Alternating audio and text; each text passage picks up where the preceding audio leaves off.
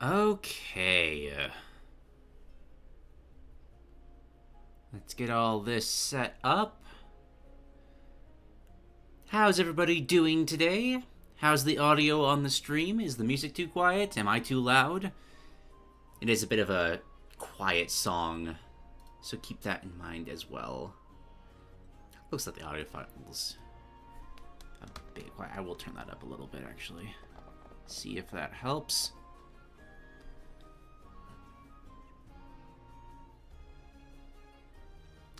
It's all good. Glad to hear it. Doing okay? Excellent, excellent, excellent, excellent. Music's fairly quiet. Okay, I'll turn it up a little bit more. If a louder song that plays later on in the stream is too loud, do let me know. Because this is just kind of like a nice chill hub world theme. So if we get any battle themes later on, that might be a different story.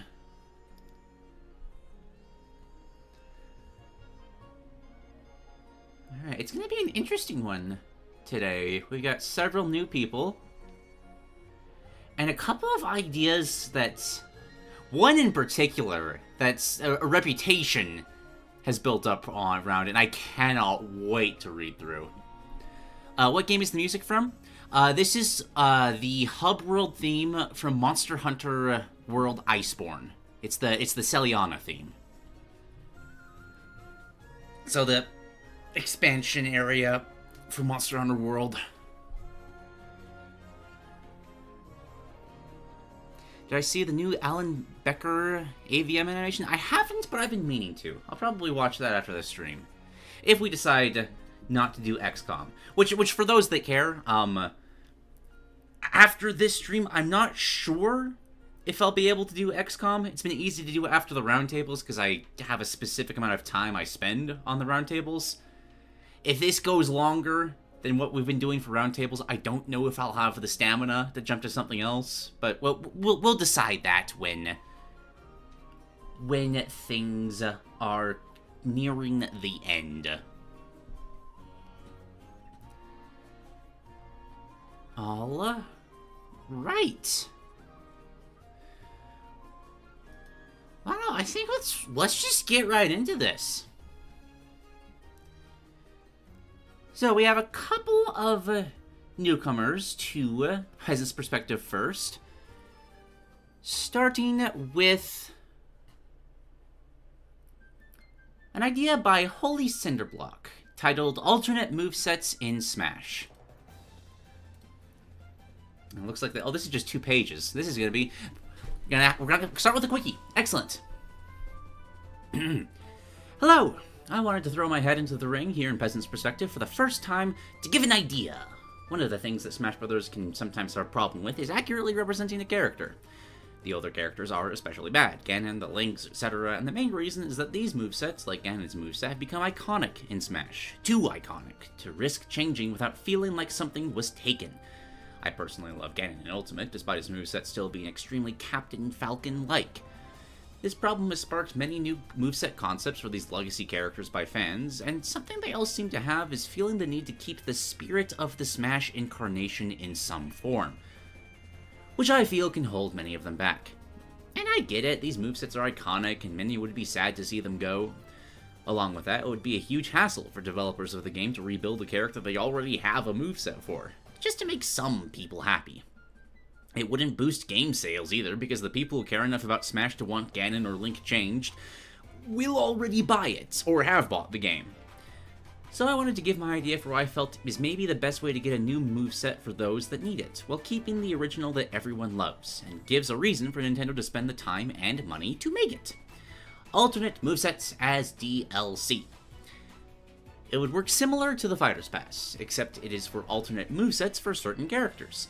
These would drastically alter the fighter's moveset, basically being as if they were a completely different character. You'd be able to swap between the 2 movesets in the character select screen, even being able to have the old and new moveset in the same match. This allows the character to keep the original incarnation while not holding the new version back, allowing it to be truly unique and new. Plus, since it is DLC, Nintendo actually has a financial incentive to make it. The final reason I like the idea is that these alternate movesets can apply to more than just those who need a more representative moveset. It can apply to anyone who has potential for a moveset that wouldn't otherwise fit into Smash. Some ideas: Kirby having more copy abilities, as his beginner-friendly moveset is still intact and is the only one available to new players. You could have a Mario-Luigi duo character, based on the Mario and Luigi series. Pichu start off as the weak Pichu who evolves into Pikachu, and then Raichu over the course of the match. Can work for any Pokemon who evolves, but we already have Pichu. Little Mac, a speedy hit-and-run character more in line with how he is in Punch-Out. Ganon, I feel like you could have, like, 5 entries after this, but it's the Tears of the Kingdom one. Links are obviously far too many. You could do, again, yeah, the Metroid Dread Samus. Dr. Mario goes full medical malpractice on you. We're gonna Dr. Frankenstein Dr. Mario? I kinda love that. I won't pretend my idea is perfect. It does have plenty of problems. For one, characters who don't have a complete overhaul to do much better, like Sonic, or don't have very beloved movesets that many would miss, like, again, Mario, Olimar and Sonic. Don't have much reason for an alternate moveset. These movesets that are better being removed will still be there, even with an alternative. Overall, while I do still think I like the idea a lot, it won't solve all problems related to characters' movesets in Smash, especially those that are bad compared to just the ones that are just not faithful but still fun. And that's literally it.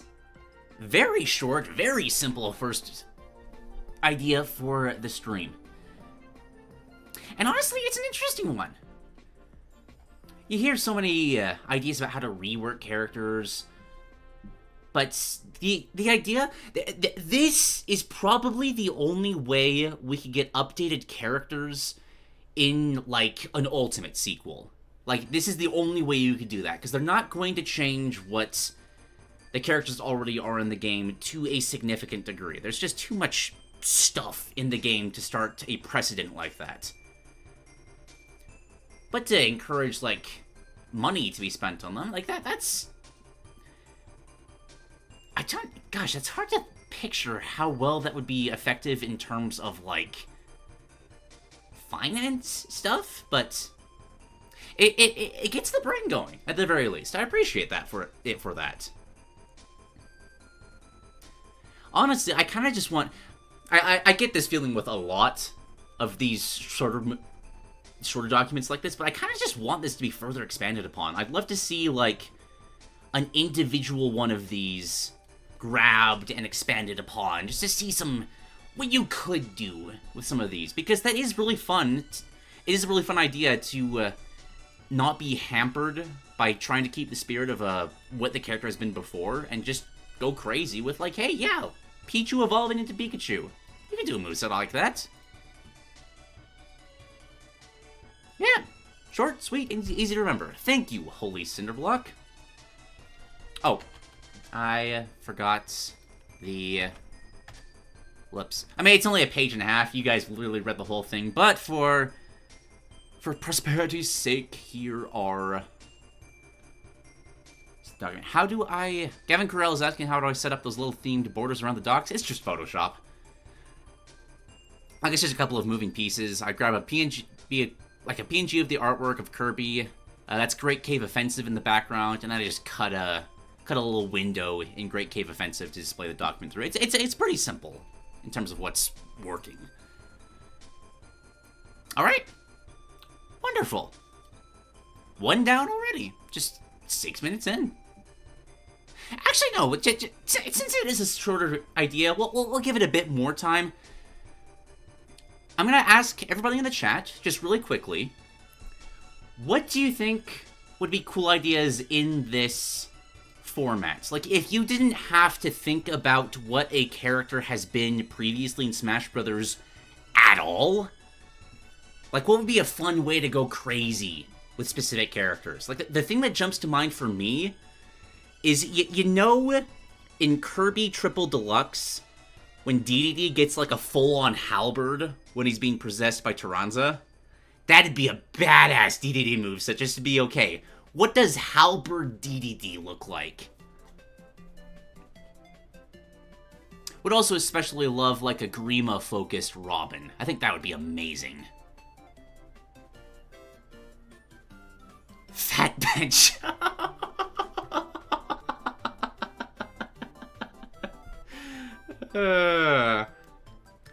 Zelda having a specific Breath of the Wild moveset. Yeah, oh, pretty much all the Zelda characters. That's like 12 characters worth of stuff to work with right there. I thought you meant Halberd is in Meta Knight's ship. I mean, if DDD wants to wield Meta Knight's ship, like, I believe he could do it. Oh yeah, Steve variation where he's using his bow and arrow could also be pretty cool. Shulk with a focus on cooldown management and bonus effects for specials. I like it. I like it. Full-on Zelda puppet fighter with the Phantom. I saw someone mention spoons, like Mewtwo with spoons. I think that would be really cool. Yeah, it was Lukac. Would be quite interesting.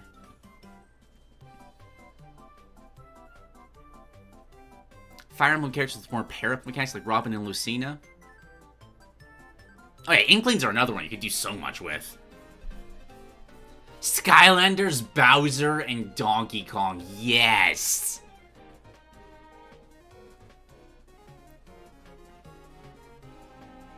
It is fascinating how tradition can hamper so much creative freedom in the Smash Brothers games. Oh, that's another good one. Cloud from the Final Fantasy VII Remake. You can expand Cloud in so many different ways on that. Lucario and a Cynthia trainer team? Yeah. Lots of good ideas all around. Okay. Next up... Oh, this hyperlink is not working. 1 second. There we go. Okay. From... got another newcomer to Peasant's Perspective. Good Witch Kirby. A new take... Whoa, that was a voice crack and a half. A new take on platform fighters. Oh, and it's double spaced and everything. Oh, I love you for this. This is so much easier to narrate. I am Good Witch Kirby, and I'm here to present my own take on what a platform fighter can be. Sorry that this is kind of just a big wall of text, though. I hope you enjoy it. These are my own thoughts on what platform fighters could be if they experimented more with their gameplay. This game takes several elements from more traditional fighting games. In this game, I tend to appeal to both casual and competitive audiences. It's also a tag team fighting game. Alright. Health.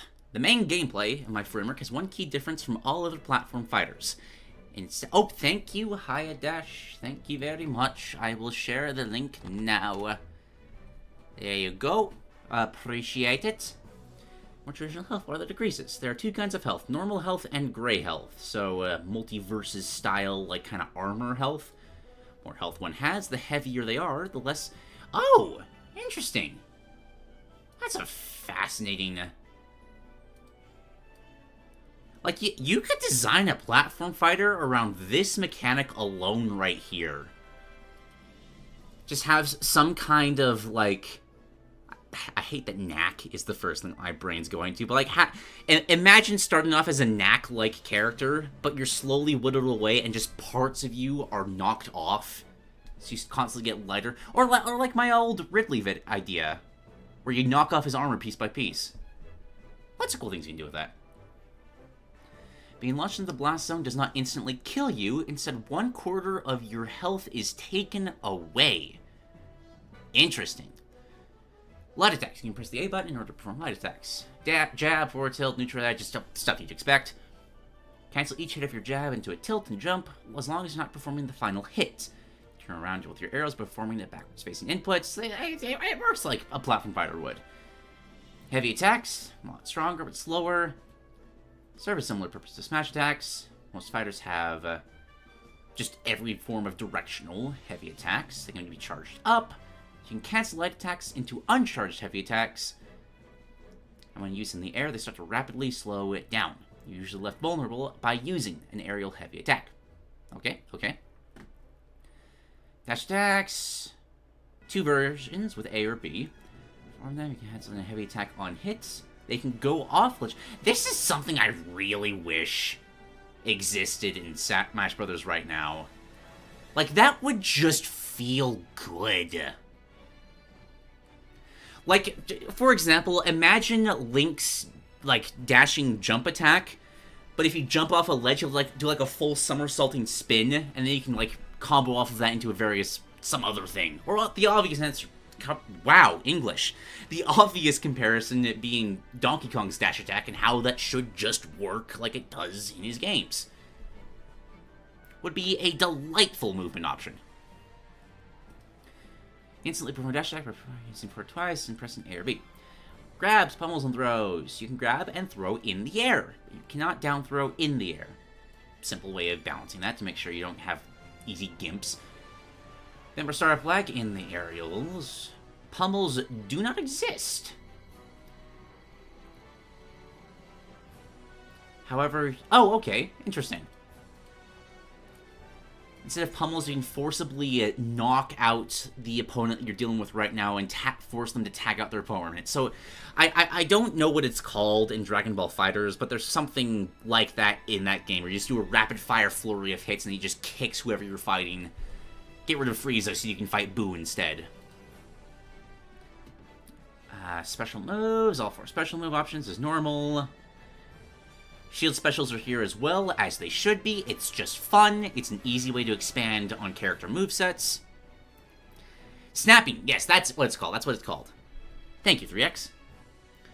Press the hold shield. Sometimes there's several key differences. Shield does not shrink, it just cracks. I've seen that in a lot of the Smash reboots as well. I think this is just a better way of doing it. I think Rivals 2 also has this. Shields take longer to regenerate than they do in Smash. You can also shield in the air. It increases your shield landing length. You cannot shield against attacks from the Interesting! Oh, that's another fun idea! Having that defensive option in the air, but it only works against other aerial attacks.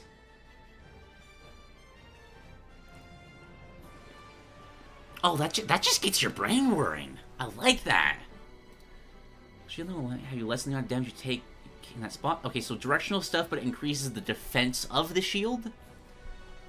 However, this increases the amount of damage your shield takes everywhere else. Oh, that's fun. Gives a lot more power to moves like, say, Meta Knight's down special, where you can disappear and you're not quite sure what direction he's going to hit you from. You actually have a lot of fun with moves like that in this case. Because that gives those moves a lot more natural power. Visual effects indicate if you're tactical shielding or not. Your shield being broken does not put you into a stun state. Instead, you give a concussed effect.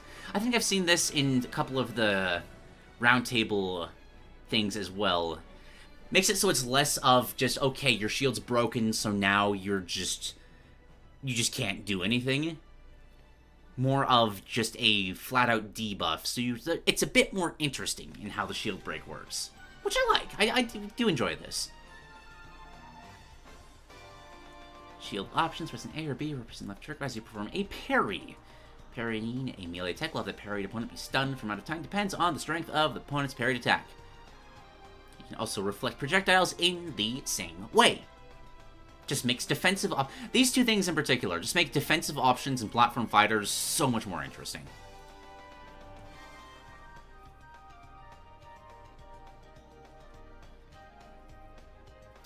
Seen in chat that this was from Akanu's roundtable, and Goodwitch Kirby said just the idea was stolen from them. I would recommend, if you get an idea from another person's, like, either Peasant's perspective submission or roundtable submission or whatever, just put a little, like, sentence here being like, oh yeah, I was inspired by Akanu's roundtable moveset for this. It's just a little polite.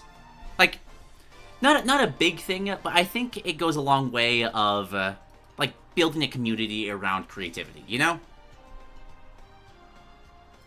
Dodges are mostly the same as in Smash. You press and hold the left trigger, go in the direction. So have you dodge in place, however you will follow through semi-solid platforms. That sounds good. I like that. Press and hold the left trigger, we'll have a sidestep instead of a roll. Sidestep is like a wave dash you can perform on the ground.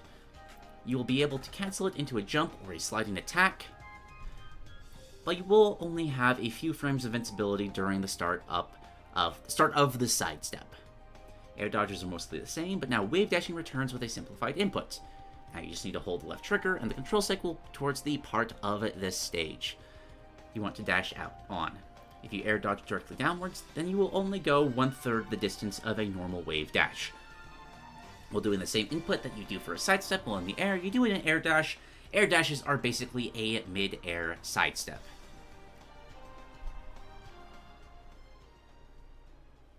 Yeah, that's exactly the thing. Like, having someone take another person's idea is really just a sign of respect that's, hey, that was a really good idea, I like it.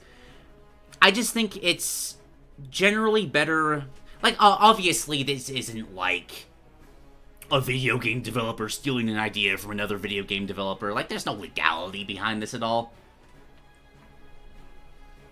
I just think it's healthier for the community when it's done.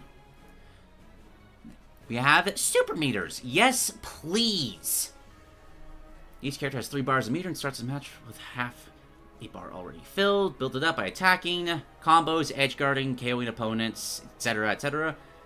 You lose a bar every time you're KO'd.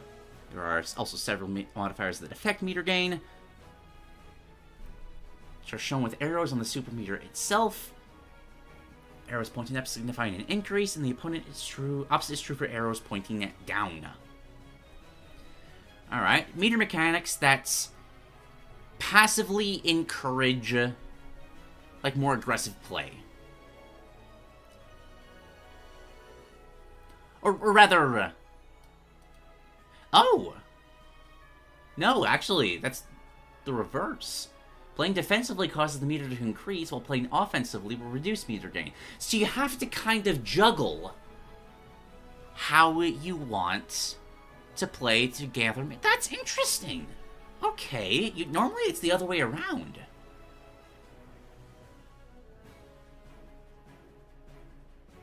I kind of like that. It kind of incentivizes giving up neutral for kind of a risk of gaining more meter. That's interesting. That's really interesting. Meter actions. Meter an action by consuming the super meter by pressing a button. Super moves are powerful that can consume either 1 or 2 or 3 bars. They can be blocked and dodged unless otherwise specified.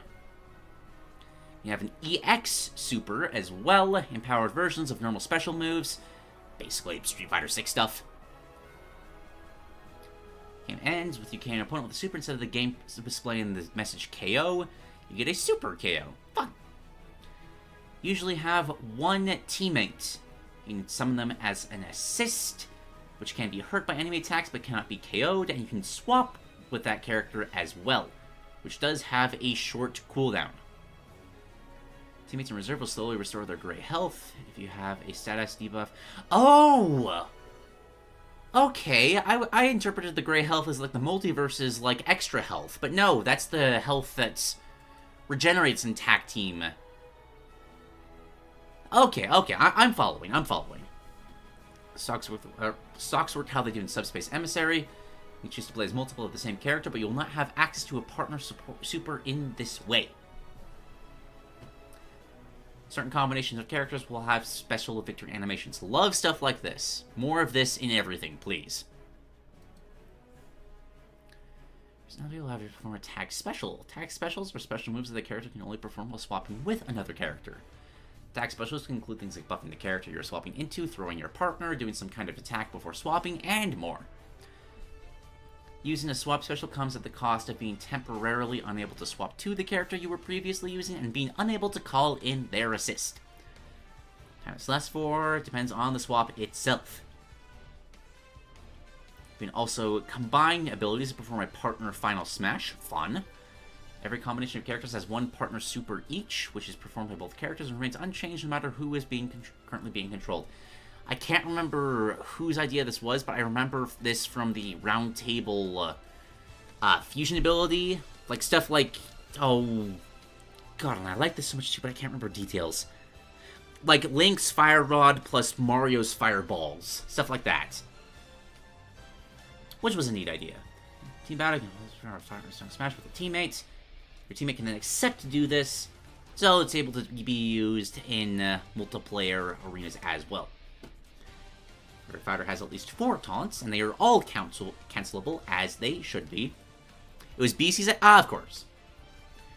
Some characters have special moves and options that most other fighters cannot perform. This includes command inputs, back specials, etc.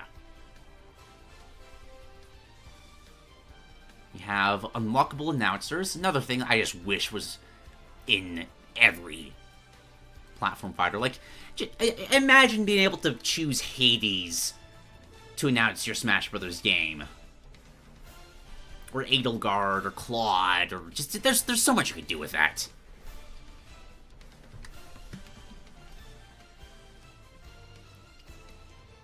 We have a combo counter. It's a fun little thing. Having specific variations based on, like Mario getting wonderful, or Dante getting from dismal to smoking sexy style. Cooldown. Some stronger moves have cooldowns. They're visible next to your character and or HUD, similar to multiverses. Traits. Light attacks trade with light attacks, and heavy attacks trade with heavy attacks. Heavy attacks beat up light attacks, what you would expect. There is attack decay, counter hits. I'm gonna skip through most of the stuff that is just, like, in baseline Smash Brothers. Everybody knows what this is. Unless you can cancel in live, you can sign off a ledge. Auto mashing. Mashing should not exist. You just hold on a button to do things, like escaping from a grab, getting out from being buried, and more.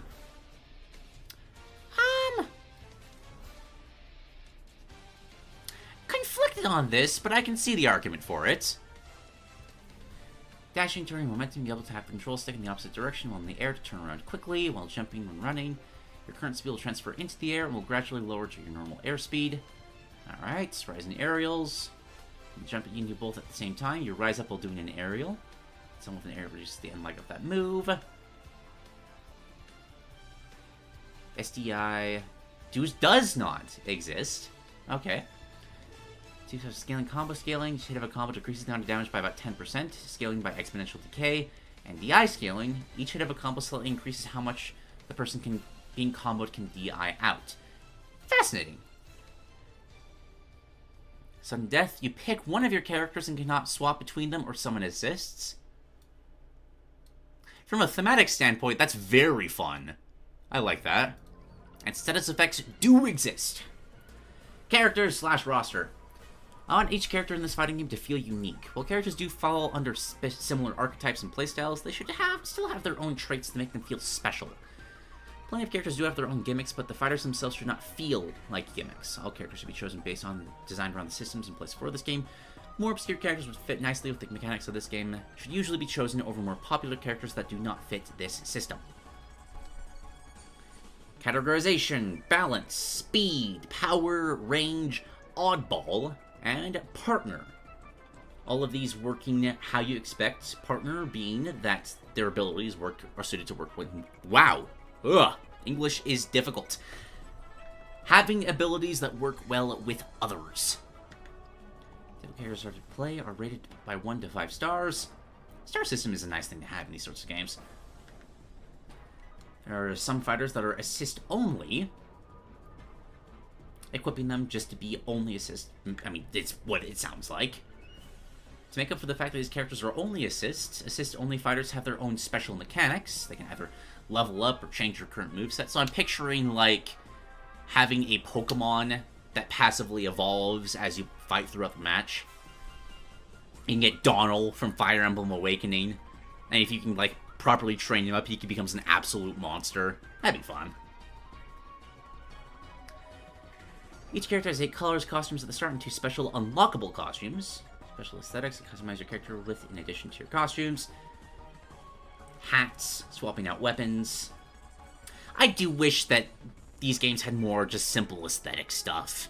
Like, even just being able to change, like, okay, I want my Fire Emblem Lord to be wielding a silver sword, or a Levin sword, or what have you. That's fun stuff. I like it.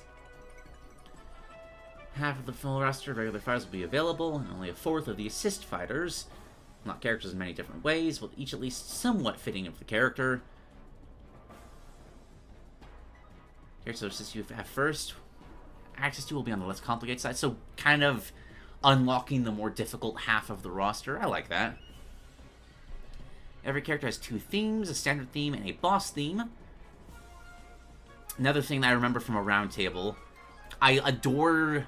I think I said this during the roundtable as well, but this is fantastic from like a creative standpoint, because it forces composers to try to come up with an idea of, okay, like, how do we write a boss battle theme for Princess Peach? And that sounds badass. I want to hear that theme. And Multiversus style character introductions. Stages should feel just as important as fighters. Think of the stages as levels in a standard platforming platforming game. There are standard stages, normal average layouts, and wild stages. Another one from a roundtable, I specifically remember that. When selecting the stage you want to play on, you can go into a little menu to change up that stage. Each stage has a battlefield, Omega, small battlefield, and big battlefield variant. You can also turn off specific hazards. You can also unlock stage alts, which are just alternate costumes for stages. That's interesting. So, like, you could have different variations of Wily's castle, or... I mean, the obvious comparison is, like, different Minecraft worlds for... You know, I don't actually know what Steve's stage is called in Smash Brothers. I'm just now learning this. Western Guitars Duck Hunt boss theme. That is a brilliant idea, Potted Plant. I love that. Cards are this game's version of trophies or spirits. Yeah, this is... I'm only doubling down on this because if these were all credited towards the inspirations of these ideas, this would feel like a wonderful kind of highlight reel of like what we've been going over in the roundtable relays. But there's so many different ideas from different people that I can't quite source them, and that's just a bit unfortunate.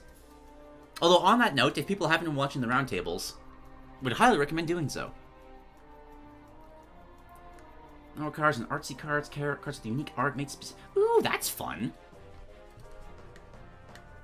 I do wish this specifically was present in more things like Multiverses or Smash Brothers or what have you.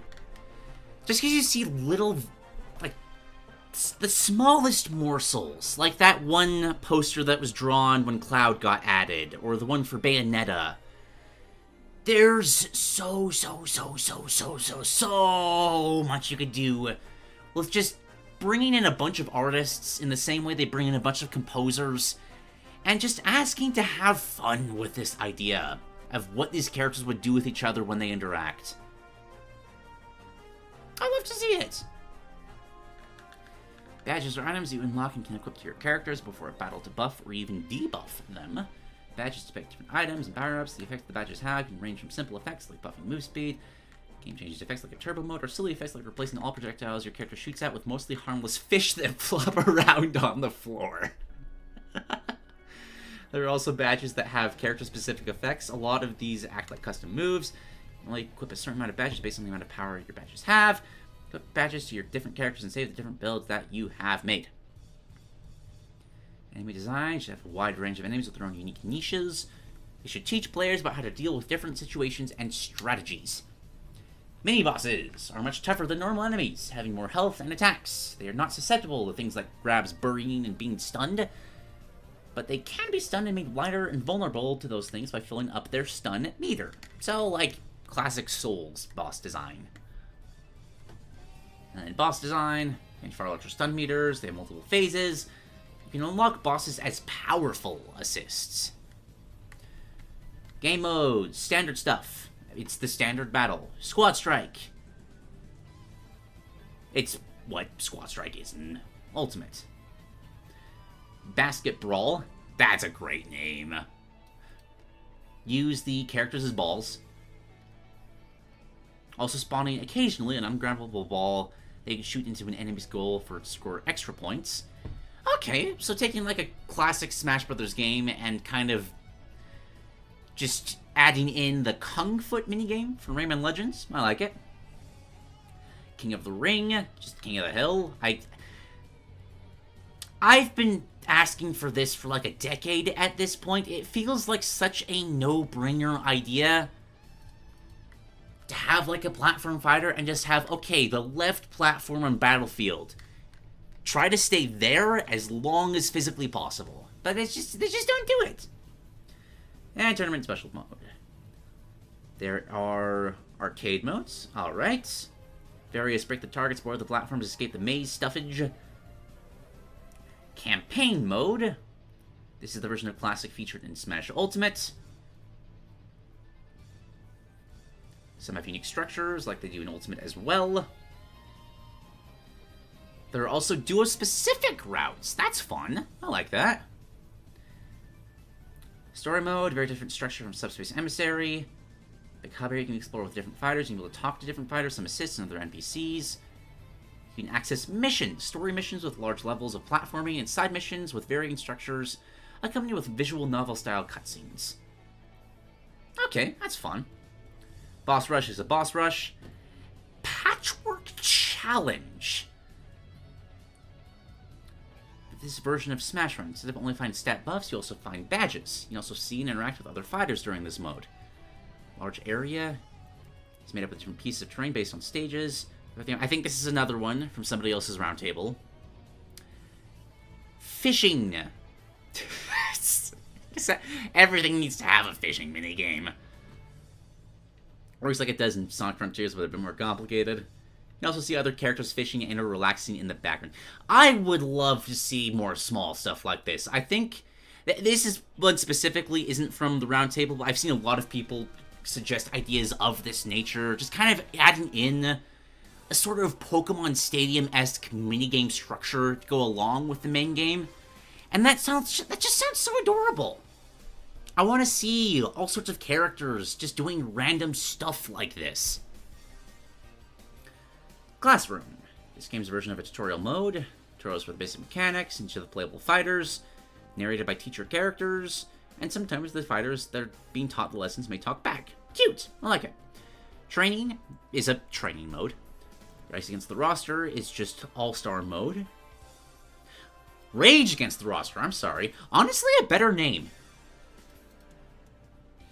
Gauntlet, facing off against hordes of fighters, either a select amount of hordes or an infinite amount of them. Each horde is made up of 20 fighters. After facing off against each horde, there is a time to rest and select between things in order to buff yourself. Oh! Oh, that's interesting. That's kind of like... Oh, what's it called in Devil May Cry? I think something like Bloody Tower or Bloody Palace. Just trying to get as far as you can. And the rewards increase depending on how far you get. That'd be very fun. Break the targets is break the targets. Board the platforms is board the platforms. Escape the maze is escape the maze. And then stage garage. Just make your own stage, break the targets. Again, something I've said like dozens of times, but like, how is this not a thing? Like, this feels like one of the easiest Mario Maker styled, just, okay, let's make sure that this game's lifespan lasts forever. Or, well, as long as Nintendo supports their online structure. But, like, come on!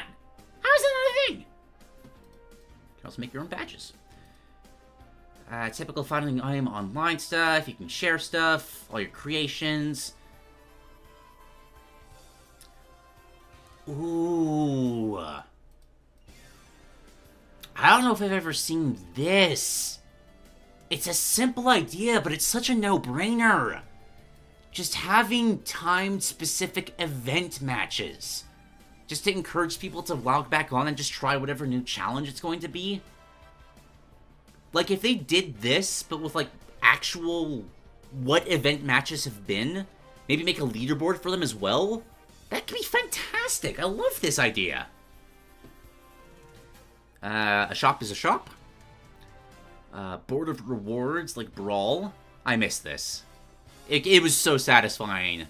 Just unlocking all the stuff on that board. Theater is a theater. Dioramas are dioramas. Music box is a music box. The gallery is a gallery. And you also have settings. DLC should be giving players things that shouldn't have been in the base game. Should not be giving players... I was about to free up. I missed the not. I apologize. I do not have to wait until long after my game has been released for it to be complete. This is, fun fact, the antithesis to Bethesda's development structure.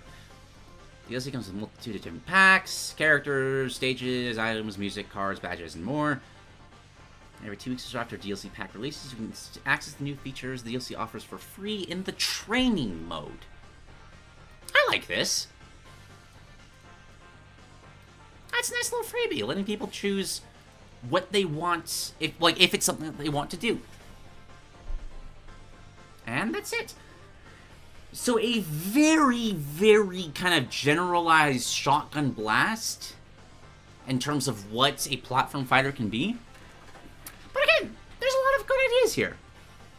A lot of them were taken from other people, and again, in the future, I would ask people, I might even put this on like the copy-paste for Peasant's Perspective documents moving forward, but please credit the original ideas. Thankfully, we've got a community that just remembers who submitted what, which is very impressive. I appreciate you guys for that. But just going forward, it's not a hard rule, but it's polite. Still, I like a lot of the things here. The health bar thing in particular just completely changes up how a platform fighter could work. I love the idea that being launched into the blast zone just takes off a chunk of your health immediately.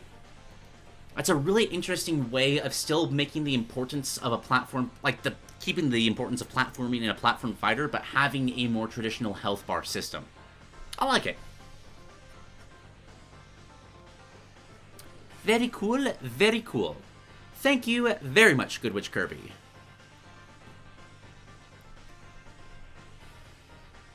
Alright. Yeah, I totally agree, Icy Diamond. If Nintendo would let people, kind of test the DLC characters, they'd probably... Well, would they, though? Because it's very easy to catch people with the appeal of just, oh, here's something new and exciting, but then if they can try it beforehand and they realize that they don't like it, they might just not choose to play it at all. There's layers of that. All right. Next up, oh my, we got a full logo for this. That's fun. All right, another newcomer to the Peasant's Perspective fold. Get the music set up.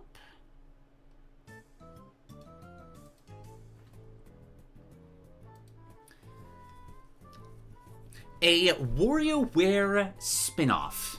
The Magical Witch, actually. Wow. Oh.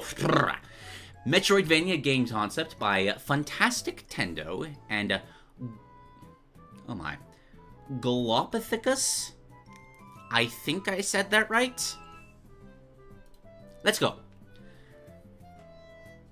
This concept, one that involved detailing a Warioware spin-off akin to the shared relationship between Donkey Kong Country and Banjo-Kazooie, Conker, etc., was first convinced in autumn of 2023. Ashley was chosen to be the protagonist because she isn't as tied down to certain gimmicks or character attributes that really only work in the context of Warioware itself. Hence, she's the most realistic and versatile candidate. Or at least that's what we think, anyway.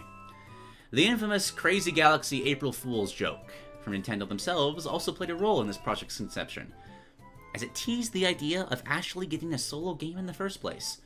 The creation of the Operation Spoon account on Twitter was made as a form to advocate for Ashley to appear outside the Warioware series, including her own game.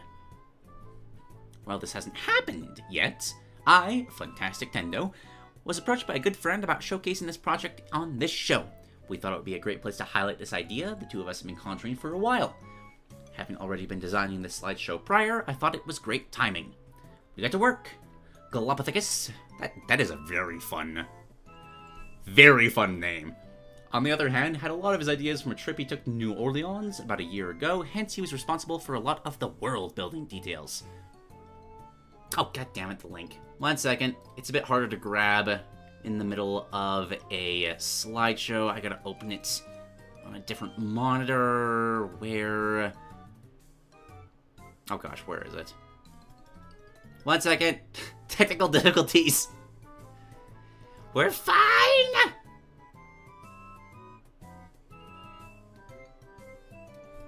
Copy. Paste. There we go. Alright. For this game's concept, the notable influences were the Oz books, Shrek / Puss in Boots, Puss in Boots, The Last Wish, minigames from Rare's catalog, various attractions from Disney theme parks, the Monkey Island games, The Princess and the Frog, and the Owl House. We wanted to go for something that felt like a modern fractured folktale. Okay, that's fun. I like that. The game follows on Diamond City's most notable haunting duo, Ashley and Red. Ashley is a young witch in training studying hexes and magic, while Red is her loyal imp buddy. At the start of the story, the inaugural cutscene includes Ashley practicing how to smile, while Red combs her hair with a massive pitchfork, only to fail miserably at it. It quickly cuts to a regular morning between the pair conjuring up spells from Ashley's spellbook, to which a surprise call from her best friend, Penny Krygor, via the Penny Pager, announces that at their workplace at Warioware Inc., it is Bring Your Family to Work Day for all of Wario's employees, for everyone to enjoy trying out the latest mini-games. And it seems everyone has family to cherish and bring. Everyone except for Ashley. While seeing everyone enjoy life with family and celebrating the wonder of it, she is sent into a state of sadness as everyone else is happy, more than usual. Red tries to cheer her up, but to no avail.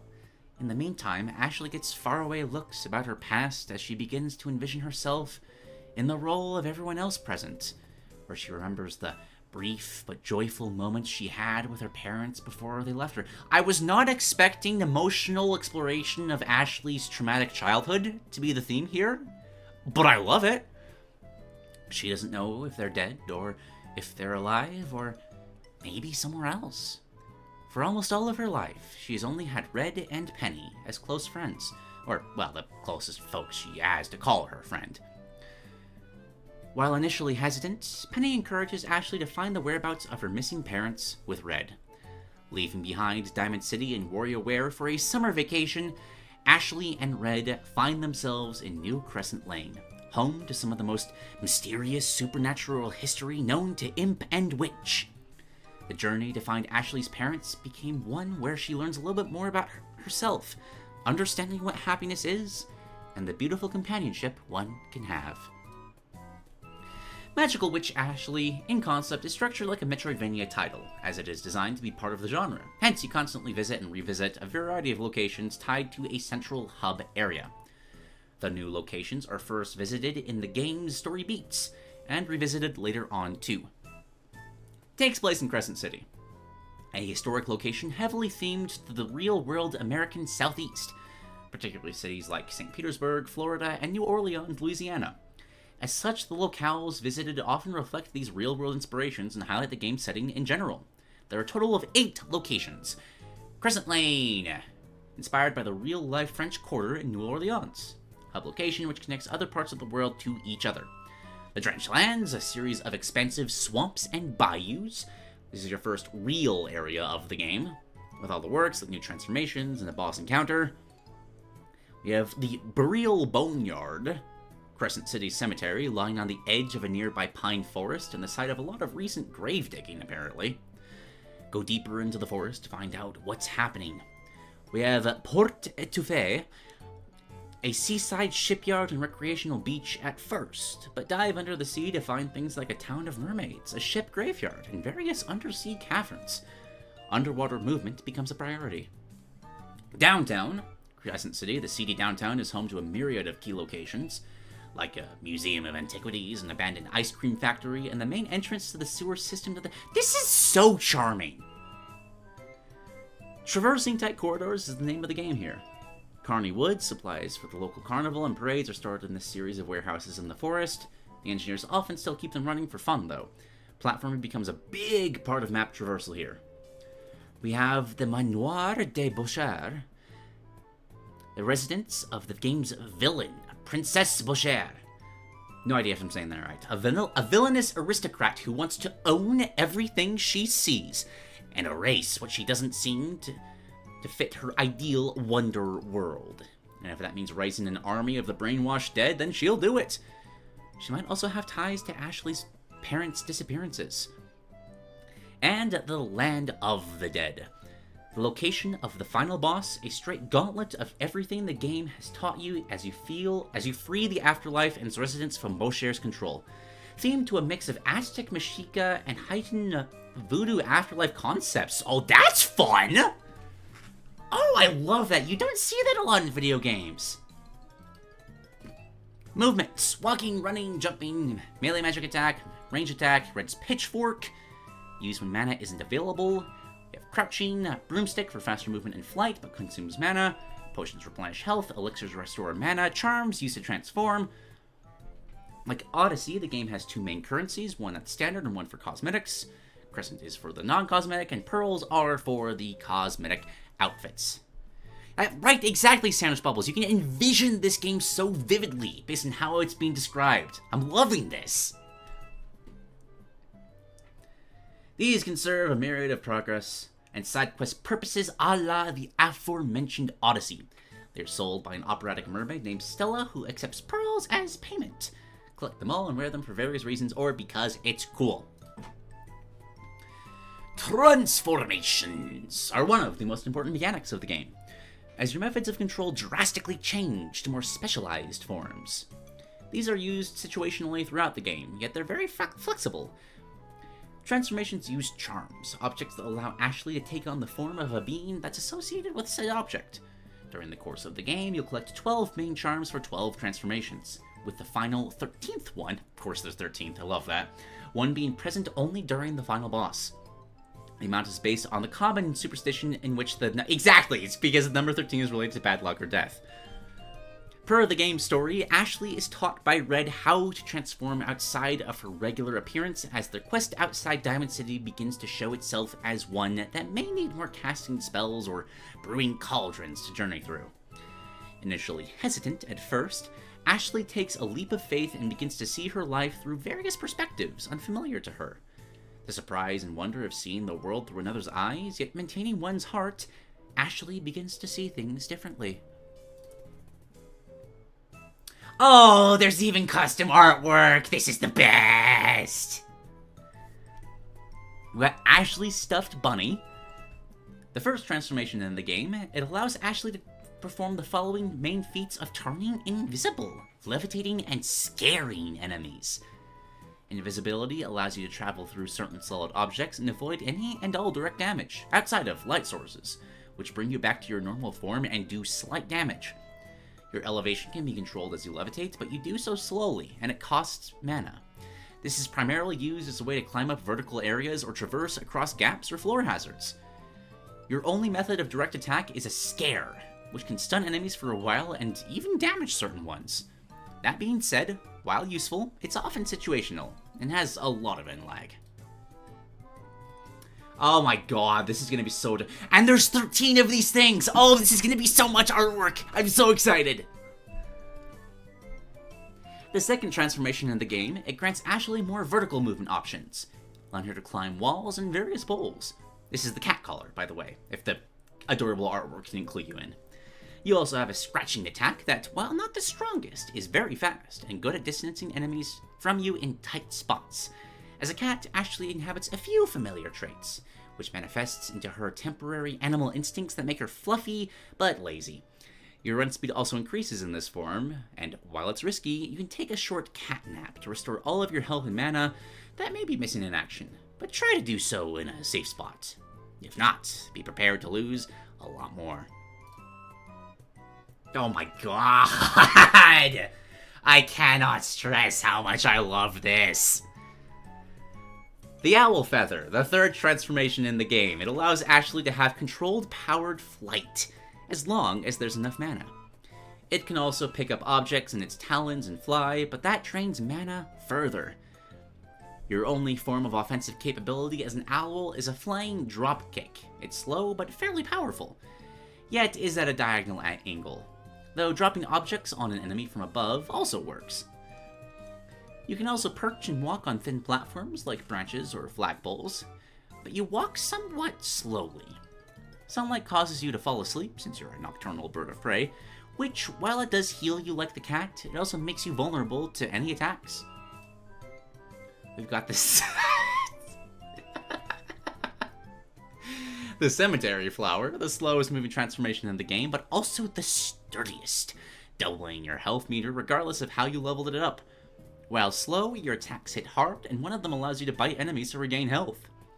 It isn't just a damage-sponging tank, though, as it can also serve puzzle-solving purposes. Flies are attracted to your decaying stench, hence you can transport flies from one part of a level to another for certain missions. The form is weak to water, which will cause minor damage and take you out of the transformation. You're also heavier as a zombie than a human witch, allowing you to activate certain switches by standing on them once present. We have the... God, I love the skull always being present regardless of how she transforms. It's so adorable. The Mousetrap is far from the most strong transformation found in the game, only able to deal a bite that stuns more than it actually damages. That being said, you become incredibly fast, are able to crawl through small passages, and can climb thin rods or ropes. The main attraction of this transformation, however, is the ability to use your dexterous paws to redirect wires, pipes, and cords to control the flows of electricity, water, etc. As a result, the rat is a more utility-based transformation than a combative one compared to the rest. Be careful though, some attacks from enemies become one-hit kills due to your smaller size. We have to... She's so done! The lily pad, with your swim speed and maneuverability increased, the frog makes underwater swimming much easier compared to the rest of the forms in the game. As an added bonus, you can use your long tongue to grapple hooks in various levels and enemies, though it's not a strong attack.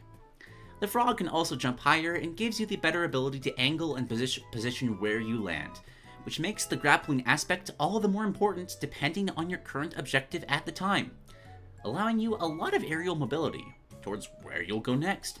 However, like the rat, some attacks can now kill you in one hit. We have the wooden... Oh, that's cool! Oh my god, and her... Oh, okay, it's a blood bag. I thought for a second that was like a cell phone that she was charging with blood. I don't know why that made sense in my head initially. Regardless, adorable. Love it. It's a little blood bag juice box. The vampire transformation makes you very good at dealing with multiple enemies, with bat-shaped magical projectiles and a mana-sucking melee attack, prioritizing using this against waves of foes. You can also walk around ceilings with this transformation as well as glide. Gliding doesn't cost mana, but you can't ascend. Though wind and thermals can help with that in some parts of the game. You become weak to water and any light source, which does damage and takes you out of the transformation. The vampire is also very strong, able to pick up, carry, and throw heavy objects with ease. But you cannot attack while carrying something. We have just snake with a mohawk and the skull. The shedded snake skin makes your land movement slightly slower. Your swim speed increases, but you cannot dive. You can also travel into small tunnels like the rat form at a similar speed. However, the primary mechanic of this transformation is your venom, which can slowly damage an opponent over time until death. This has a lot of stealth applications throughout the location, which allows you to deliver a nasty bite to an enemy and they'll be in pain, attracting other enemies to their position as you slip away to the next. A host of hissy sounds are expected, but the feel of satisfaction doesn't go away putting out venom. We have to... The conch, the mermaid, is by far one of the most multifaceted of the transformations. As while your swim speed and offensive capabilities increase in water, said attack is only a close-ranged melee attack consisting of a bite from your sharp teeth. The main draw of this one, though, is the anglerfish-like lure on your head. Oh, I didn't even notice that! That's adorable! Of course an Ashley mermaid would be an anglerfish. That of course.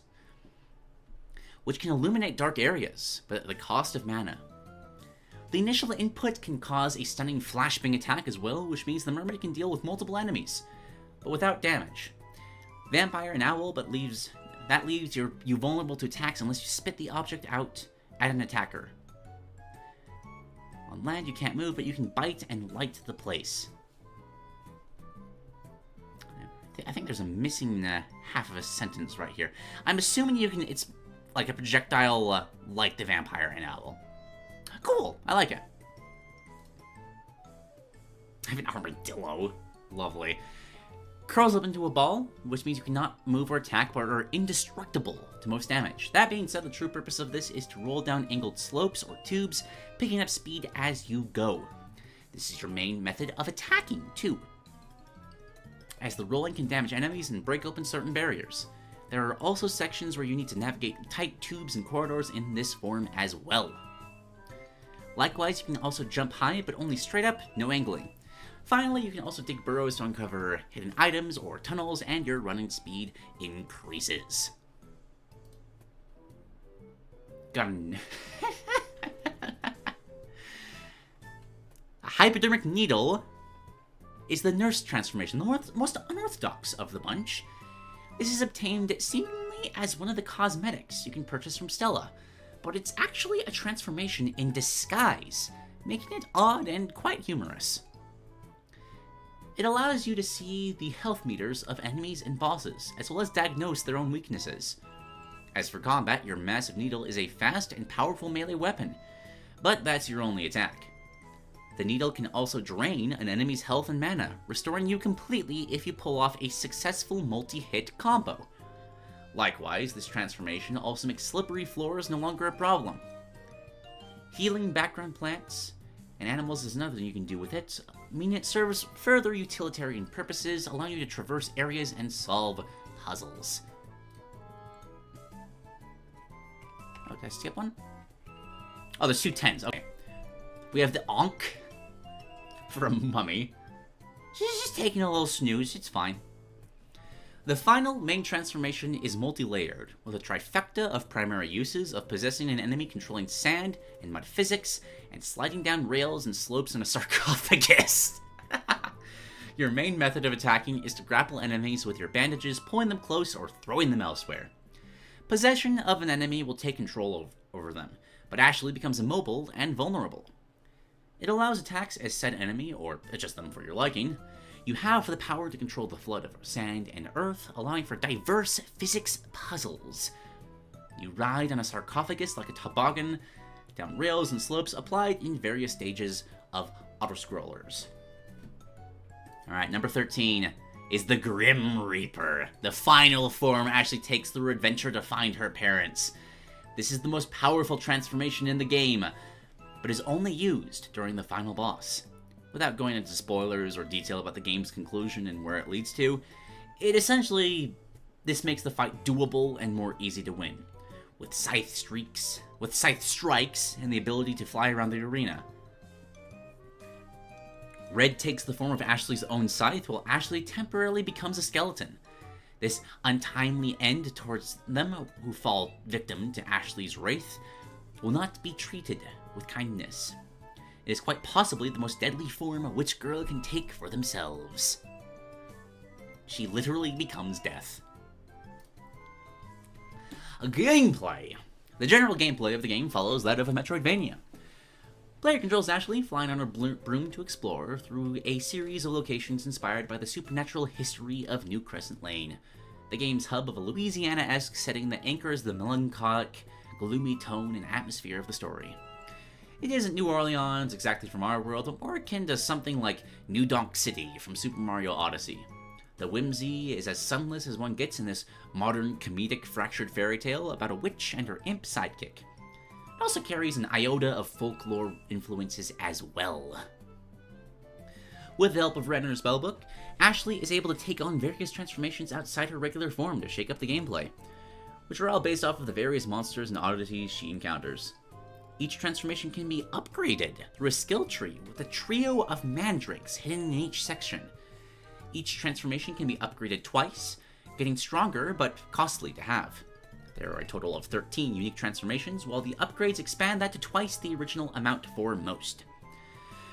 Because of the transformations allowing unique skills, it really makes you think about how to navigate with the game at large. Game has a principal focus on exploration, revisiting, and resource management. It makes you want to feel like you're a witch while playing as one, using your magical resources to traverse to solve puzzles and challenges that come your way. Between creating new potions in the midst of finding ingredients to spell, learning how to defeat your enemies, every move counts. Possible composers for this game include David Wise, yes I'm biased, Grant Kirkhope, again very biased, Peter McConnell, Gareth Coker, etc. Each can write music that fits the Deep South-inspired setting very well. Characters! Ashley is a young, cold-hearted witch who studies hexes and magic, who longs for happiness in spite of her isolated loneliness. She desires to be the world's greatest witch, but her spells only work about 40% of the time, despite being quite the workaholic young lady for her age. She can be a little twisted sometimes, but deep down, she's just lonely. She dislikes cuteness and sweets, but enjoys monsters and carnivorous plants. She is the type of person who believes she'll always remember the negative memories more than the positive memories. The moments she keeps in mind are those that are harsher. As such, she is considered a killjoy, and someone hard to respect because she complains and whines about a lot, and always assumes the worst in people because of her harsh perspective of the world. Ashley is incredibly hesitant. However, through her journey and Red's encouragement of finding companionship, she comes to terms that maybe you can find happiness, even when the world is against, or rather, you're against it. And her adventure highlights it. Ashley's shyness holds her back from her desire to make friends. It always held her back from taking risks and realizing the opportunities she had, but never took. She wants to play it safe. She gushes when she finds people with similar interests and motives just like with her, but can't bring herself to talk to them. Often she even questions why she's alive to begin with, and begins to lie down discussing about her existential thoughts to Red. Red, on the other hand, if there was anyone to be named Ashley's best friend out of the crew she sees every day at work in Diamond City, it would be her demonic but happy imp sidekick that she has known since birth, and has grown up with her in their haunted mansion home. Red can transform into anything that can fit his size, and even convinces Ashley to do the same thing, through this adventure to grow out of her shell. Somewhat of a scaredy cat himself, but nonetheless supportive of who he considers his big sister, even if she refuses at all to call him her little brother, and will gladly do anything for her if it means making her happy and jovial, smile or not. He understands her more than anyone else in the world, despite being the polar opposite in personality and tone. He takes care of Ashley's laundry and brushes her hair every morning, but also wants her to be more independent and social beyond him. He looks at Ashley as a broken kid with a lonely heart that makes her heart cold, but also one that can still find happiness. Have I mentioned that this is adorable? I think I have at least 3 times, but I'll mention it again. We have Monsieur Fanchon, with a thin physique, silken feathered top hat, and bright black tuxedo, the closest thing that Ashley has to a mentor across her journey outside Diamond City. He aids Ashley in a new environment and is responsible for upgrading her newfound transformations. He is loosely based on 2 notable, I don't know how to pronounce this, Loa, in the voodoo religion, Baron Samedi and Papa Legba. Personality-wise, he's a bit mischievous, but helpful, though can pull a good trick or two when no one is looking. He finds Ashley and Red from his knocking on his doorstep upon arrival. We have Stella, ambitious, dramatic, clumsy, and a bit headstrong. A young, blue-haired mermaid that quickly becomes a close peer of Ashley, even beyond sea. She is passionate about her work as an opera singer, she's a bit of a theater kid, while also being a major fan of video games. Definitely a comedic character, she drives a little tank go-kart outside water to follow Ashley and Red on their adventure. That is a delightful mental image. She is also responsible for the game's cosmetics, as giving her pearls will grant you new ones. She can be described as an absolute joy to be around. We have Staccato and Legato, a pair of bestial aspiring jazz musicians. Legato is an albino alligator with white scaly skin and reddish-pink eyes to stand out against a certain gator family you encounter later on, while Staccato is the opossum half of the duo. And their bad name is Roadkill! That's brilliant! I love that!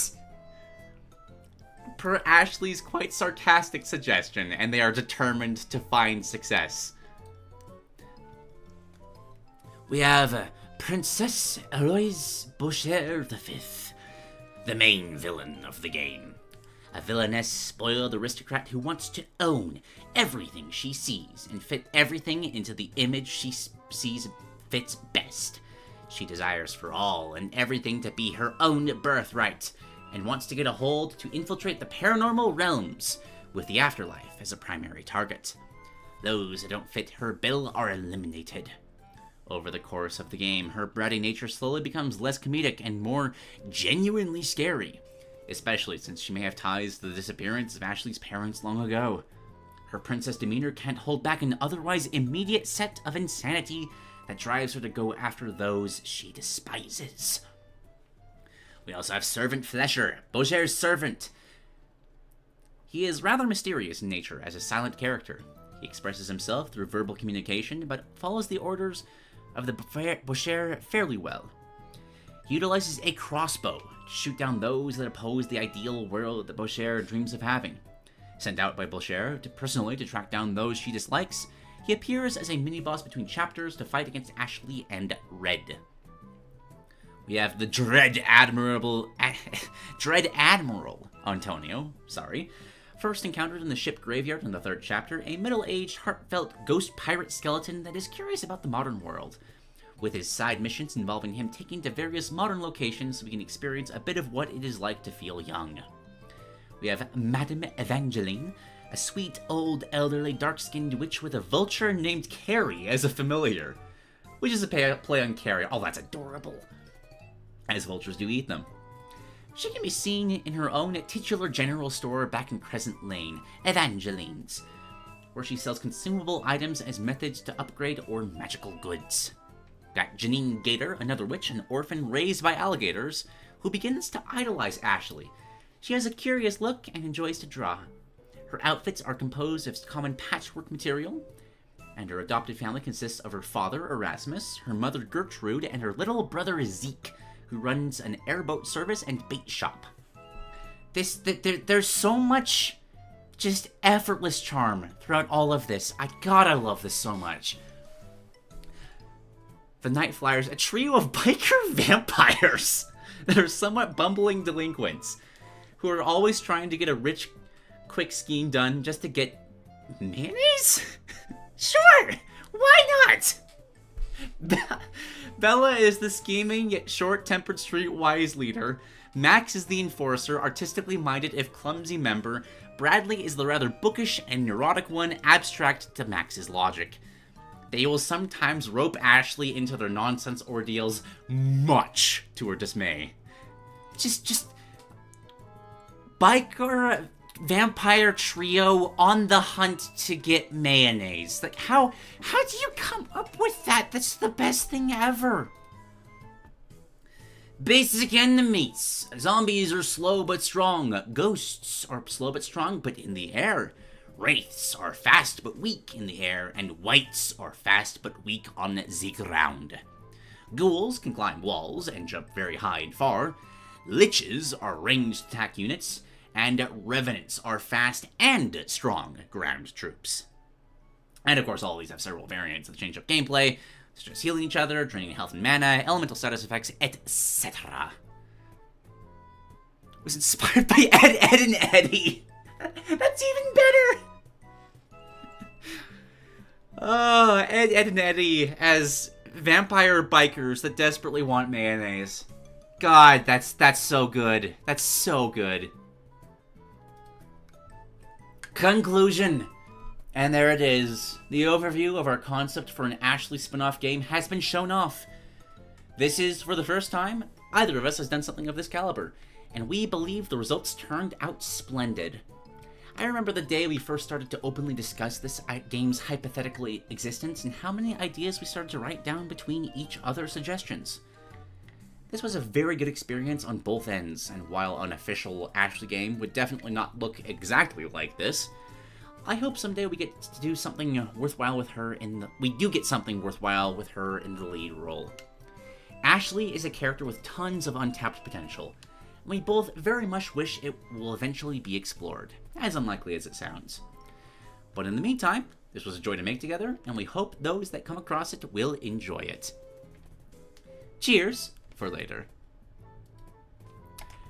This was the best thing. Just the absolute best thing.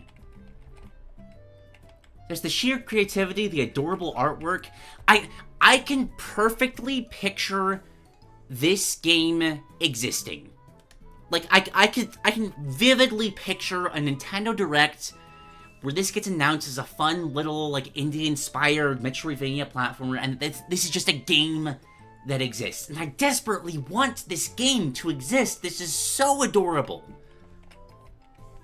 Like, y'all gotta start an indie game studio and approach Nintendo being like, hey, can we just make this? Because, like, not only that, I think this game would do well. This really fits with the modern trends of those indie games that have this kind of, like, effortless charm in various areas of the world. Like, God, I would love to see this. Like, I think in terms of, like, the Peasant's Perspective series as a whole, this is one of the strongest, like, how do I word this? In terms of creating a mental image of what this could be in your head, if this isn't number one, it's like top 5, no question. I can perfectly envision this game existing, and I want to play it. Well freaking done. What was the name of those who made this again? funtastic.tendo and gulopithecus. If you're down for it, I'd love to see an expansion on this at some point in the future. Because I just want more now. I just want more. Alright. Well, that was fun. That was extremely fun. Gosh, only 3 ideas, and we've already had so many good ones. Alright. That ends the newcomer segment of this. Let's go to... I think I'll grab this one next. Because this sounds fascinating. Okay. I might be taking a bit of a risk with the music here. I am going to play it. It's a bit real world, just like classical music can be hit or miss in terms of copyright laws. I'm going to assume this is fine, though, because I really want to cover this idea, because I love the concept it is presenting. Alright. So, by Tort. We have a bizarre but fascinating question. What if Fire Emblem Three Houses was set in Sub-Saharan Africa? Alright, table of contents here. I'm just going to skip to the intro.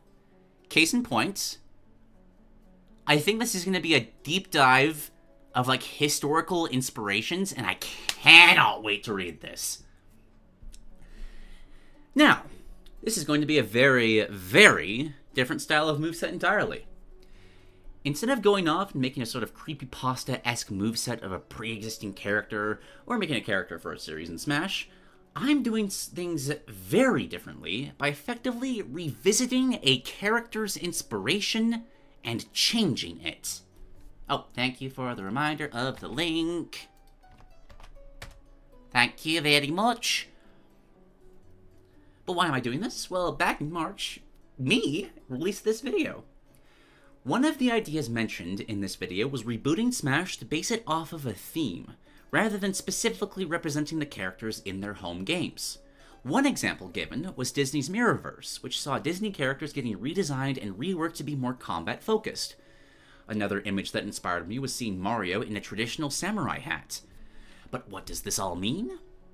Well, what it means is that today I'll be remaking Byleth in a West African setting that takes into account other Sub-Saharan African cultures. More specifically, I'll be basing the Garreg Mach Monastery and the main setting of Fire Emblem Three Houses on the Great Mosque of Djinn. And, oh, this is gonna be so sick. Oh, I'm so happy. And stretching across the different regions of Africa. I mean, if we can get several games based loosely on different corners of the European continent, who's to say we can't move things to the African continent? Note, while this setting has moved to another continent, I'll still mostly be using names from the original story, just to avoid overcomplication and confusion for readers. The OG Byleth, for Moveset comparisons, will be referred to as Smash Byleth. So what is the Great Djinn Mosque, and how does Three Houses story work with such a shift in setting? Oh, we're just getting outright history lessons. Oh, this is my favorite thing in the world. Founded somewhere between 800 CE and 1250 CE, the Great Djinn Mosque is the largest mud-built structure on Earth. It was founded in the city-state of Djinn, which now resides in modern-day Mali, and as centuries passed, the mosque became a center for commerce, Islam, and learning. The reason I chose this to base the main setting on was not just due to its convenience in being a gigantic learning center to influence the Garreg Monastery stand-in, but also since, as a city-state of its own, it also represented the neutral ground of the setting in Three Houses as well. Oh, there's some thought put into this, let's go! Also, due to the more Islamic influence as opposed to the Catholic influence of the Church of Saros, the overall creature designs would change as well. There were dragons in Islamic texts alongside in West Africa, but their designs most notably tended to have fewer wings. The main focus, however, would shift from dragons to... Does anybody know how to properly pronounce this? Is it Jinn, or is the D silent? Unseeable spirits in many pre-Islamic nations that could possess various things from humans to animals to even inanimate objects like stones and fire, some of the most powerful being the malevolent Ifrit. This is where some of Byleth's bigger changes would come from.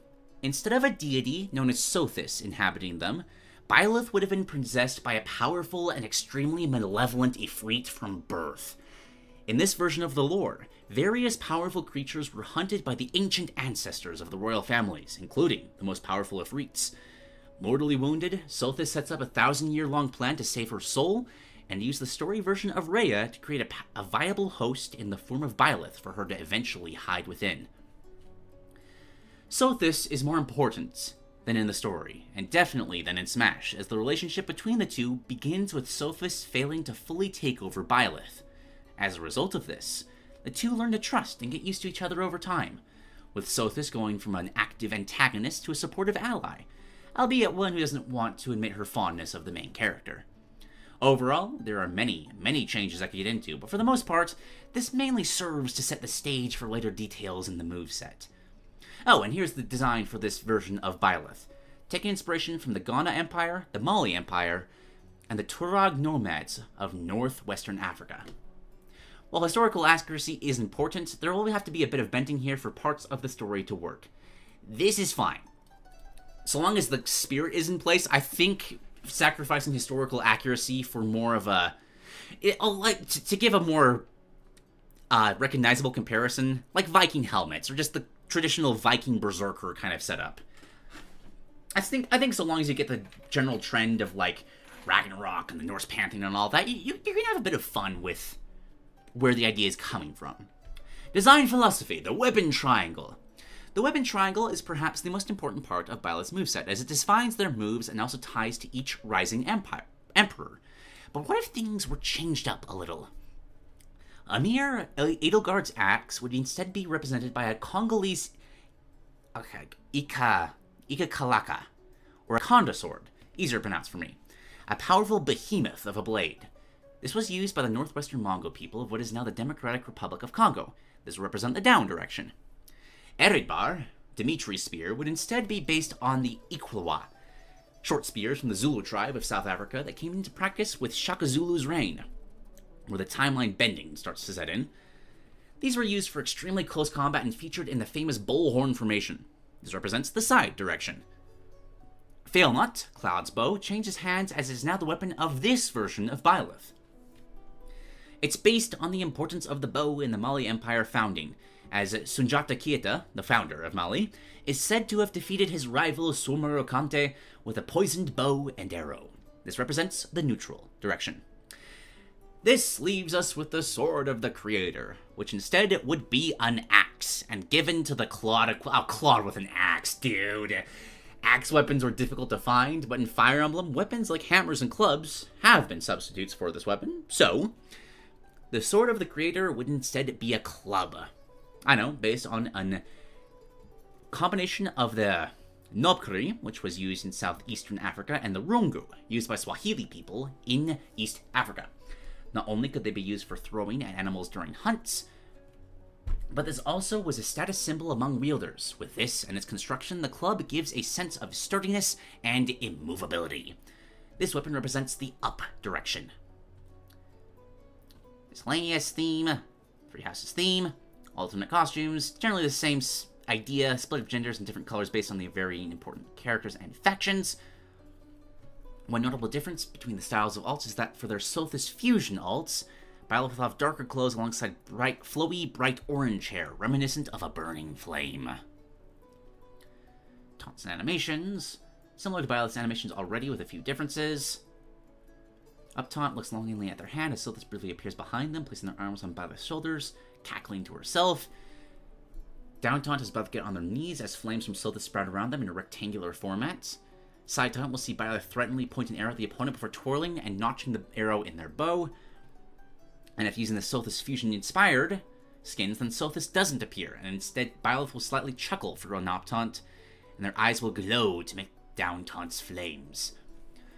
For their other animations, they will mainly be the same, just with different weapons and weapon types.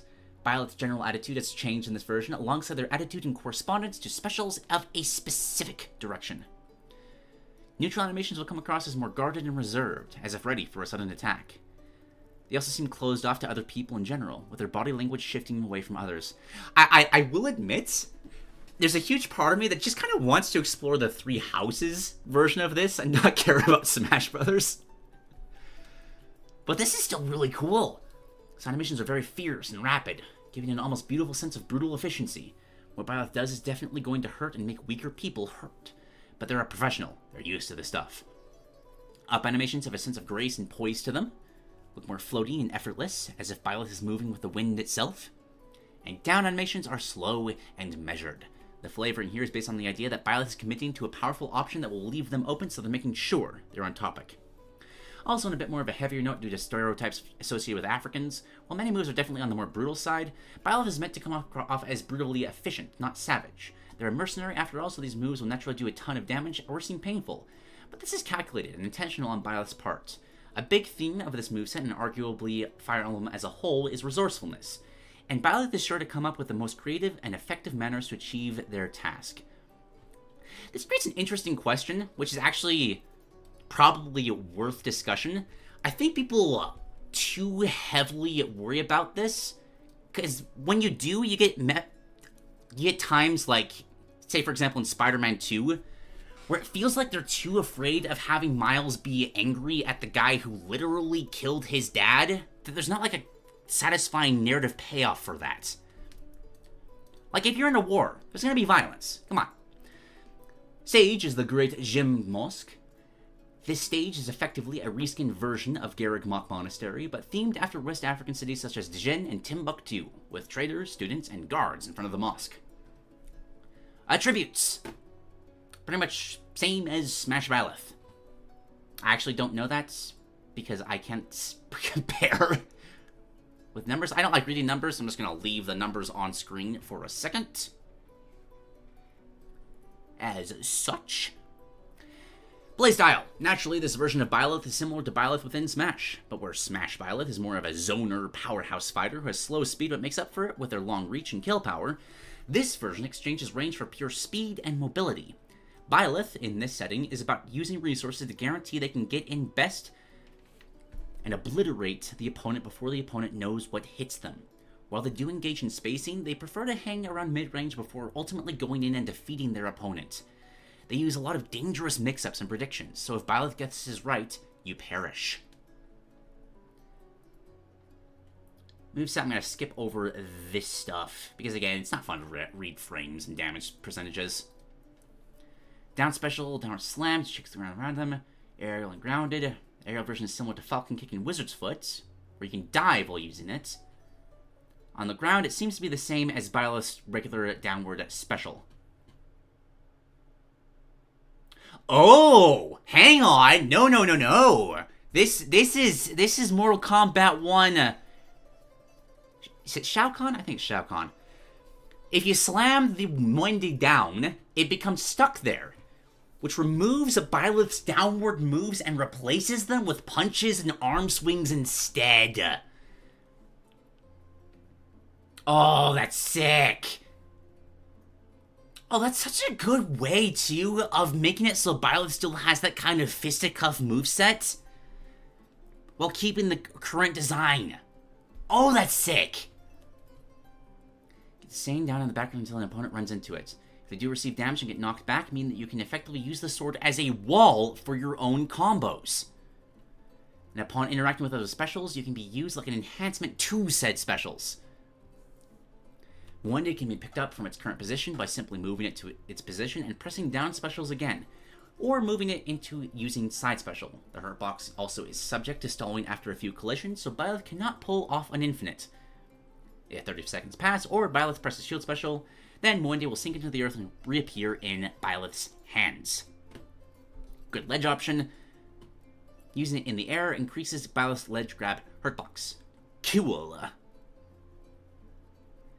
Right, Akanu? It's such a simple change, but oh my god, that fixes so much of Byleth's current moveset just as is. It's so good! Alright, side special. Similar to Distance to Terry's Are You Okay? Buster Wolf. How do you forget the name of Buster Wolf? Come on. He literally screams it out. Stabbing the cane into the opponent's before twisting the short spear in and moving forward either further or effectively pushing them back around 2 more tiles and launching them away. If you use the grounded version, Byleth grapple Mendy on the way to the opponent and use the sword to enhance their attack. Now, after stabbing the opponents,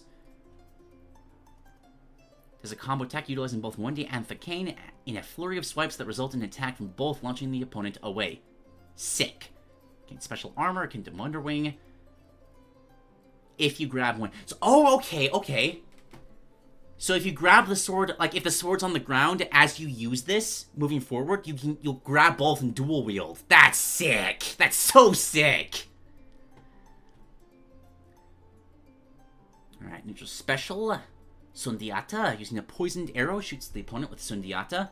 Similar to in traditional combat, these arrows exchange power for being poisoned tipped.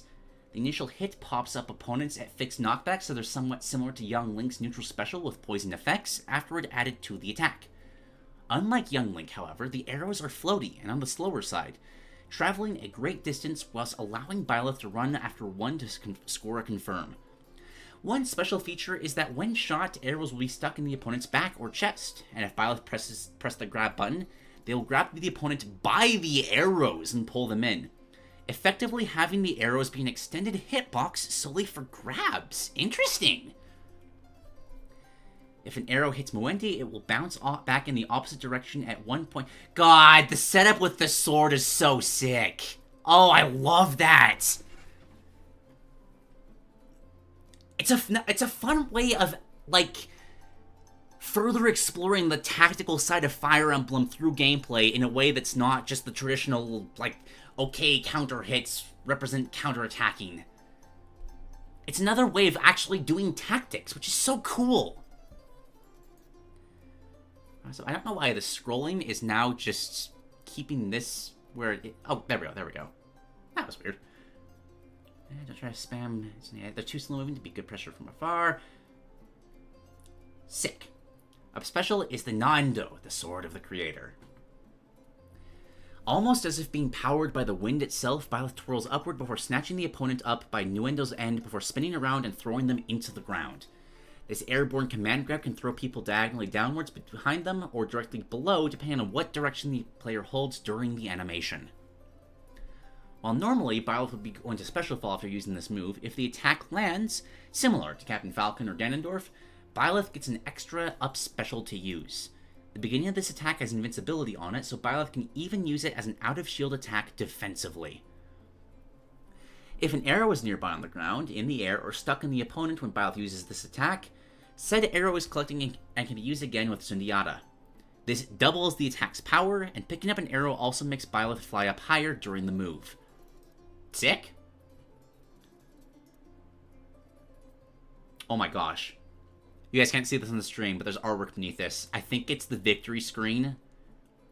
Like the good one that Byleth has. Please be the victory screen. Yeah! Oh, that's so sick! Oh my god, look at that!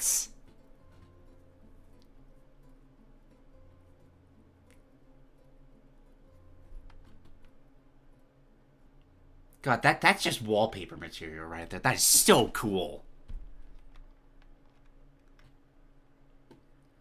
Alright, neutral attacks. Jab is 3 kicks forward, slams the ball into the ground before using it to spin around while kicking. Cool.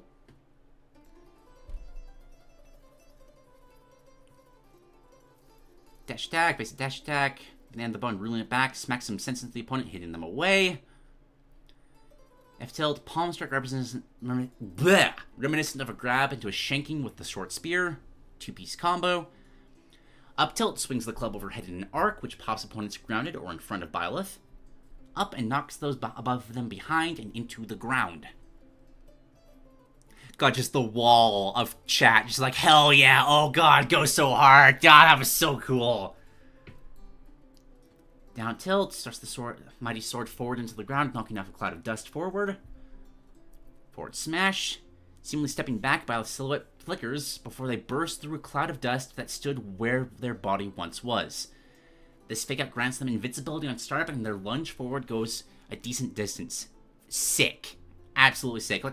Oh, that's like a desert mirage. Oh, that's so cool. Up smash, spinning around their club for the first part of the attack. This creates a small tornado that draws aerial opponents in before performing a powerful upward smack. Down smash lifts their blade into the air before taking a second to examine their surrounding before slamming it into the ground and kicking up debris around them. Forward throw. Sorry, just grab. The opponent is grabbed within 0.25 tiles of Muende, then instead of the standard pummel, Byleth grabs and slams them into Muende. Fucking hell, this is so cool. Forward throw, Byleth pushes the opponent forward and then swipes at them with their short spear to launch them away. Back throw, the opponent breaks out and tries to attack Byleth, but they miss as Byleth dissipates into dust before stabbing them from behind. Sick. Down throw, tripping the opponent, Byleth then slams her sword into them, forcefully burying the opponent. Up throw, catching the opponent's ankles, the bottom of their feet. With a club, Byleth tosses them upwards with a twirl, creating a mini gust of wind. Aerials, neutral air, spins the bow. Works like the current one. Forward air, fiercely stabs the forward, while airborne with the spear. Spear is shorter though, so it's not as, like spacing kind of deal, but much faster. Back air, flips the cane into reverse grip before stepping behind them, very similar to what it is now as well. Up air, swings the sword upwards in an upward arc.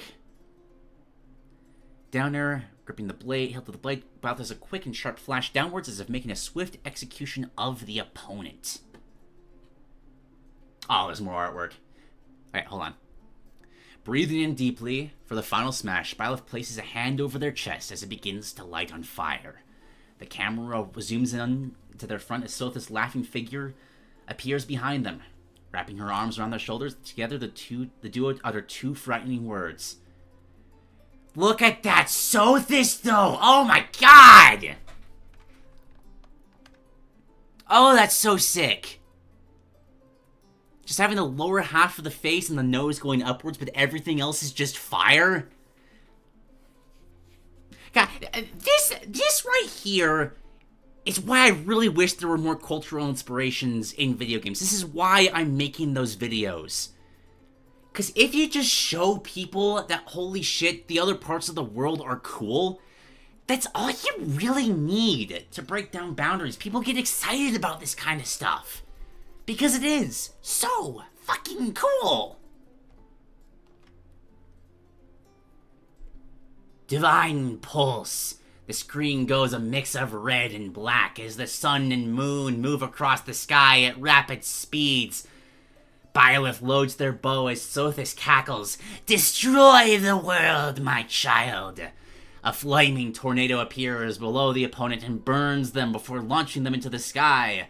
Observing this, Sothis looks towards the stars, smiling as she, alongside Byleth, yell, "This is the right time!"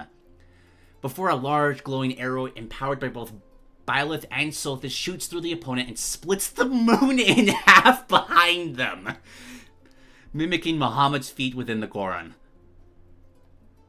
God, that's so sick. That's so sick! Hiatus says it really is a fire emblem. Just adding on to the thematics. Ah, it's so good. Competitive aspects. Neutral game. Unlike Byleth's neutral game, which is more patient, Byleth has the aim of giving your opponents no room to breathe. Neutral special is an especially good tool in this aspect, as the slow-traveling arrows allow for Byleth to have their movement covered, whilst also providing some mid-ranged harassment. The poison is good for racking up early damage. They can also be good for setup as they increase Byleth's grab range, which becomes especially deadly if you've already set up down special. Aside from this, side special is a decent neutral skip, especially when paired with down special. A tactic that can be used is setting up down special and then almost immediately clicking on side special to abuse the armor given for approaches, though this method does have the weakness of being punishable if baited out, or being disrupted by smart enemy play. Overall, the goal is usually just to get in somehow, some way, and even if you have down B set up, then that's a bonus on top of everything else. Byleth's offstage game is a bit more involved here. Instead of a long spear, allowing for Smash Byleth to basically hit their opponent from halfway across the screen, making going out not super necessary, the shorter range means Byleth has to be more aggressive with their plays. With the way moves like Muende work, they're good at setting up traps or mix-ups for characters trying to desperately recover and keep them off stage. This focus on pressure and using your weapons' resources to your advantage makes their ledge and offstage game even more oppressive than before. Matchups. Best is Min. Min is noted as usually being good against Smash Byleth due to her range, but against this version of Byleth, she's a much weaker pick. Fun fact, my dog growled when I pulled up a picture of Min to copy-paste here.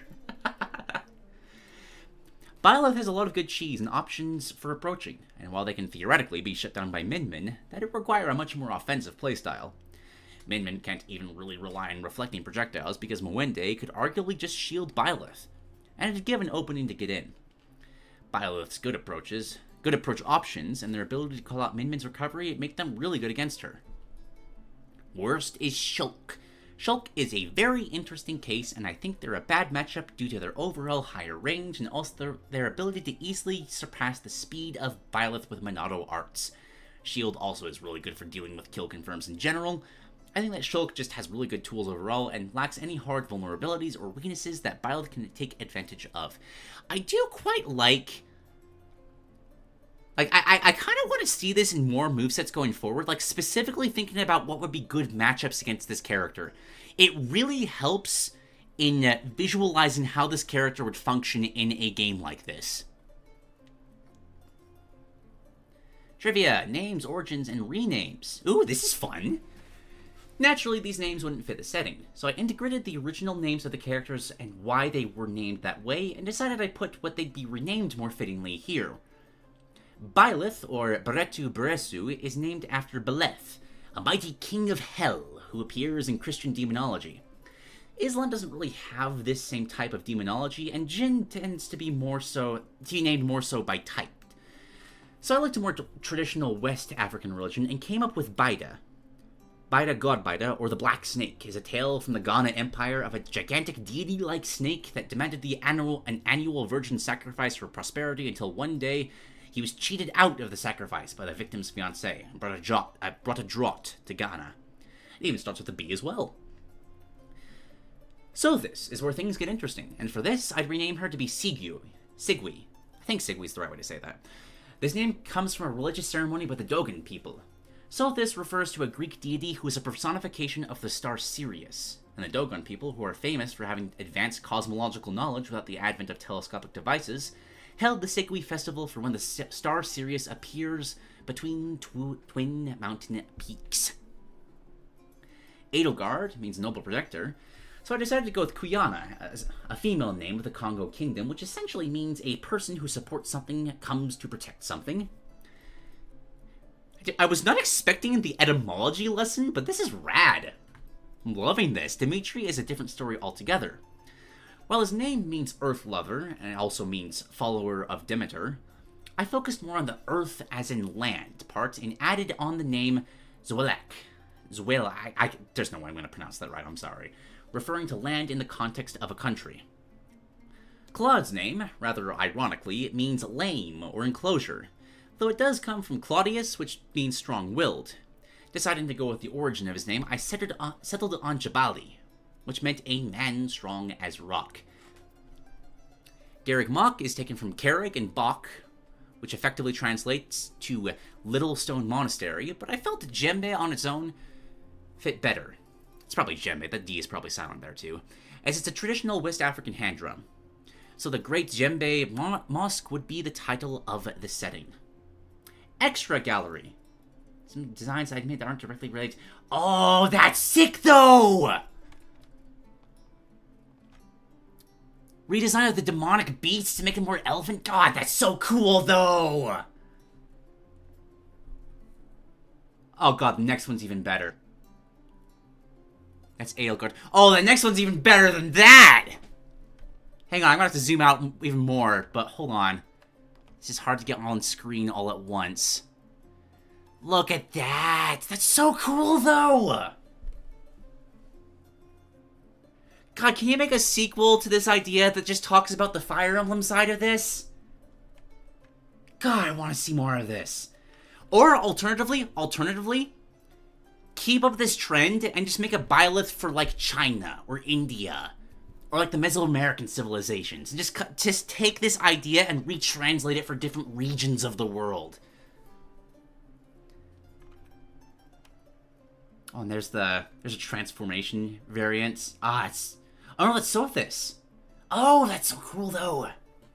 Just a living being of fire.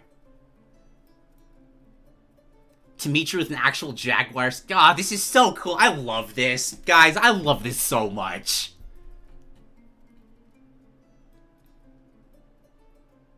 Oh, and a bonus Mercedes, too.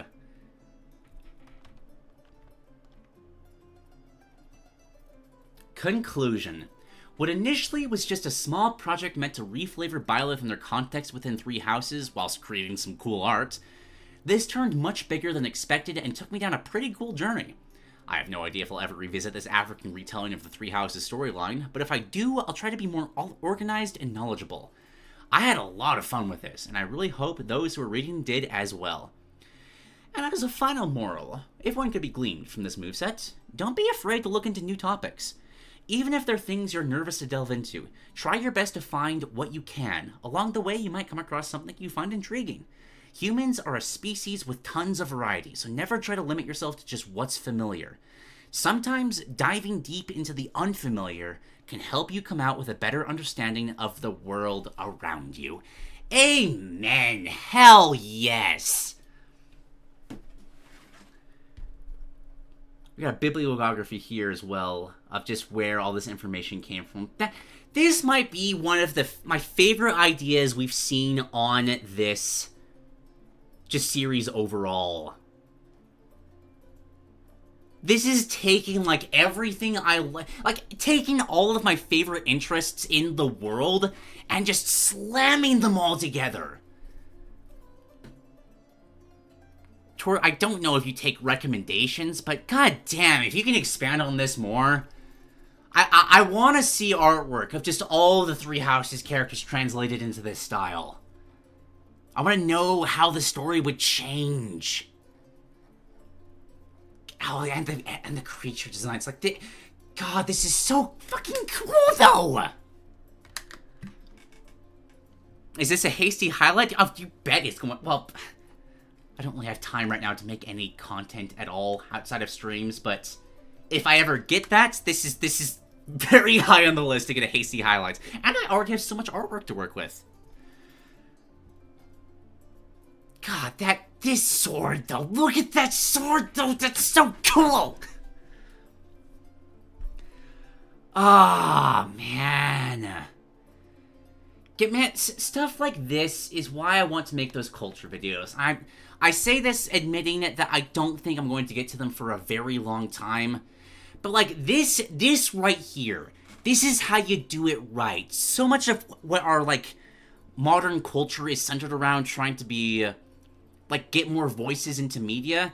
It's very skin deep. Like, you take something like Rings of Power, which brings in actors from all across the world, but the whole show is still Western Europe.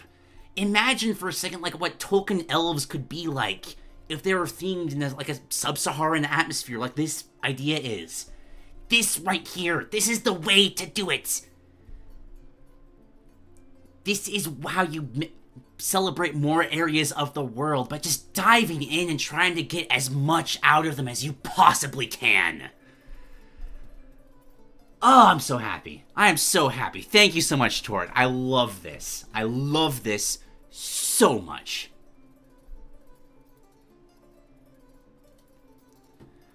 Okay. God, this has been a good episode today. I'm so happy.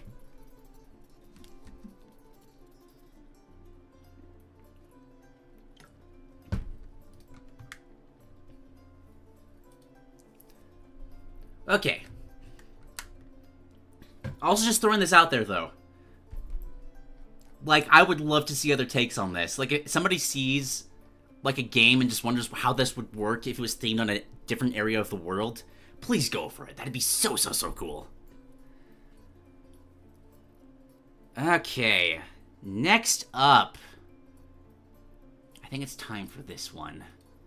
I've been hearing about this for ages. It's been teased for months. So let me read the introduction here that was provided on the submission.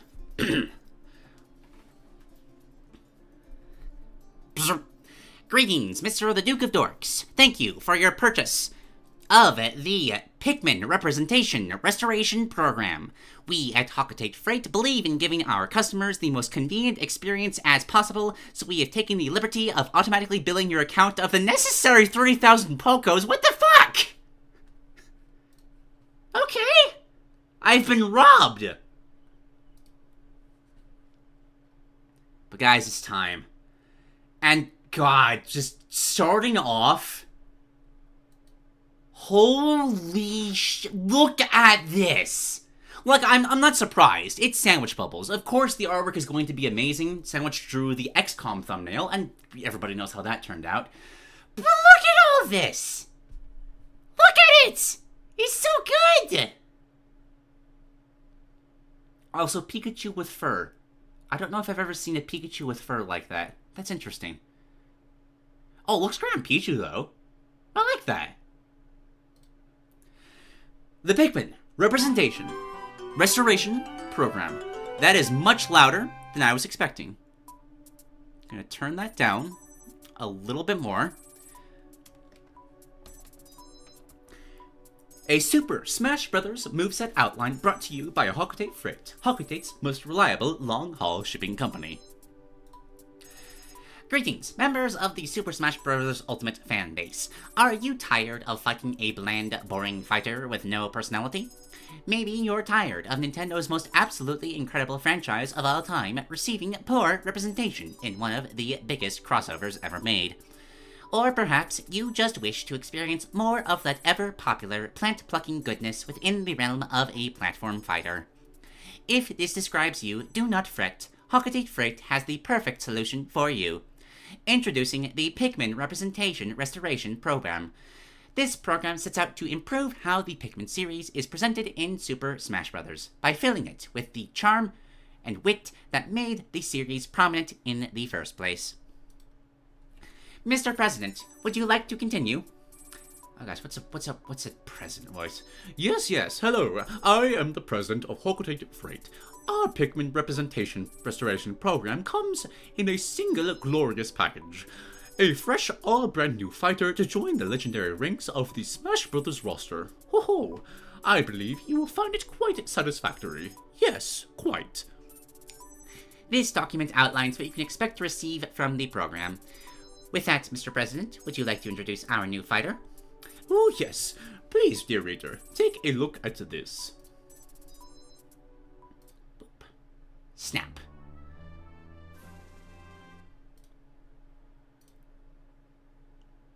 Oh, is this a video?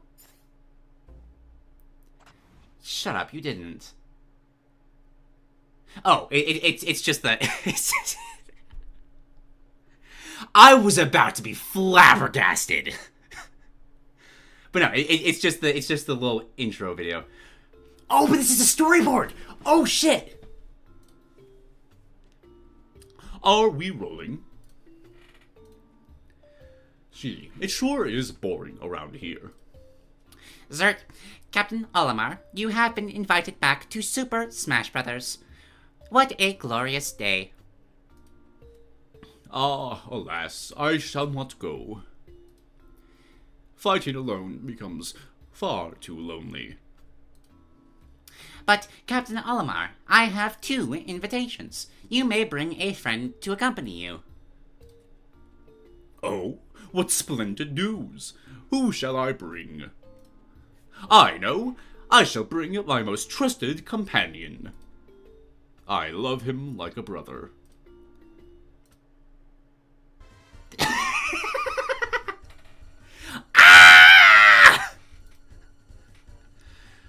Gosh dang it, Louie! No, you keep that take. I'm not doing that again. This is the best thing ever.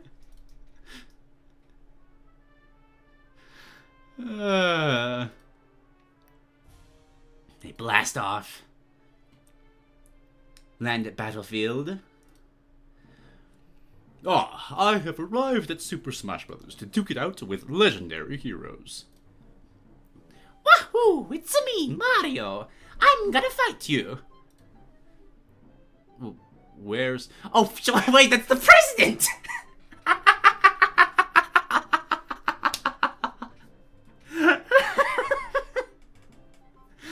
Where's Mario?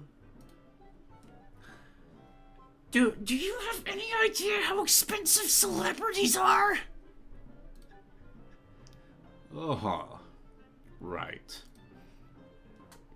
You may think you have the upper hand, Marlowe, but this time I am not alone. I come with my most reliable sidekick. Louie, time to shine. This is so good. Where the heck is Louie? I thought he was with you. Oh, for goodness sake, we were in the same ship. Well, I have tried to keep my patience throughout this whole ordeal, but this is ridiculous. It's not my fault. He must have come on board. Who do you think I am, his boss? Yes! You are his boss! You are in charge of this entire debacle. Oh, this has gone all so wrong. How could it get worse? Zert. Captain Olimar, Mr. President, compose yourselves. This is a new low for the company. I never signed up for an acting job. I quit. You! What is all this? Honey, you've come... Desist! Desist! We are still rolling! Stop this chaos at once! This is... Wow, who knocked this light over? You dolt! I clearly said no pathetic crossover deals while I was gone. Zert, I repeat, we are still rolling. This is a live broadcast. I repeat, we are live.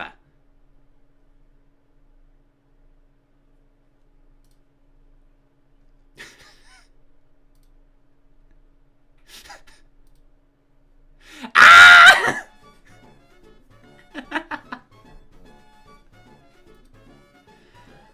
It's a horrific Bulborb! Honey, save me! Save yourself, sucker! Wait a minute. Hang on, is this a The Bulborb's the fighter, isn't it? Oh my god, this is so good, though. This is so good! Yes!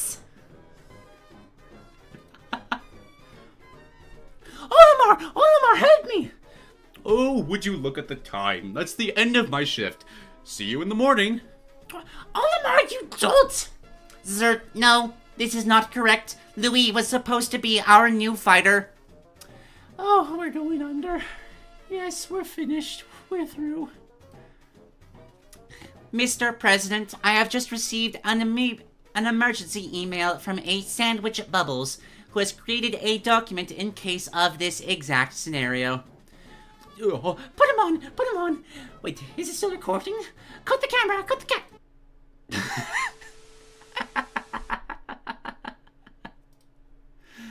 the Bulborb's moveset for Super Smash Bros. See the full document here.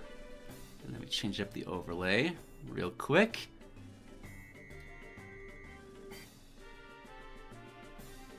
And move this over to the actual playlist of music.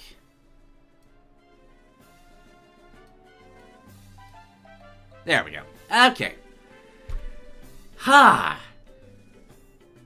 Y'all gotta understand, I have spent the last, year seeing that silhouetted artwork we saw at first and just assuming that this was Louis. Maybe the president, but probably just Louis. That was I'm speechless. I'm bamboozled. That was the best, one of the best things we've seen in Peasant's perspective. My god. Also, fun fact, Sandwich Bubbles also made the overlay for this particular segment, just sent me the PNG file. If anybody wants to do that with their own, ideas, so long as the setup is similar, please feel free to do that. That's awesome. Saves me time. Bulborb time, baby. That's right, we're talking all things Grub Dog. Hello there. I'm sure this must be an odd pick to many, but if you can stick with me, I hope to show you why I believe the Bulborb would be the perfect second Pikmin representative in Super Smash Bros. One fateful day, I was scrolling through social media when I came across a list someone made of what if every series in Smash Bros. Got one more fighter? For Pikmin, they chose a Bulborb. I laughed and said to myself, a Bulborb? What a silly idea. Wait a minute. And that, my friends, is how this whole thing started. This moveset was originally created mid-2021. But the creation of this document didn't start until mid-2023. This moveset has changed and grown a lot over the years, and I am immensely proud of the final result. President says, hello, dear reader. I will be here the whole way through to guide you along our wonderful program. Thank you so much for choosing HolyCinderblock Freight. We promise it won't disappoint. For those who don't know me, I'm Bubbles, an aspiring character designer hoping to go into the gaming industry. When it comes to Smash movesets, I am not a technical person. My proficiencies lie in personality and the creative side of things. I am a very casual player, so don't expect frame data and precise stats and stuff. Despite this, though, I have confidence that the moveset I've designed here functions with itself and Smash. I have no trouble saying Pikmin is my favorite Nintendo franchise, and favorite gaming franchise in general. Epic Mickey would be number one if it had more than a single good game. It immediately took that crown after playing the games for the first time in early 2021. The mix of silly characters grappling with realistic struggles, all while staying family-friendly, is the very definition of what I love in media. PIKMIN pulls it off beautifully. I soon fell in love with Bulborbs in general as well. Something about their airheaded nature and goofy design just really clicks with me, which will be very obvious. Probably my most favorite thing to do when creating something is to try and encapsulate or adapt something into something else. Not to simply capture what is, but its essence, how it feels, what it represents, its history, appeal, and most importantly, heart. Smash Bros. Offers a really interesting outlet to do that with individual characters and entire series. Unfortunately, PIKMIN really got the short end of the stick, which is naturally very painful to me. Fixing Olimar's moveset should absolutely be top priority, but that's obvious. Today, I want to go further into a world where that already happened and see how else its representation could be improved. Hence, the representation restoration part of the program. I am not designing this moveset with the idea that the Bulborb is just a silly, haha, wouldn't that be funny suggestion. No. I'm serious about this. This moveset is coming from a place of love for not just Bulborbs, but the PIKMIN series as a whole. With just a little creativity, you'll see that the Bulborb has way more potential than most people think. Before we get into the movesets, I want to talk about the Bulborb in PIKMIN. What I want the essence of the Bulborb's moveset to be, and an overview of how he plays. First, let's go over the Red Bulborb in PIKMIN canon and their significance to the series. Red Bulborbs, Oculus Kageyami russus, are a species native to PNF 404, the Pikmin's planet. If Pikmin is the new Mario, like Miyamoto once said, then Bulborbs are the new Goombas or Koopa Troopas. They are far and above the most common and prominent enemies in the Pikmin series, appearing in every game except Bloom. Wherever Pikmin go, there's a good 70% chance that the Bulborb isn't too far behind, be that in cameos, merch, or anything else. They are the face of Pikmin's strange creatures. For this reason, it's no wonder why they should be the top choice to represent Pikmin's enemies and obstacles in Smash. Bulborbs are a member of the Grub Dog family. Grub Dogs come in countless shapes, colors, sizes, and variations, but with some key similarities. Most are nocturnal predators that sleep during the day, only walking up to eat any prey that might pass by. As with all Pikmin creatures, with a few exceptions, they are characterized as natural, wild creatures that inhabit the planet, rather than evil enemies or minions with some kind of agenda. That is to say, they are not villains, they are not evil, they are animals. Combat in the Pikmin games requires you to carefully consider your positioning to strike weak spots. Pay close attention to the enemy's movements to know when to rush in and when to fall back. Multitask when multiple threats gang up on you, and of course, manage time, even second to second. Between the Bulborb and the Emperor Bulblax, a fellow Grub Dog, and the final boss of Pikmin 1, the Grub Dog family is a perfect representation of the basics of Pikmin's combat, which makes them a great fit to represent that essence in Smash. Yes, this is our new fighter. Totally planned the whole time, too. What a surprise, right? Isn't it such an adorable little, Bulborb thing? I love how we can't say Bulborb properly. Had a nice little collage here. Being wild animals, Bulborbs aren't given a strong, defined personality in the games like someone like Olimar has. Their personality all comes from their design and little quirks like tripping, sleeping, and their out-of-sight, out-of-mind mentality. They act on instinct. However, I don't feel like this would stand out very well in Smash, nor would it reflect the Pikmin series' personality. So, I will be taking creative liberties, exaggerating their existing qualities to better represent Pikmin's personality and humor. I'll explain more of this. An important aspect of giving a character personality are facial expressions, which in-game Bulborbs largely lack. However, in the Pikmin short movies, we can see that Bulborbs can be very expressive. I mean, with eyes and a mouth that big. I'd want the Bulborbs' expressions to be similar to the short movies, but exaggerated a little further. Obviously, in my art, I exaggerate the expressions a lot, so my drawings aren't really meant to be taken literally, but I want the spirit to be kept the same. Now, let's go over what I want this moveset to represent and capture about Bulborbs and the Pikmin series as a whole. I want to take an approach that the Bulborb you're playing as is a specific Bulborb and flesh him out as his own character. Personally, I think that's the best way to translate a random enemy or creature into an appearance like this. This Bulborb isn't working to gain respect or to be feared, he's not attacking intentionally or with the intent of hurting anyone. He's just looking for some fun, attention, and a snack or two. He's not a registered fighter, he's just wandered onto the stage one day and Master Hand was like, yeah, sure, I'll allow it. He doesn't really know what he's doing, but he sure seems to be enjoying it. I want to characterize the Bulborb as a domestic dog. He's a grub dog, after all. Specifically, I'm basing him off my own dog, Cooper. Oh, that's fun.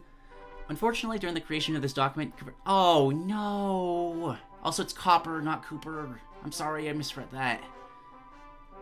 Oh. I was so happy, and then I was so sad. I'm sorry, Sandwich Bubbles. That's always the worst. To honor my little buddy and the best dog that ever lived, I am dedicating this document to the little lunatic that lived in my home. I love you, buddy. Long live the dog. Oh no, and there's a collide. Oh! Oh, I'm actually... Oh, that actually really got me. I'm gonna grab some water to mask the fact that my eyes got a little watery.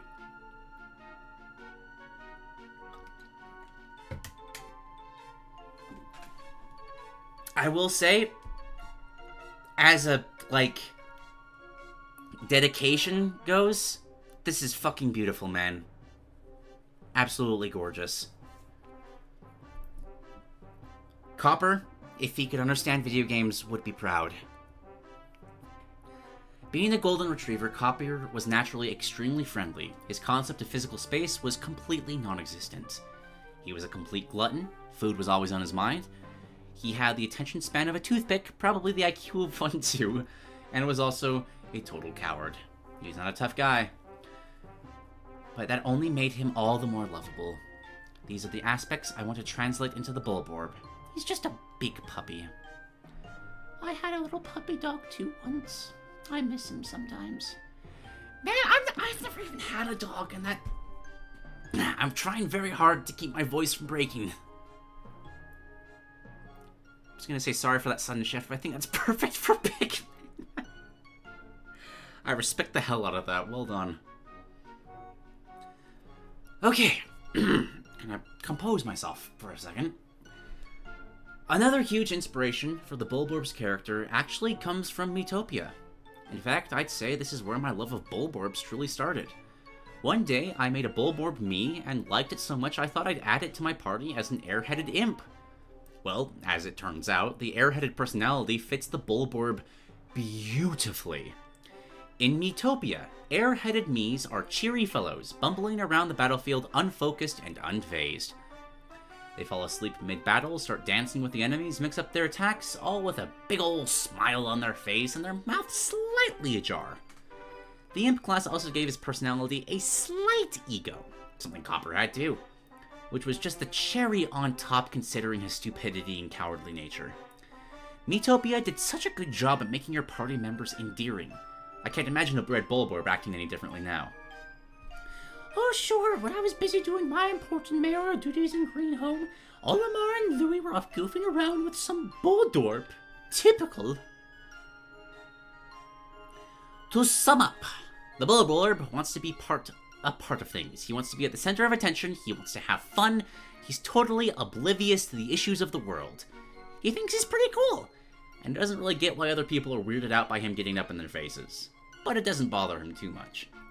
He's very easily startled, fire and heights being his worst fears, but the fear doesn't last long. He quickly forgets what he's doing and gets distracted by something else. He has no idea what he's doing in Smash, but it looks fun when other people do it. At the end of the day, however, his main motivation is just food. And you know, that Mario guy over there is looking pretty tasty. He genuinely does not mean any harm. He just doesn't understand that eating someone equals hurting them. But look at how happy he is! You can't let him nibble on you a little bit, right? Now to represent Pikmin, there's a lot to it, which means there's a lot to represent. So I want to make a checklist of everything I want the Bulborbs designed to capture. Juxtaposition. I'd say that the core identity of the Pikmin series comes down to contrast. It's a master of mixing opposites. Olimar is a straight man personality and the chaos he finds himself in, the small size of Olimar and the Pikmin, and the overwhelming stature of the flora and fauna they encounter, or, most prominently, the contrast between the silly characters and the harsh circle of life they go through. Pikmin can be so wholesome one moment and horrifying the next. I want this to be a major theme of the moveset. Mortality and the gruesome cycle of life. Death is a prominent theme in Pikmin. It's what creates such a strong juxtaposition with the goofy characters. I want there to be moments in this moveset where the true nature of life and death hits you. No, I am not joking. Shock. Pikmin likes to shock, surprise, and scare you. Traps or sudden attacks you didn't see coming, but will certainly learn from, are common in the series. I want some of the Bulborb's attacks to be absolutely horrifying before you learn the trick to avoiding them. Let me grab some more water real quick.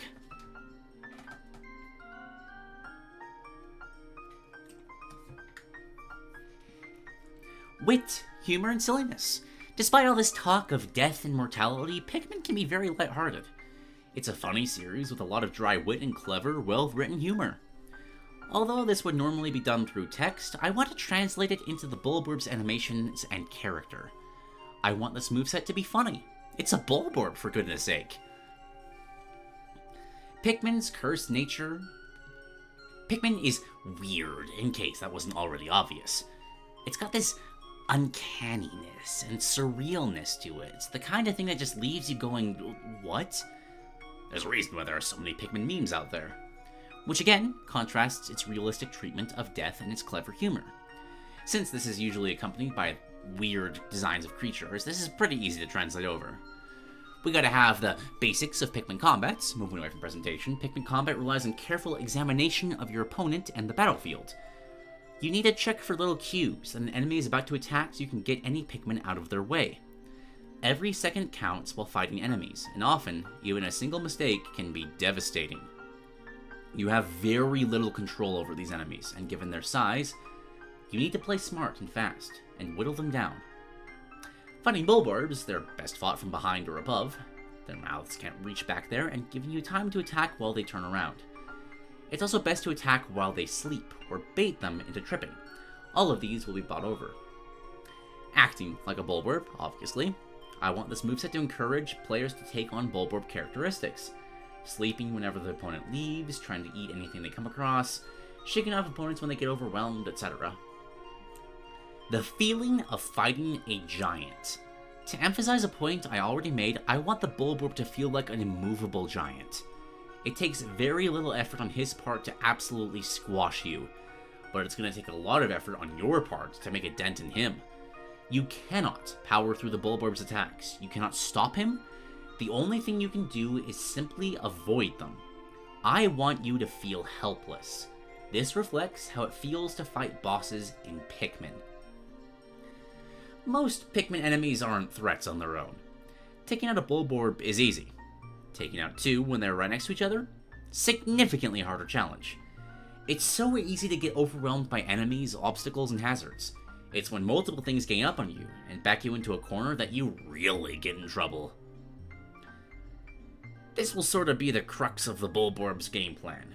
Back the opponent into a corner and catch them between a rock and a hard place, by overwhelming them with multiple obstacles. Battling against the environment, in Pikmin you're not fighting some crazed villain or uncovering some massive conspiracy, at least most of the time. You're simply trying to survive in a harsh, unforgiving environment. In his kit, the Bulborb is simply another thing out on the field that the opponent has to be aware of. And lastly, rivaling Olimar and Pikmin's gameplay as a whole. I don't want the Bulborb to solely represent enemies, bosses, and combat. No. I want him to represent everything the player struggles against in Pikmin. Fighting the Bulborb should require the same skills that playing Pikmin requires. Naturally, this means he should be designed as a rival to Olimar. Assuming Olimar's moveset was done correctly. If Olimar represents Dandori, the Bulborb should represent everything you need to use Dandori to overcome. The Bulborb should have excellent stage control, so he and Olimar can be battling each other over their territory. He should have good control over hazards, so Olimar's Pikmin types can shine. He should have great pressure tools and the abilities that force the opponent to work faster and manage their time, as well as tools to waste the opponent's time and drag them off course if they're not careful. The Bulborb's grand size, slow speed, and great control over his opponents is the reverse of Olimar's small stature, quick speed, and poor control over opponents. And just think about it. The legendary rivals of Smash Bros. Mario and Bowser having an epic fight above a pool of lava. Donkey Kong and K. Rool in a grand duel of strength. Link and Ganondorf locked in a battle across all of time and space. And Olimar and a random Bulborb who just showed up one day and won't leave. This is phenomenal. I hope it goes without saying, but this is phenomenal.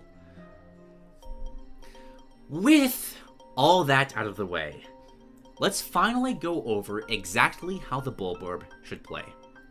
I believe the best way to describe the Bulborb's archetype would be a grappler summoner. A fighter who has incredible power that can be devastating but is simply too slow to actually land a hit. So, he uses summons and pressure tools to trick or overwhelm his opponents into messing up. The Bulborb would be the ultimate heavyweight, extremely heavy and slow, but extremely powerful.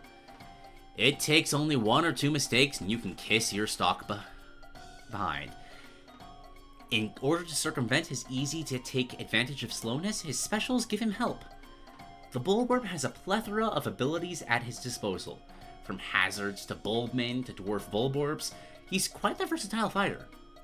If the opponent isn't quick enough to deal with these obstacles as the Bulborb spawns them in, the situation will quickly grow out of hand.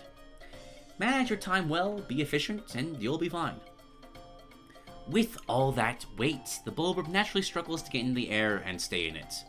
He also carries momentum.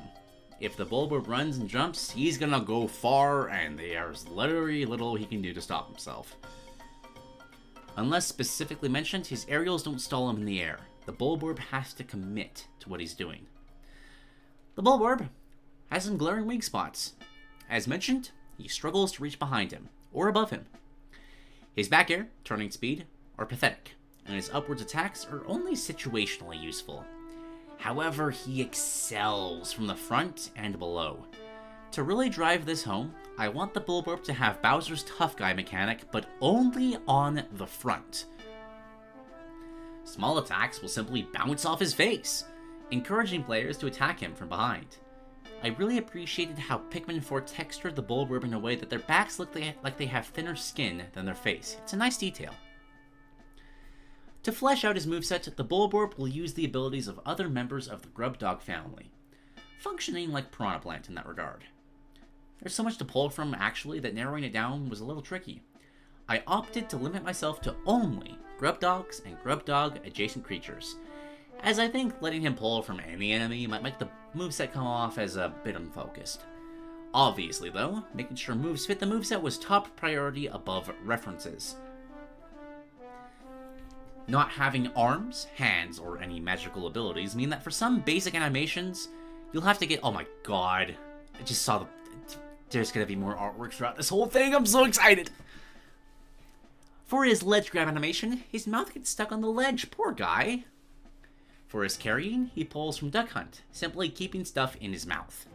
However, for bigger objects like crates, he throws it atop his head, squishing his eyes to the side. Yes. When grabbed by an opponent, since his round, non-exterior existent neck is, well, non-existent, they will instead grab his tongue. Special abilities like Palutena's or Luigi's will look how you'd expect. And no, the Bulborbs on the Distant Planet and Garden of Hope stages and in Olimar's final smash would not need to be removed. Seeing a small Bulborb next to a big one would just be part of the fun. Although, regardless of the Bulborb's inclusion as a fighter, I'd love to see Olimar's final smash include other enemies as well. Oh no! What is he going to do to the billboard? Just look at that! Look at that! Oh my god, that's so cute! And finally, for his size, I want the Bulborb to be very clearly the biggest thing out on the field. This will rival Olimar well, since Olimar is one of the smallest characters. Obviously, though, the Bulborb will have to be shrunken down from his cannon size, in comparison to Olimar, to actually work. When putting together the chart below, I noticed that every fighter fits within a 2x2 square, with only tiny parts of Bowser's hair or Ridley's wings sticking out. To form a compromise, I managed to perfectly fit the Bulborb's body within that space, while his eyes are completely out of it. I think I'd still want him to be a little bigger, but if there's limitations, I understand. This Bilbud could stand to lose a few pounds. Thankfully, thank goodness I'm not fat.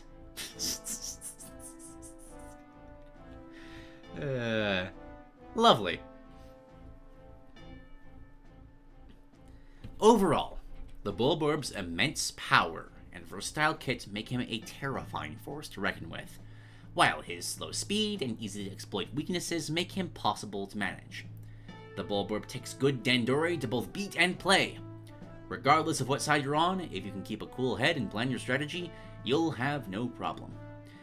And now, with all that established, let's finally get into the moveset itself. The Bulborb has only 2 jumps, both of which are pathetically bad. Think Steve's jumps. He cannot crawl or wall jump, his walk speed is poor, and his dash is pretty good. He falls like a rock, and as mentioned, he can keep a lot of momentum, so be very careful over a ledge. Colors! We got the red, we got the spot. Oh my gosh, I'm just going to show you the artwork. Yeah. You're so talented! My god! I'm so impressed.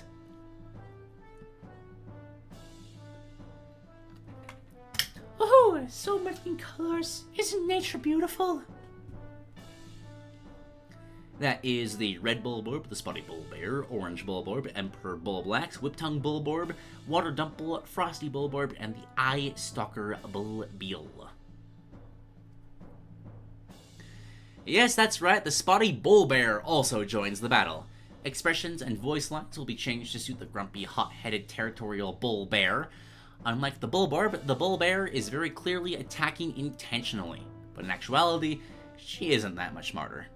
I also considered including the Whiptongue as an alt, but I think his tiny mouth wouldn't fit the moveset, unfortunately. Fun fact, the Bulborb's name is Bullion B. Bulborb, and the Bulbear's name is Bertha B. Bulbear. Don't ship them there,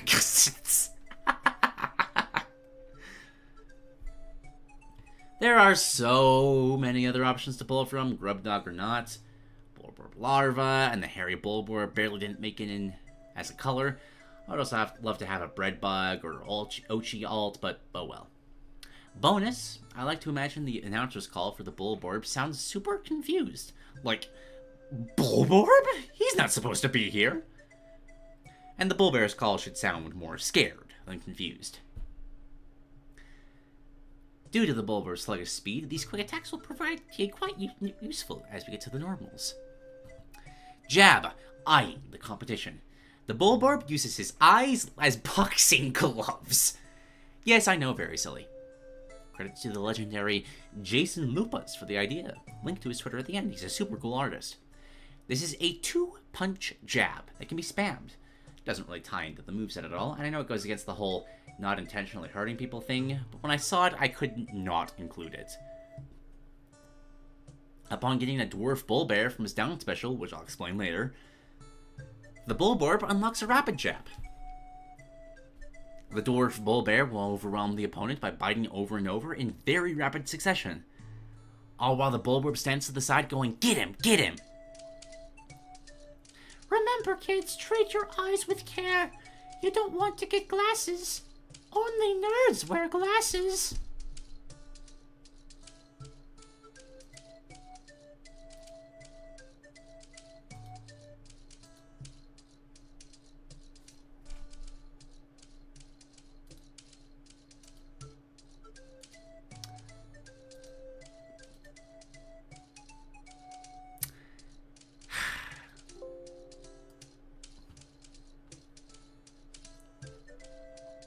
Unlocked after the down B. And also, obviously, adorable.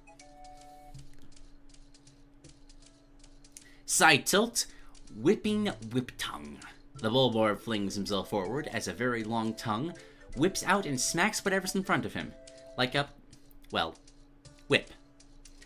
Referencing the whip tongue bulwarp. His nose will even shrink, elongate to match. It has a shocking reach and is very fast considering the bulwarp's other moves. It isn't all that powerful. Good for keeping opponents at busy and scaring them. I would like to apologize for my previous statement. It was rude and uncalled for. I am deeply sorry. I will do better next time if my wife doesn't catch me first.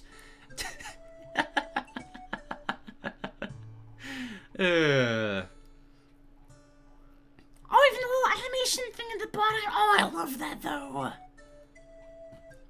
Down tilt is the whip tongue swirl.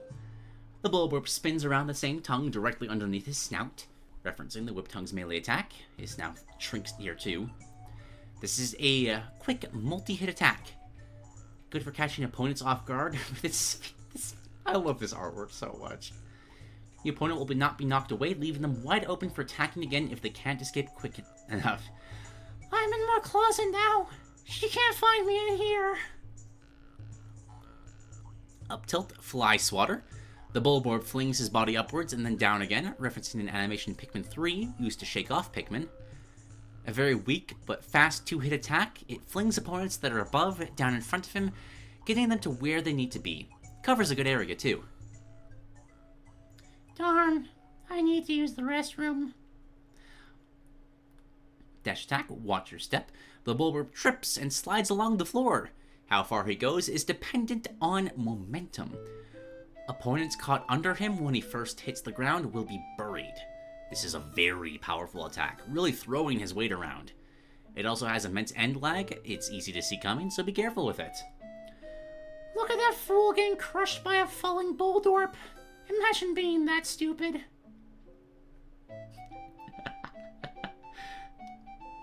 Recovery attack, knock it off. The bulwarp will squeeze himself in, then shake his whole body around 3 times. Directly taken from the shaking animation in 1 and 2, but now sitting down. Covers a good area, with good knockback. And the ledge attack is the Royal Roll. He flings his body back onto the stage and rolls forward on this side, referencing the Empress Bullblacks. Aerials. The bulwarp may struggle to get into the air and stay there, but his strength certainly doesn't get any weaker while airborne. Neutral air, living firework. The bulwarp turns to the screen with his abdomen down as it suddenly bursts into flames. The bulwarp screams and flails his legs around in panic, referencing the fiery Bullblacks. This covers all around him and comes up pretty quick. A very good get off me tool.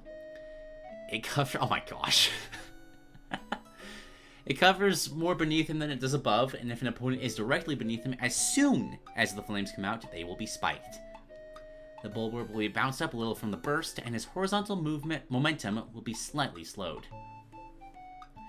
This reminds me of the days in my youth where I would sit beside the lake and watch the glorious fireworks show overhead. Forward air, Emperor's Taste Tester. The bulwarp lets out a massive, slobbery purple tongue and licks downward in front of him. Same arc as the Ice Climber's forward air, referencing the Emperor Bullblacks, rather. A strong attack that covers a good area in front of him. Very slow and does not affect his momentum at all. Opponents will stick to the tongue and be carried downward. if an opponent not stuck to the tongue is at the very bottom of the arc, they will be spiked. I question the idea that the Bulborb has special sweet spots, but spikes give the Bulborb greater force over his opponent, so I think it fits. Either of these spikes could easily be removed. Probably needs to be playtested.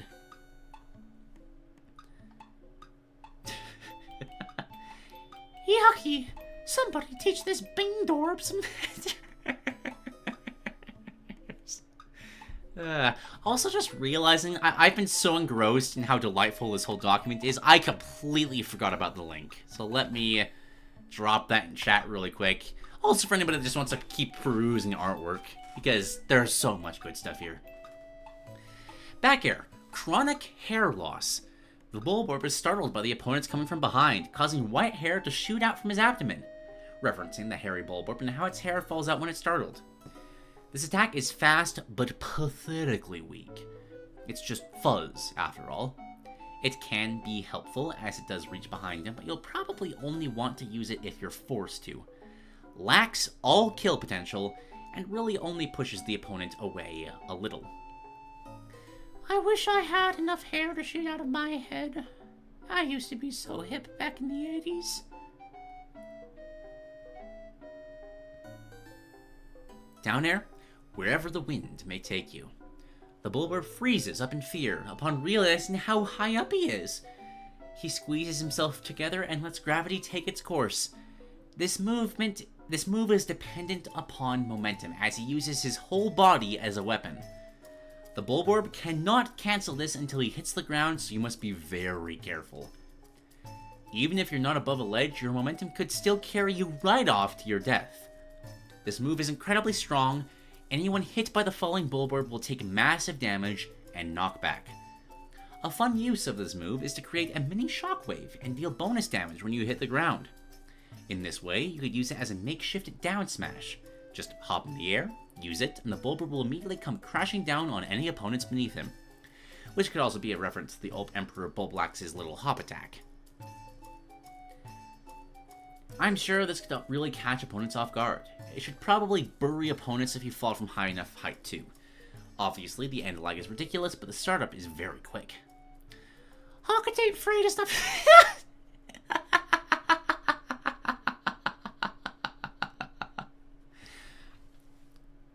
Hawkatate Frey is not responsible for any broken bones and or injuries you may acquire while enjoying the PIKMIN Representation Restoration Program. Not that you would get any. Not at all. Up air, stress-induced hallucinations.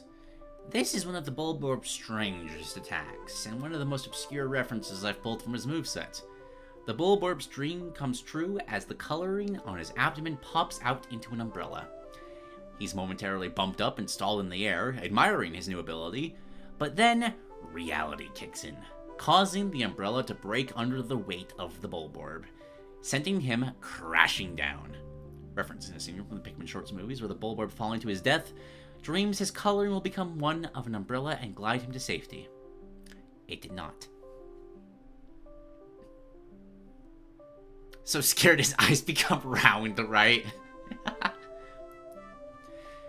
The attack is one quick big hit at the beginning. Opponents will be launched upwards, which isn't very convenient for the Bulborb.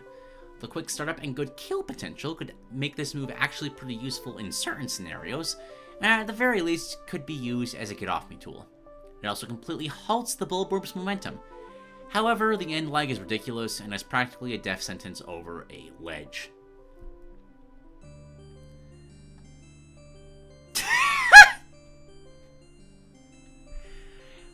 Oh, that's so good, though. You can barely see Toad being launched away. Oh, that's so good. I had a dream once. I dreamt I was a handsome young man who saved all of Hawkatate from an alien invasion. But I've learned no one can be that perfect. Sometimes we accidentally leave the water running and flood the whole house. If only my wife could learn the same. Smashes, incredibly powerful tools in the Bulborb's repertoire with a variety of uses. Side Smash, classic chomp. The iconic attack of most, if not all, grub dogs, the bite. While charging, the Bulborb pulls his head back with his mouth wide open. When releasing, one of two things can happen. If the attack lands, the Bulborb will bite downward right in front of him and pull the opponent back up, chomping down on them 3 more times, dealing a total of 4 hits. The final bite has a lot of kill potential. If the attack misses, the Bulborb will trip and fall flat on his face, meaning there is more of a punishment for missing. The animations for this can be pulled from the game. This is a very powerful tool, one of his strongest in fact, but it's very slow. This is best used as a finisher, since it doesn't put the opponent in a good position to follow up on. It's fitting for the Bulborb to finish off an opponent by trying to eat them alive. Plus, the added end lag means opponents can bait him into tripping, leaving him open. Oh no, Pits! No! Oh, this is so good. HolyCinderblock Freight does not condone violence. Stop that! Spit that poor boy out! The down smash is the roar of the Emperor. The Bulborb doesn't really like you being underneath him, so he asserts his dominance by stomping his foot and roaring, causing a shockwave all around him. While charging, the Bulborb holds up one leg and leans his face to the ground with his eyes closed. Upon releasing, he'll stomp his foot and roar up into the sky, causing a visible shockwave all around him, referencing the Emperor Bulblocks from 2 and 4. The shockwave doesn't kill or deal knockback, but it will stall the opponent in place. At higher percentages, or if the move is charged long enough, the opponent will be stunned, perfect for follow-up attacks. Opponents directly under his foot will be buried and take a lot of damage. Great at wasting the opponent's time. It's pretty quick too. In the games, the Bulblock's roar is used to scatter your Pikmin, leaving them open to be eaten. Although in Smash it causes you to stay still instead of running around. It still leaves you completely open and helpless, so the essence of the move is still there. It's doing an impression of my father! Oh my god! President, are you okay? That's so silly.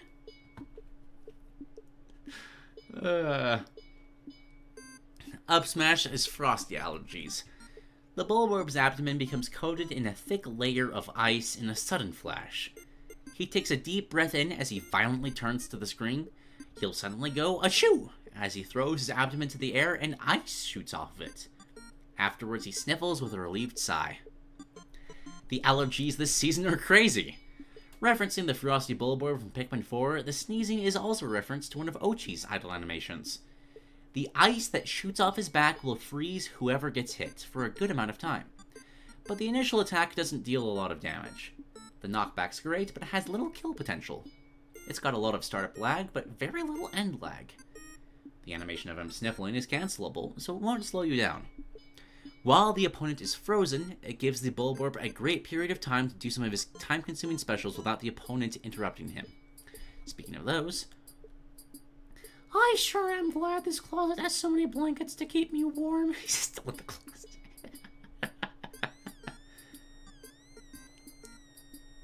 Specials. The meat and pick carrots of any Smash moveset. These specials are where the Bulborb gets his backup from. They create chaos and force opponents to think strategically, as running in blind can result in certain death. Neutral special hazards. A foil to Pikmin wouldn't be complete without the color-coded hazards that obstruct the opponent's path. Upon pressing B, one of 5 hazards will spawn beneath the Bulborb, startling him. These include a fire geyser, electrical wire, water fountain, poison gas pipe, or bomb rock. These hazards have different functions and serve as excellent blockades that can cut the opponents off from entire parts of the stage. They pressure the opponent into a specific spot or catch them off guard. All in all, they cause chaos, acting as another obstacle the Bulborb can put on the stage. In many ways, the Bulborb and his specials are basically turning the stage into a cave sub-level from Pikmin 2. With so many objectives and obstacles, the opponent will need to be careful to read the stage and devise a plan. They'll need to consider where to come in from and what to deal with first. Much like in 2, the hazards are the easiest to deal with and should be your top priority before moving on to something else. The Bulborb will need to position these hazards in the right spots to trick the opponent into being where he wants them to be. The Bulborb can place up to 3 hazards on the stage at a time. There's a bit of end lag to spawning them in, as Bulborb is startled by the hazard, but it's still quick.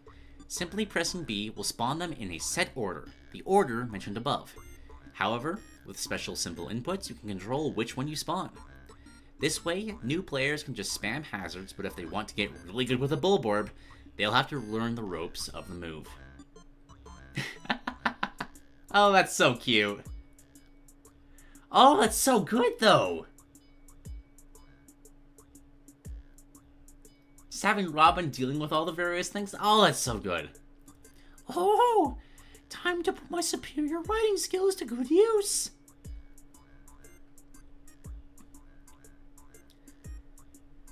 Alright, Fire Geysers, the basic jack of all trades. Good damage, good knockback, a good range. It can take a decent amount of hits before being destroyed. Functionally identical to how they do in Pikmin 2, turning off and on periodically. To spawn, quickly press Deep B twice. Oh my gosh, the Pikmin roasting a marshmallow?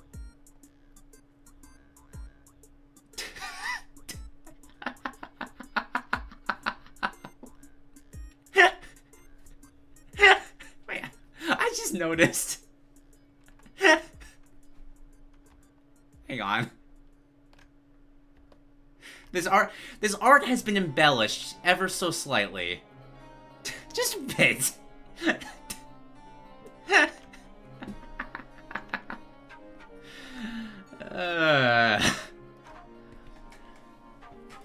Here we see the magnificent beast harnessing the unmatched power of the sun as it calls forth the flame of tomorrow from the depths of the earth with a single glance.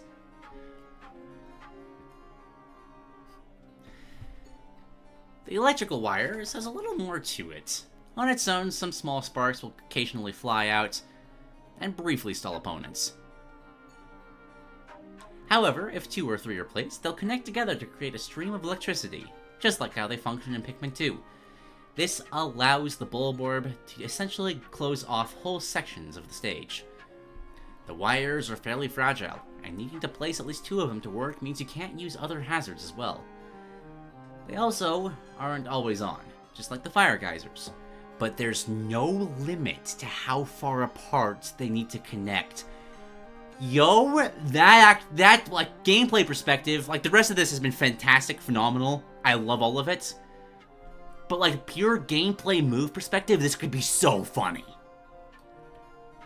Like imagine just putting 3 wires on separate edges of Great Cave Offensive and just cutting the stage in half. You place 1 on the other side of the battlefield and 1 on the top platform to cover the entire stage. But as long as the opponent is quick enough, they should be able to destroy the wires before the Bulborb can set that up. The electricity will deal minimal damage, but stall the opponent. You can tell when the electricity is about to turn on when the wires begin to spark. Also, I know that Pikmin 4 introduced a new, simpler electrical hazard, but the wires are more unique and I prefer them. Now the crazed creature takes advantage of its superconductor like brain to effortlessly construct a marvel of engineering in order to capture its defenseless prey. That expression, that's so good. Water fountain.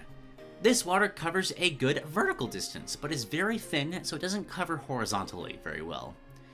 Doesn't deal any damage except to fighters that take damage from swimming like Inkling or Charizard, but it will shoot any opponent that gets caught in the water straight upwards, which could really throw a wrench in the opponent's plan as it sends them flying. Unlike in Pikmin 4, they will not turn off, and will always remain active. They can take a very good amount of hits before disappearing, and their small hitbox makes them hard to hit. All water stems from... Oh, it's so cute though! All water stems from life, and... Wait, no, I messed up. Let me redo that one. Quick clarification. Does it launch the Bulborb as well? Or is he too heavy? Just curious. Poison gas pipes. The poison spewed out of these pipes covers a good horizontal range, but not very high. They don't deal any sort of knockback or flinching damage, but will slowly drain the opponent's health and poison them. The pipe has a lot of health, so you'll want to take care of it from a distance. It can probably cover a whole platform on Battlefield. They use their Pikmin 2 design, so no blue Pikmin for poison. No explain that later? Okay, good to know, good to know. And so now the beast uses its, dang it, I lost my groove. You throw off the president's groove. Bomb rock. A single bomb rock will appear out of a puff of smoke above the Bulborb and fall to the ground, referencing how traps spawn in Pikmin 2. It's about the size of the soccer ball item. It will lie dormant. Both the Bulborb and the opponent can pick it up and move it around to set traps. Basically, you and the opponent can play hot potato with it. If the opponent attacks it, the bomb rock will instantly explode. If the Bulborb attacks it, a timer will start, and it will eventually explode. This way, you can place a rock next to the ledge, and if the opponent attacks it on their way up, it'll instantly blow up. Or you could attack it yourself and hope the timing lines up. Bomb rocks can activate other bomb rocks, allowing you to string them together just like in the games. Bomb rocks can be thrown and will start a timer upon impact. It can still be thrown and picked up while the timer is counting down. They deal good damage and have good kill potential. You could say that having to manage the bomb rocks timer forces you to manage your time. Maybe.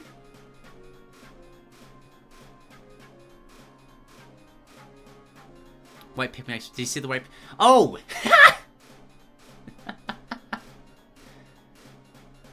Aw, Ridley finally found something that appreciates him. Oh, that's so good! Not more bombs! Oh, the flashbacks are starting.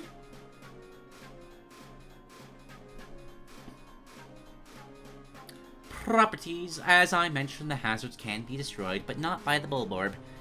However, if the Bulborb attempts to spawn a fourth hazard in, it will replace the oldest hazard he spawned.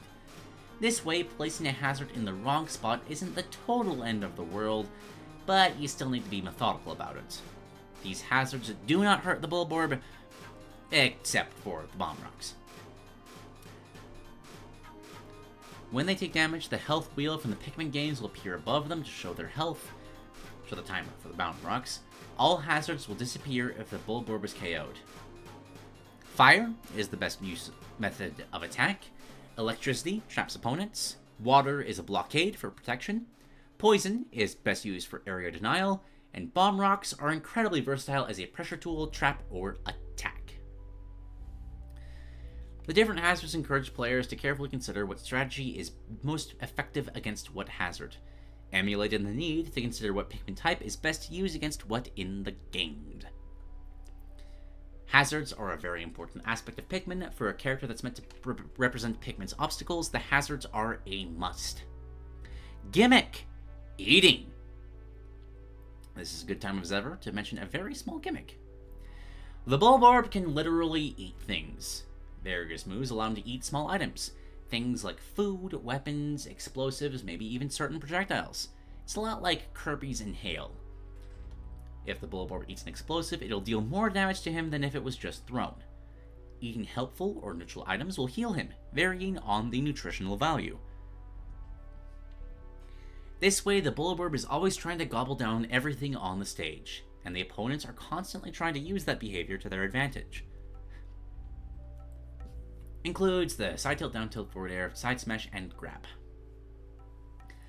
Two things this gimmick has special functions with are his own bomb rocks. The opponent may be able to trick the Bulborb into eating his own bomb rocks, momentarily stunning him, referencing Emperor Bulbox's boss fight. The Bulborb will have to watch his diet very carefully. Bomb rocks have so many carbs. And he can also eat Olimar's Pikmin to heal him. Just a fun little Easter egg. Watch out for white Pikmin though, those are poisonous. The side special is the Bulbmin. Everyone's favorite Pikmin type finally makes its way into Smash. This is the Bulborb's best method of wasting the opponent's time and slowing them down. A giant Pikmin stem shoots out of the Bulborb's back. Suddenly, a Bulborb spawns out of it with a puff of smoke, and lands on the leaf. The Bulborb, realizing the Bulbmin is waiting to be thrown, flings his whole body around, throwing the Bulbmin like a catapult. Very similar to Olimar's Pikmin throw. If the Bulbmin lands on an opponent, they'll latch on. If they miss, the Bulborb will whistle them back, and the Bulbmin will immediately run back to the Bulborb and disappear. That's cute. I thought those little creatures were on our side. I told Olibar they looked suspicious, but he insisted they were friendly. Bulbmin abilities. When latched onto an opponent, they function similarly to a normal Pikmin, but with some major key differences that change the move's purpose. The Bulbmin attack slower, however they deal flinching damage, which is sure to infuriate your opponents. This means that Bulbmin slow down and trip up opponents, giving the perfect opportunity for the Bulborb. Opponents will want to take out the Bulbmin as quickly as possible, encouraging good use of time. But taking out a Bulbmin isn't nearly as easy as taking out a normal Pikmin. In Pikmin 2, Bulbmin are immune to all hazards, and this incredible defense is what I'm translating into Smash. Bulbmin cannot be killed or knocked off by normal attacks. Instead, the opponent will have to taunt or wiggle around to kill them. Could be a reference to how you knock off enemy Pikmin across the series. In other words, you gotta start dancing to shake them off. That's great. Certain super attacks might be able to kill them, like Little Max KO Punched, and when killed, it's the same animation as a normal Pikmin dying, just with a Bulbmin ghost instead of a Pikmin one. Finally, all those dance lessons shall finally pay off. I told my wife they weren't a waste. After a Bulbmin dies, the Bulborb cannot send out another one for a couple of seconds, or however long is balanced. This cooldown is only in place when the Bulbmin dies. Missing a throw does not count as a death unless it's off a ledge. There is no punishment for missing a throw, so use it whenever you can. After a little while on the opponent, the Bulbmin will naturally fall off and return to the Bulborb. If the Bulborb is KO'd, the Bulbmin will die, but the Bulborb will be able to throw another one immediately. Bulbmin are completely immune to all elemental attacks and can swim. Also, pulls all sound effects from Pikmin 2. If you press side B after a Bulbmin is already out or on cooldown, the Bulborb will whistle as mentioned before, using Ochi's whistle, calling the Bulbmin back or signifying to the player that the cooldown isn't done yet. Calling a Bulbmin back will not start the cooldown. The Bulbmin's flinching damage forces opponents to focus on them and take them out. As well as this, it forces opponents to waste time by taunting or wiggling around, which provides the perfect opportunity for the Bulborb to finally get in one of his heavy, super slow attacks. The opponent will need to be careful about how and where they deal with the Bulbmin, replicating the feeling of needing to be careful how you deal with a large group of enemies. I consider giving the Bulbmin the ability to go idle and stay in one spot until someone comes near, acting as a trap, but considering how annoying they are to get rid of and how the Bulborb already has its hazards and dwarfs as it'll get to, I deemed it too much. Up special is the Bulblax Jump, a scary recovery tool with two functions that opponents will need to be wary of. The Bulborb closes his eyes and squeezes himself together, and then shoots up and falls back down, referencing the jumping ability of the Emperor Bulblax. Almost identical to DD's up special, but has much more lag, goes higher, and allows the Bulborb to go much farther horizontally, being able to easily jump across battlefields. This added range is to make up for the Bulborb's awful jumps, so he still has a chance to recover. Much like DDD, this move can bury opponents. The Bulborb also has super armor while using this move. Once he lands, he has a relieved expression as he recovers from the impact of the jump, casually getting up and completely oblivious to anyone he crushed underneath him. He just wants to get back onto the stage. While the President is busy, I would like to go on record and say that I did not consent to him selling my personal fighter logs that Louis vandalized to finance this program. That was my private property and was not meant to be shared publicly. for those that don't remember, the Olimar logs. Sandwich also made those. That's a fun little reference. I love the rings coming off of Sonic after he gets squished. This is so good. This is so good.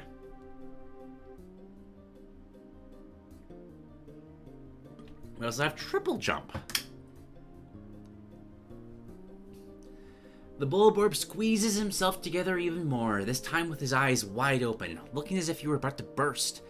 After a few seconds, the Bulborb shoots up even higher than the wide hop. Immediately after shooting up, the Bulborb shoots down and back up for a total of 3 jumps in very rapid suggestion. Like 1, 2, 3, bam, bam, bam. This move is extremely deadly. Anyone caught by it will be beaten to a pulp. However, this move lacks the horizontal mobility of the wide hop and takes a very long time to wind up and cannot be cancelled. It also has immense end lag, giving the opponent the perfect opportunity to attack you if you miss.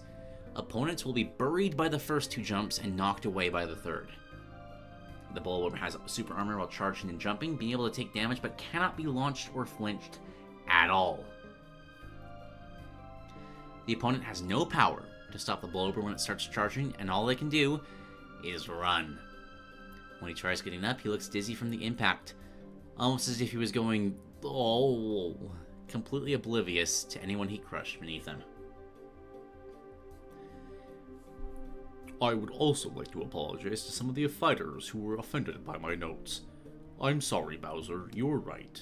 I should have been more sensitive. Poor Bowser, right in front of his kid too. Oh no! Oh my gosh, I'm zooming in on that because even the clown car looks concerned. That's such a great attention to detail. Both of these stall the Bulborb in the air and completely halt his momentum. Neither are cancelable, and both give super armor throughout the move, ending when he hits the ground. The triple jump will always crush shields, meaning you have to run away from it. Wide hop is a very straightforward recovery, so there's not much more to add to that. The triple jump, however, adds a lot to the Bulborb's kit. Much like a Pikmin boss, it forces opponents to pay close attention to the Bulborb's animation. If his eyes are closed, it's no big deal. But if they're open, oh boy, clear the area. But at the same time, you'll want to remain close enough to counterattack. Think of bosses like the Empress Bulblacks or Man at Legs. The second you see them start the animation for their big attack, you need to instantly call your Pikmin back and run away. The triple jump's poor horizontal mobility means it's not too overpowered. It makes it easy to predict and avoid if you're paying attention. I can imagine the absolute horror in someone's eyes when they witness this move for the first time, though. It'd be much like the horror in my eyes when I first encountered it in Pikmin 1. This is the Bulborb's strongest ability, and probably one of the strongest moves in the game if the opponent gets caught in all 3 jumps. And lastly, we have the crux of the Bulborb's entire moveset. Dwarf Bulborbs. The Bulborb immediately falls asleep by pressing down B. He is nocturnal after all. It's the same animation as in 1 and 2, with his nose wiggling with each. After the Bulborb sleeps for a little bit, a dwarf red Bulborb spawns out of a puff of smoke. After a little while, it'll disappear and a dwarf orange Bulborb will spawn in the same fashion. Finally, after waiting for a good amount of time, the orange dwarf disappears and a dwarf Bulbear will spawn. Each of these have 3 different abilities and uses. To the informed, dwarf red and orange Bulborbs aren't grub dogs. Rather, they're a kind of bred bug that has evolved to mimic real Bulborbs for food and protection. Despite not being grub dogs, they're incredibly iconic in their own right, even appearing front and center on the box art of Pikmin 1. Oh, I'm sorry. Did I miss something? I was making myself a sandwich. Aww. Although Jigglypuff rest on the back of a dwarf on a Bulborb's butts, that Bulborb's gonna win flying. For the dwarf reds, these little fellas will stay in place and sniff the floor, occasionally looking up and around. When an opponent gets close enough, it'll bark and start following them, unless they get too far out of range. in which case it'll walk back to where it was. If it catches an opponent, it will begin biting them fairly quickly. They have a decent amount of health and good damage, and deal good enough damage.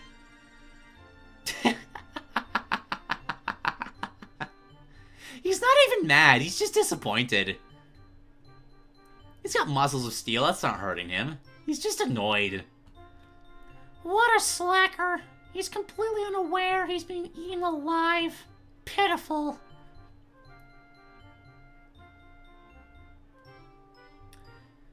Dwarf oranges.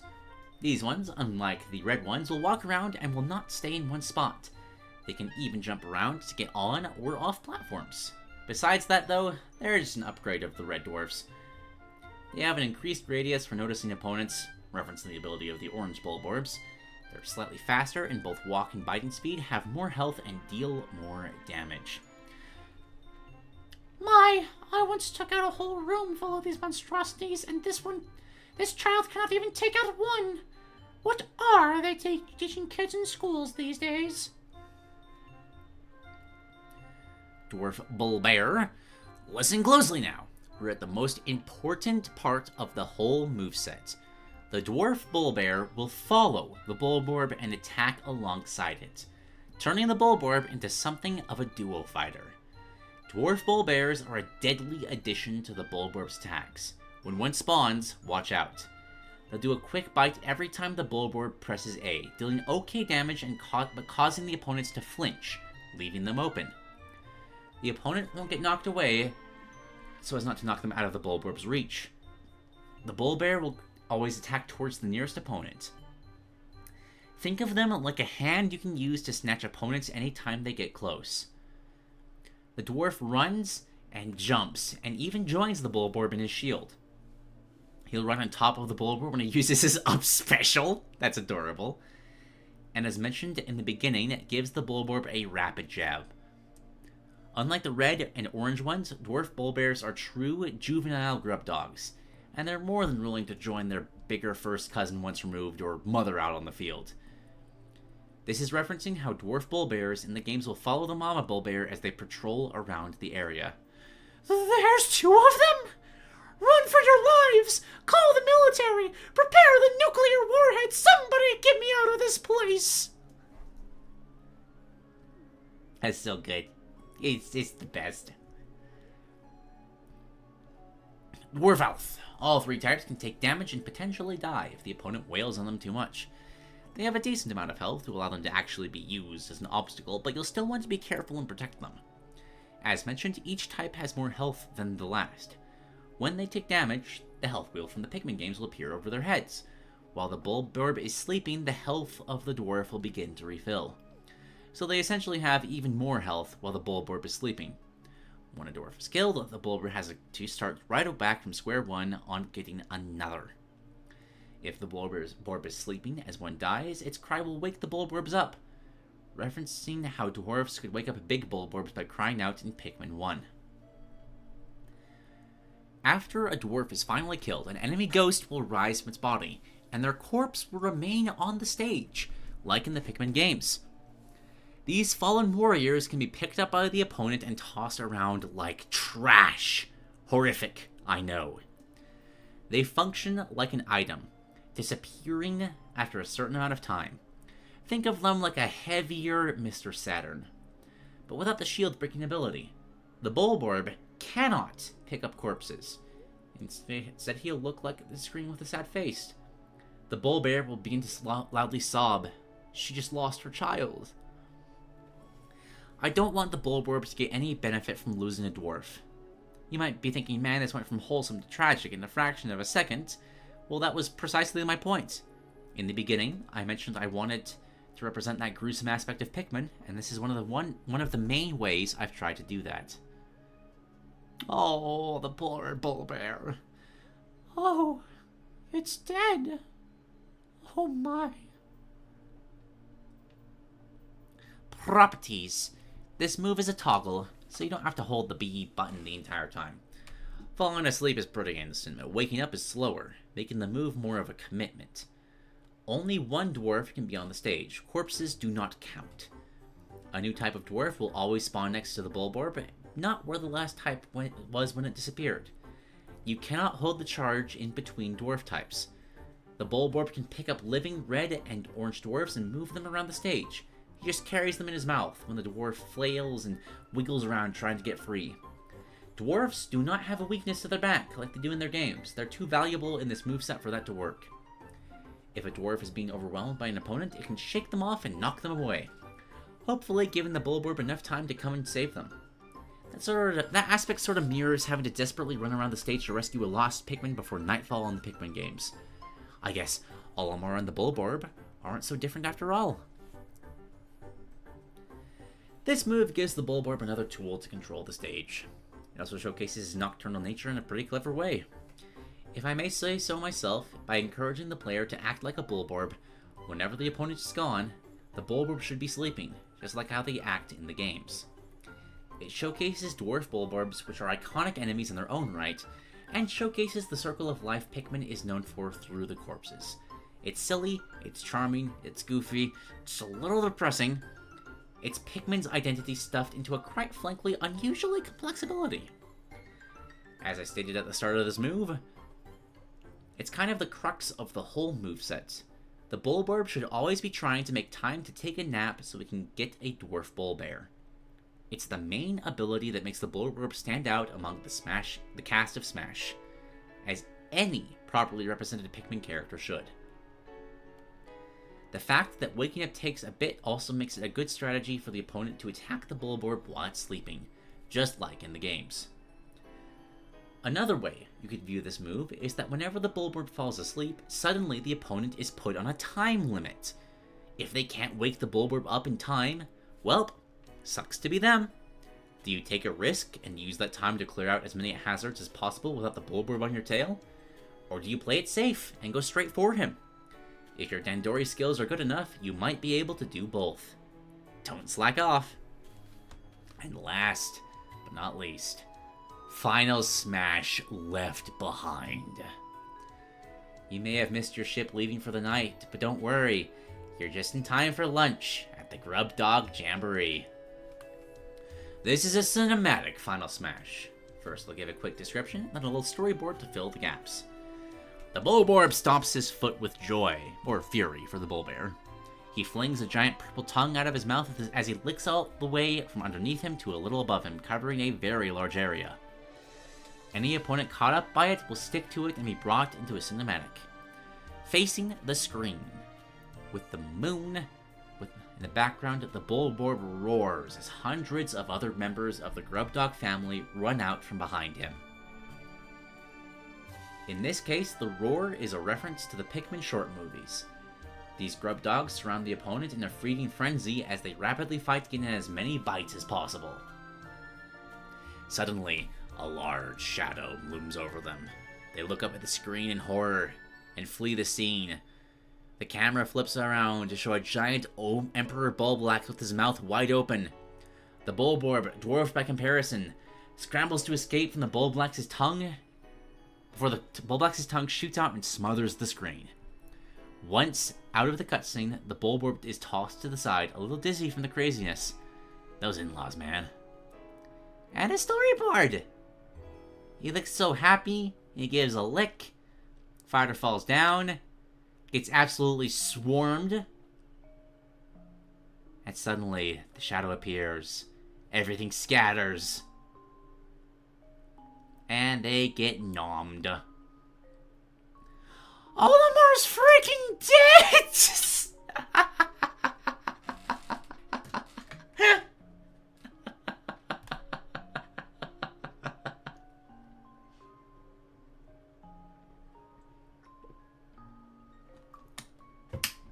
This is the best. At the last minute, I came up with the idea that the Bulborb's Final Smash was the same as Olimar's, just from the Bulborb's point of view. Since the Bulborb's moveset is a conglomeration of Grub Dog abilities, it's only natural for the whole family to make an appearance, with the mighty Emperor Bulblax as the finale. The Dwarf Bulbear joins the Bulborb during this Final Smash. When it's first activated, the dwarf jumps for joy. Inside the cutscene, the dwarf mimics the Bulborb as if he's trying to learn from him. In the end, he gets tossed aside right alongside his older cousin. grabs and throws. Since fighting the Bulborb is supposed to feel like fighting against an immovable giant, the Bulborb's grab is quick, strong, and very hard to escape. But before I get into how it works, I want to mention another small gimmick the Bulborb has. Remember at the beginning where I mentioned that since the Bulborb is so round and smooth, opponents grab his tongue? Well, you may be wondering how that works when he's grabbed from the back, so here's the thing. He can't be. The Bulborb is completely immune to being grabbed from behind. If you want to grab him, you'll have to get up in his face, regardless of how your character's grab works. Yeah, admittedly, something like Luigi's grab should be able to latch onto his back easier than his face, but it fits this Bulborb's gameplay, and here's how. You're probably saying, I thought he was supposed to be vulnerable from behind. And he is. However, if the opponent wants to grab him, they're going to have to take a huge risk and attack him head-on. Suddenly, the opponent has a choice. Play it safe, take your time, and stay behind him, or risk it all and attack him head-on. This directly mirrors a choice you have in the Pikmin games. Take your time and deal with enemies carefully. Or, save time by rushing the fight, but risk losing your Pikmin. Since the Bulborb's grab is so quick and strong, you're certainly risking something here. You need to be extra careful to ensure you grab him before he grabs you. Grab is Swallow! The Bulborb swoops down and tosses the opponents into the air, where they immediately fall down into the Bulborb's mouth, grabbing them, taking from Ochi's Swallow ability in Pikmin 4, that allows him to carry objects inside his mouth. The Bulborb's cheeks will even stick out like Ochi's, making him look very silly. Like a side smash, the Bulborb will trip if he misses. Since the initial grab is so quick, this added end lag is necessary to balance it. Again, this means the opponent can bait the Bulborb into missing. The Bulborb can carry the opponent in his mouth, like DK's cargo throw, and walk wherever he chooses, giving him excellent control over his opponents. Plus, taking from Ochi is fun, and something I mentioned I got to do a few times in this moveset, even if just for the little things. As I mentioned, they're grub dogs, after all. Ah, God. I've been talking for so long, but the artwork is making it more than worth it. Oh, how people with big mouths annoy me. They ramble on and on about all their issues, and never stop to be grateful for what they have. They never let others show their issues. What about my issues? My life certainly hasn't been a cakewalk. Why, when I was a child, I would have to do everything myself. My father was never one for conversation, so it was just me in this big open world. I had to fight for everything I have, and no one appreciates me. I looked at myself to find out.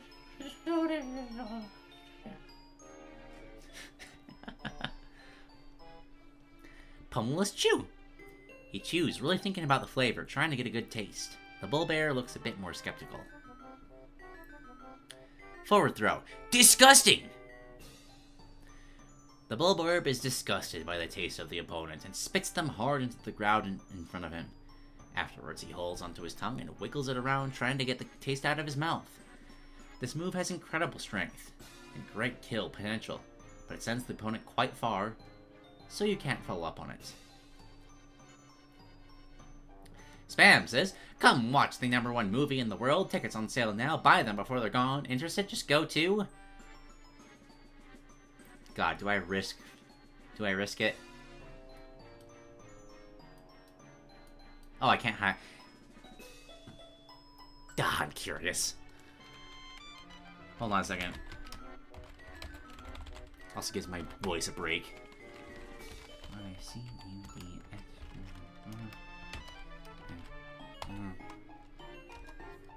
What is this? I swear this is a Rickroll.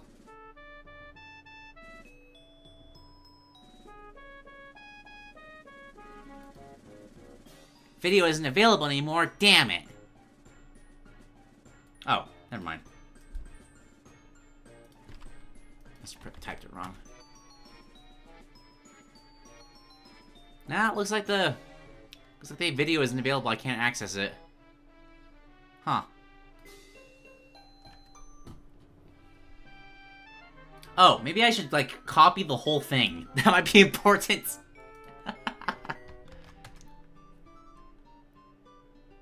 Still no? Huh. I don't know what's going on there. Hold on a second. Sorry. This is ruining the pacing of this, but I'm so curious. I'm going to try and open Microsoft Edge, see if it's a Chrome issue.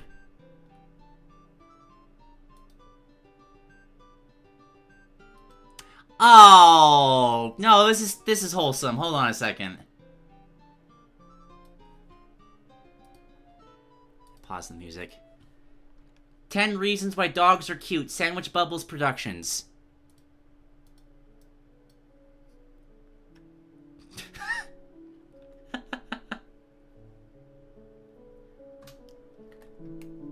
Alright guys, we're gonna take 2 minutes just for some adorableness so I can get my voice back.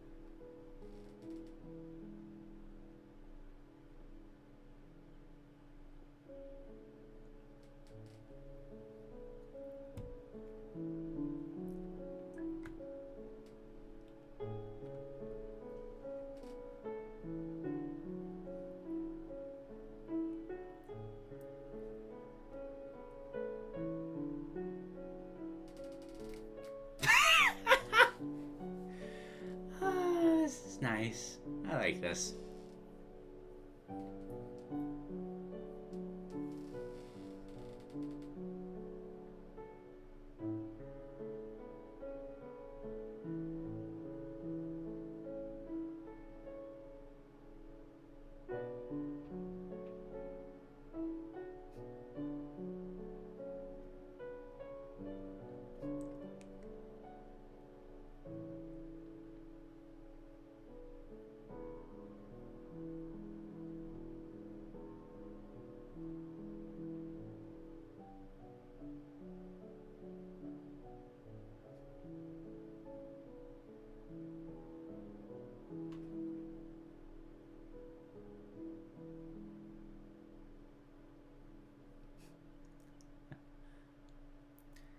That was absolutely adorable. Thank you for that. Okay. Continuing. Lay down throw, the crazy cousin Larry. The bulborb drops the opponent out of his mouth. Actually... Yeah, that's where that's where I ended off. Suddenly, crazy cousin Larry, the water dumple, appears beneath him and chomps down on the opponent, sending them right up in front of the bulborb, perfect for a follow-up. He packs quite a punch. Poor water dumples. They've been a prominent enemy in every mainline game, yet everyone seems to forget about them. Not me, though, and to the uninformed, yes, water dumples are indeed a type of grub dog. My, these pop-up ads are getting even more obnoxious. I almost fell for that one. Up throw, Eye Stalker stretch. The bull. Oh, thank you, music. Completely forgot. Shoots the opponent out of his mouth high into the sky with a nice pop. He opens his mouth wide when suddenly his neck stretches as he shoots up to meet the opponent with a sharp bite, sending them even higher. Imagine Piranha Plant's down special facing straight up. Once finished, his body and head will snap back together, meeting in the middle. Referencing the Eye Stalker Bull Beetle from Hey Pikmin. An enemy that appears at the bottom of the screen and shoots upward with its long, eel-like body. I originally had this as the up smash, but when Pikmin 4 came out, I swapped some stuff around. This move sends the opponent incredibly high, deals good damage, and has good kill potential. His entire neck has a hitbox, so in multiplayer battles, it is possible to interrupt him. I don't think its neck is supposed to do that. It should get that checked out. Back throw is Sporovoid Infection. Being asked to sneeze as a gross pile of blue mold grows bigger on his abdomen with each as he finally sneezes with a loud "Ashoo!" As the mold bursts apart and the opponent is flung out, poisoned, and slowed down. Referencing the moldy dwarf Bulborb from Pikmin 4. This creature actually has zero relation to grub dogs, being a breadbug infected by a sporovoid parasite, but it's close enough to get a reference. That, and I wanted more Pikmin 4 representation. Don't ask how the opponent goes from his mouth to out his back. You don't want to know. This move deals okay damage, not as much as the others, but still effective. However, the real use of this move is to get the opponent away from you. It sends them very far and leaves them poisoned for a good amount of time, allowing the Bulborb to finish whatever he was doing while they try to catch up. What really drives this home is that it slows the opponent down, which could be considered a reference to the sticky mold in Pikmin 4, which does the same thing, and is the same kind of sporovoid fungus. Use it as an opportunity to get that dwarf or set up those hazards you want. How disgusting! Someone get this Goreporp over to the vet! That mole is a lawsuit waiting to happen! The Bulborb should always be trying to catch the opponent, but unfortunately he struggles to do so. If he does, however, you are so dead. Grabs and throws should be utilized very often. They're fast and powerful, but with pitiful reach and punishment for missing. The Bulborb may seem like he just wanted to play fetch, but despite its genuine joy and silliness, his main goal is actually just to eat you. He doesn't mean any harm, though. He's just oblivious. Think of a dog playing with some animal they found, thinking it's just a squeaky toy. Pikmin as a series may seem super cute on the surface, but is actually quite dark when you really sink your teeth into it. Not in a sinister way, though. It is genuinely cute and silly, but the natural cycle of life often brings a harsh reality. Alright, animation bonuses! I think I'm going to breeze a little more through these ones. I'm absolutely adoring this, but my voice is starting to give out a little bit, and I want to be able to get to the other ideas we have. I'm going to mainly rely on the artwork moving forward. So entry animation, just peacefully sleeping, suddenly wakes up and gets ready to have some fun. Changes slightly for the bull bear. Looks super offended when he gets up. Idle stance, just kind of... just a bit derpy.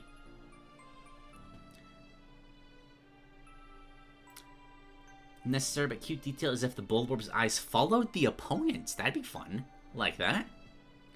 Idle 1 sways his head from side to side. Idle 2 lifts up his foot and scratches his eye stalk. Walk is a slow waddle. Dash is a quick trot. Jump. Ah, look at that.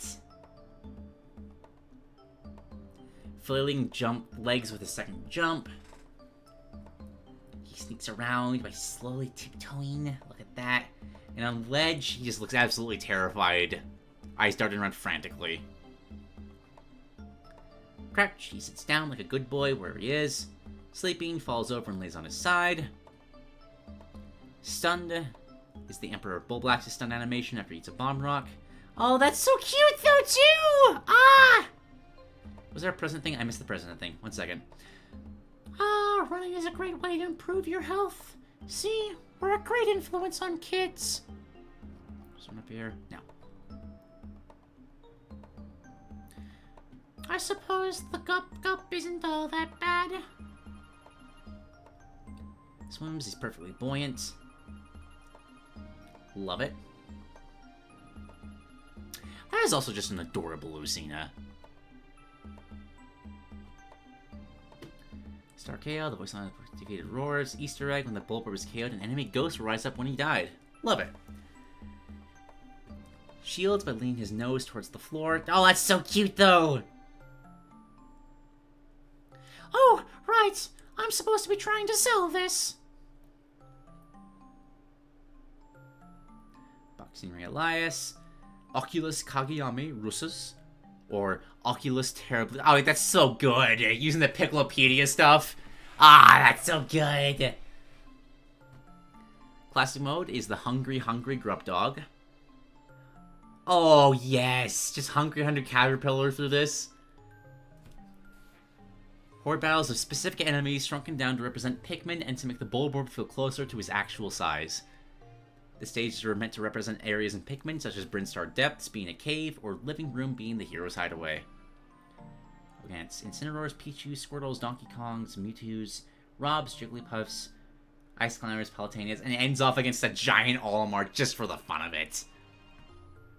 Kirby hat. Oh, that's so cute!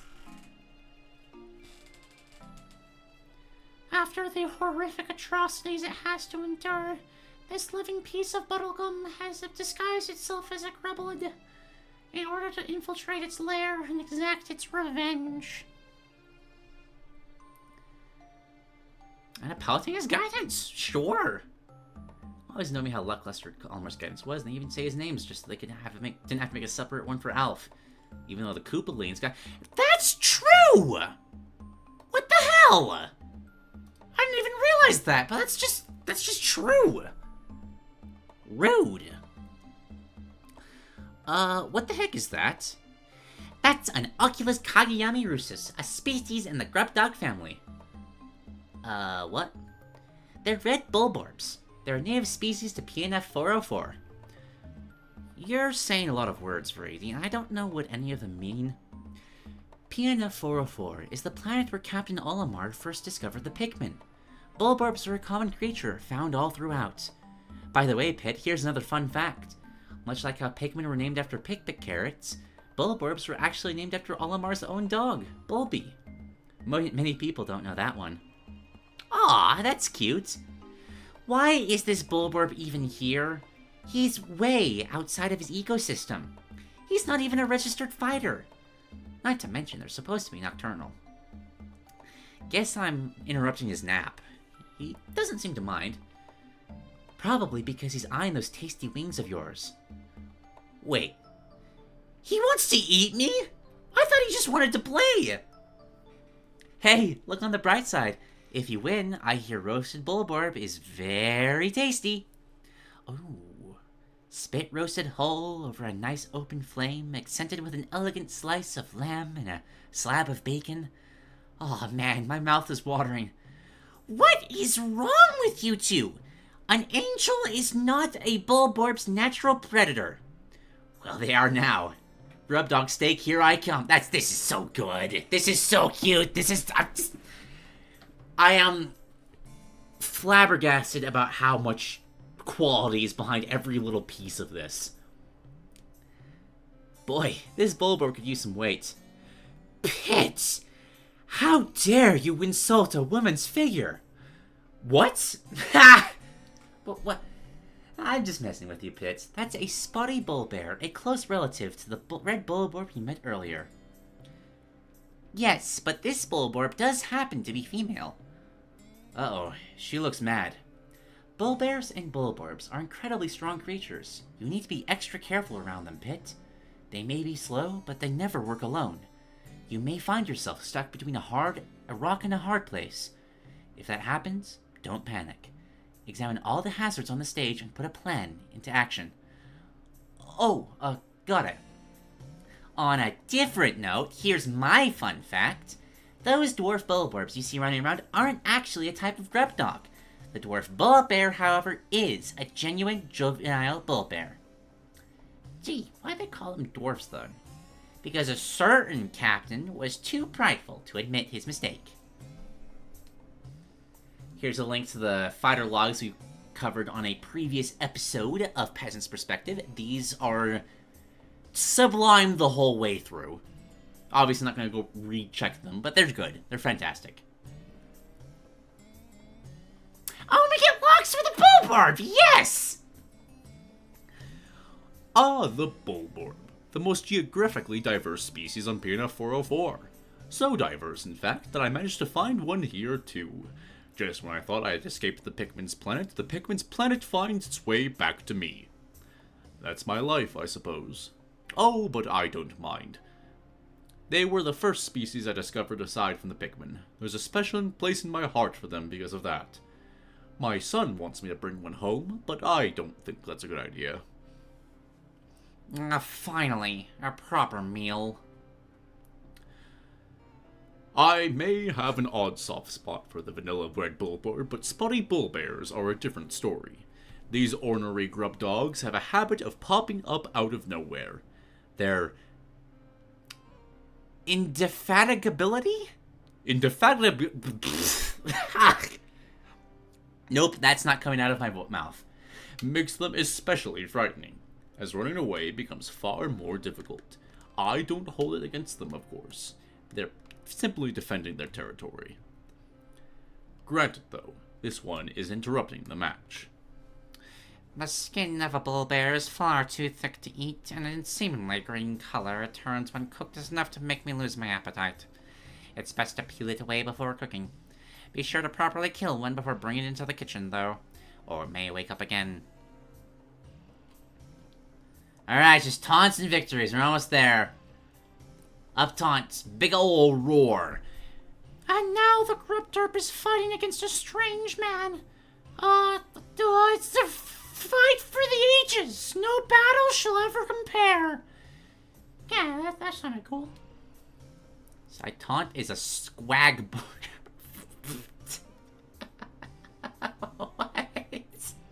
What?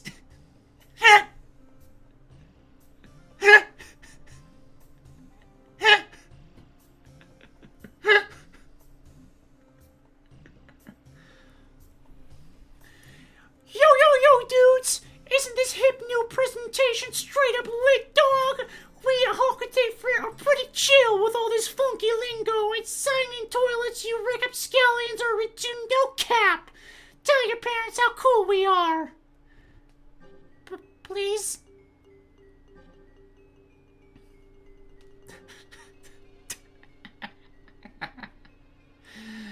Had a big stomp with both feet, being all real intimidating. Oh, how threatening. Somebody please stop the monster. And a dwarf bullbear also taunts along the bullbarb. He'll wail alongside the roar. He'll try to get the attention of the bullbarb when it puts on the sunglasses. And he'll try to look cool too when he stomps around. That's it. I'm done being scared of the Bing Derp. I'm going to show it who's boss. Get victory theme based on the Pikmin extinction, but a happy rendition of it. That's fantastic. Victory 1, top of the food chain.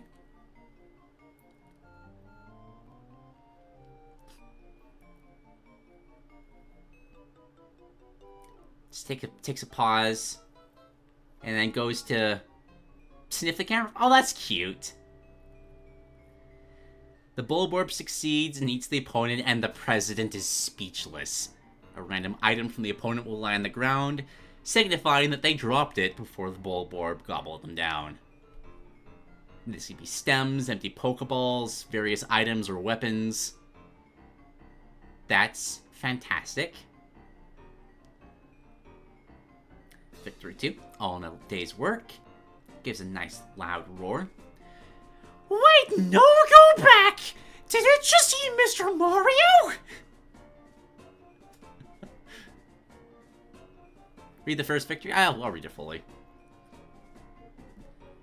Stems. Actually, it's pretty much the same thing. Hat or weapon, whatever's most iconic. Definitely some characters that'll be a little tricky for. Again, stems, Pokeballs. It's very shocking and pretty funny if it's Pikmin wonderfully. It'd also be funny if the opponent he eats just isn't there to clap. Just, the little window is just empty. In multiplayer battles, the opponent the bullbarb KO'd the most will be the one chosen. After the opponent items is off to the side. The Bulborb walks into view, licking his lips, very satisfied with his meal. Suddenly, he notices the player, looks straight at the camera in surprise. The camera pauses here. Once it unfreezes, the Bulborb gleefully runs straight towards the camera, stops, stares at the player uncomfortably close. He found his next meal. And then the third one. Oh, that's so horrible, but so good at the same time.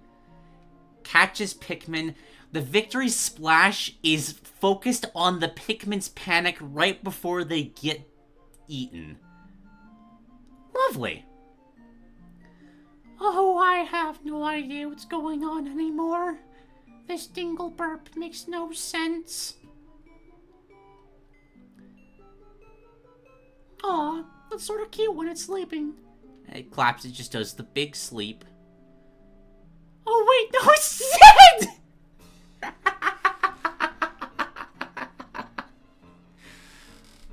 Oh my god, that's great. He actually just dies. Just dies. And with that, the Bulborb's moveset is complete. I just have one more quick thing to show off before I conclude. You know what? Good riddance. I can't believe, I like dingle hops very much. Also, a bread bug assist trophy, just because why not? Uses his mystical bread bug powers. He cannot be killed or pushed around. And he just waddles around. And that's it. That's great.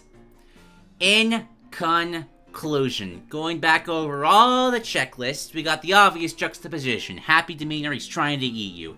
Mortality, corpses.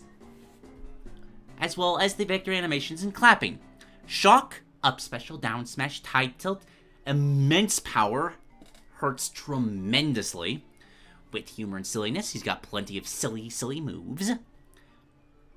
The cursed nature.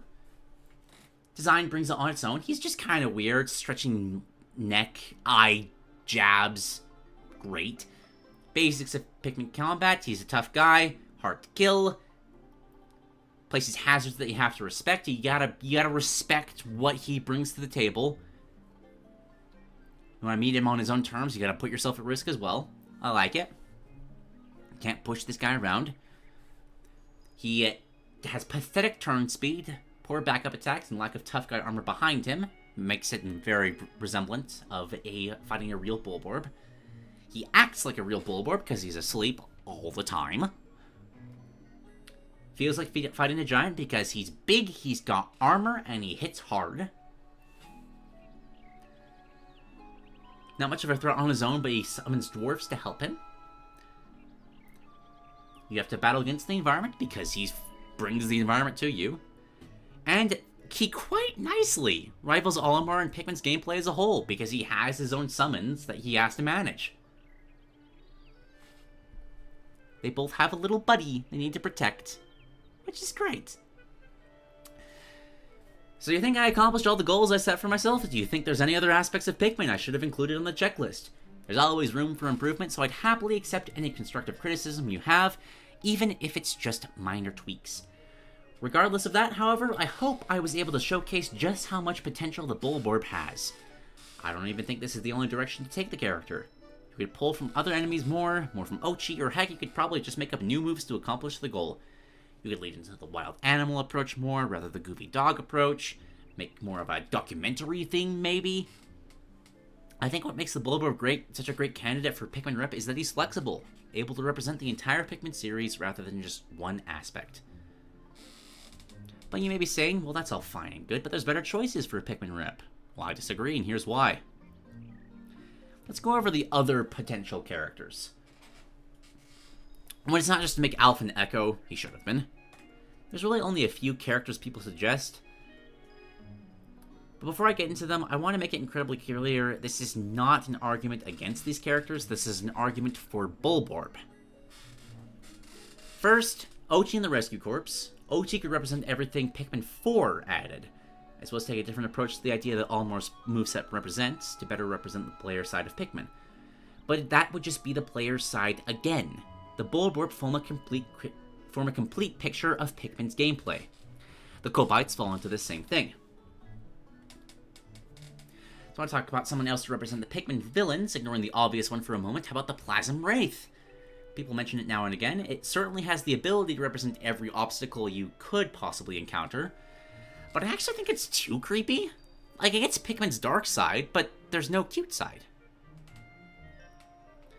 The cute side isn't a facade for the dark side. Both are equal real parts of the series. I struggle to imagine the Plasm Wraith being cute in a way that doesn't feel fake and unsettling. Then it's just not as recognizable. And of course, the king of bugs himself, Louie. Louie is the one I would choose if I can't choose the Bulborb. I'd prefer the Bulborb for a few small reasons. Louie can represent a lot of what the Bulborb can. Pikmin's juxtaposition, rivaling Olimar in Pikmin gameplay. But I don't think he'd do Pikmin combat, and especially the bosses, anywhere near as well as the Bulborb could. He's just too small. That tiny guy fighting giants aspect just wouldn't be there. Maybe he could summon a Bulborb, but then you're not fighting a Bulborb, you're avoiding one. And he wouldn't be able to do the whole fighting the environment theme as well. The Bulborb is a natural wild creature. Louie is wild, but not in the right way. But what could Louie bring to the table that Bulborb can't? His incredible character and more of Pikmin's gadgets and items, there's a good amount. But those feel more service to me, compared to the Bulborb representing the series core. Louie is a better rival to Olimar as a character, so if Smash had a story mode, as it should, I would choose Louie. But the Bulborb serves as a better rival to what Olimar represents, and thus encompasses more of the series' identity. I want the Bulborb in Smash because of his ability to represent the Pikmin as a series better than anyone else. The core and heart of the series, not just surface references. But maybe I'm just not thinking creatively enough. If anyone wants to have a healthy, polite debate about it, feel free to speak up. This is my opinion, so I know many people are going to disagree, and that's great. But just to reiterate, I would be overjoyed to have any of these characters, especially Louie. I think I forgot something. If you forgot, then it wasn't important. Yeah, you're right. Thank you so much for reading through this long document. I hope you enjoyed reading it as much as I enjoyed putting it together. Farewell, dear reader. I hope you all enjoyed my very insightful insights. Don't forget to buy the Pikmin Representation Restoration Program. Coming to store shelves on February 30th. This has been a huge passion project. I've loved stretching my writing and artistic skills to create not just a document, but a full-on presentation. I love Pikmin, and I have a huge passion to create things like it, which is what I hope to do in my future career. The way it so seamlessly combines opposites and yet the entire series feels cohesive and unique, it's truly a masterpiece of storytelling, and an example of how gameplay and story can boost each other in game design. I hope this moveset has represented that well. If you aren't a Pikmin fan, or know it only from Smash, I hope this document truly piqued your interest and got you to view the series in a new light. With all 4 games on the Switch, now is the perfect time to try it. If you want more info on the series, hit me up and I'll be honored to explain anything you want. I also, of course, hope I convince you to consider the Bulborb as a worthy candidate for Smash Bros. I don't think it's likely, but hey, who knows? Propagate the grub dog propaganda. Every day I boot up the game and the Bulborb isn't there is a day I question my purpose on this planet. Another quick thank you to Jason Lupus for the inspiration for the jab and Kagero throw. Got a lot of lovely things right here.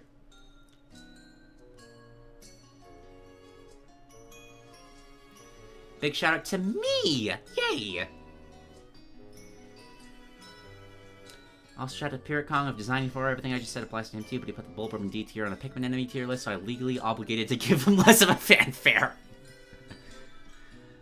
Thank you. And of course, it was Duke's Peasants Perspective series that inspired me to put this together. So hello, fellow peasants.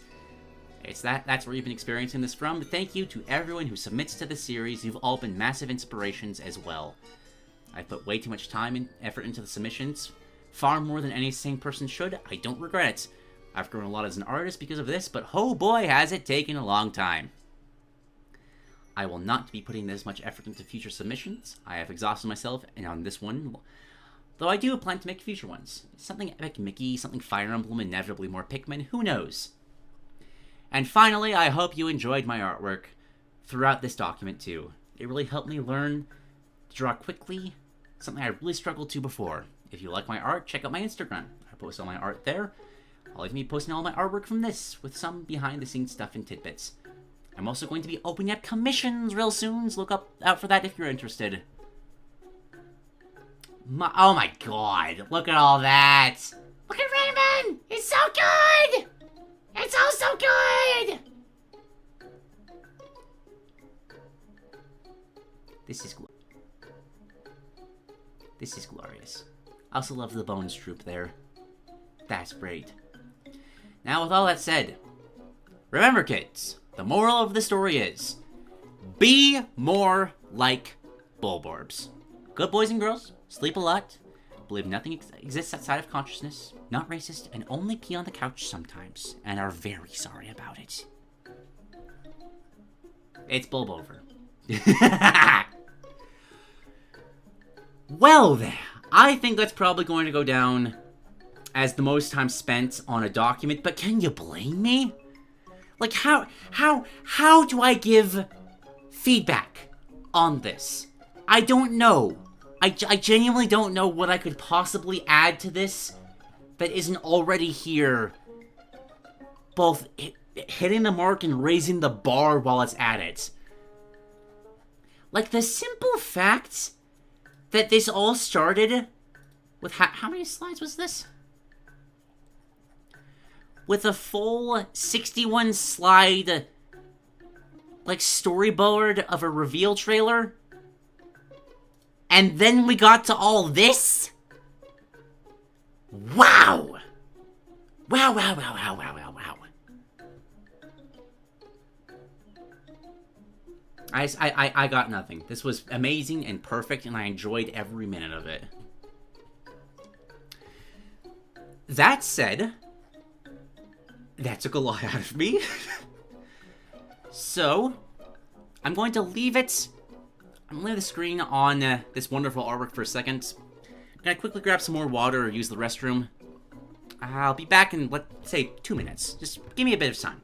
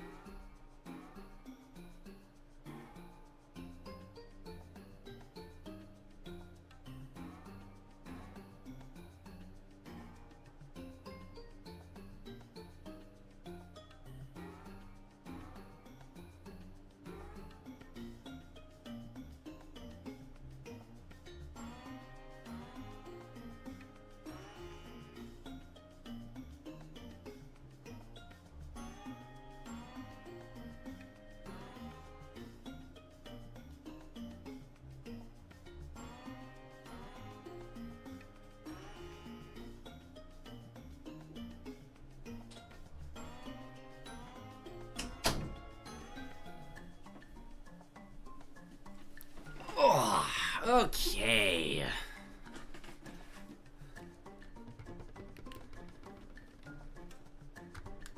Huh.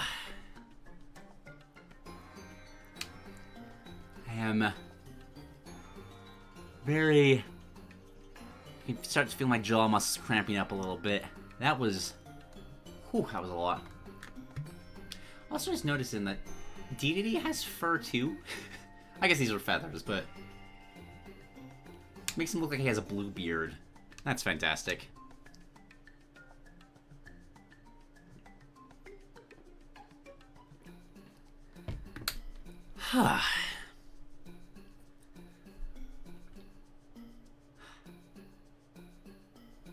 Best part of all this is that we still got 3 more to go. Join the praising bubble movement? I mean, obviously, though. Like, how... One of the histories, one of the most bubbles? Yeah, like, I keep... This is simply one of the best presentations that we've ever had. I don't think that's up for debate.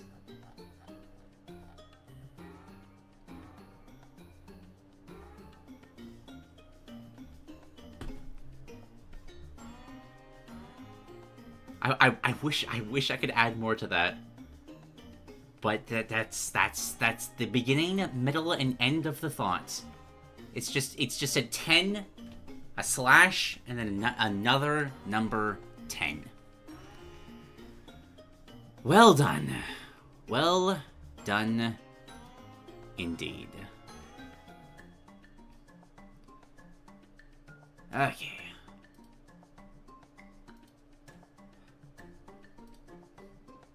Also kept like a consistent 30-ish viewers throughout the entirety of that. That's honestly the most impressive part about all of this. Not only was that amazing, Sandwich Bubbles, you kept people entertained throughout the entirety of that. That's impressive. That's hella impressive.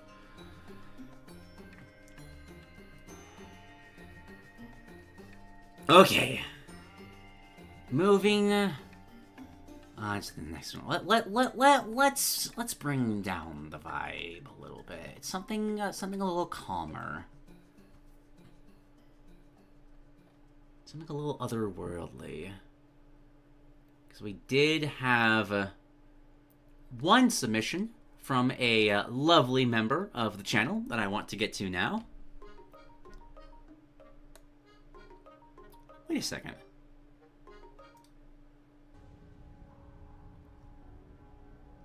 No way. Well, hold on. Before we get to any of this. 3X, did you make the music for this?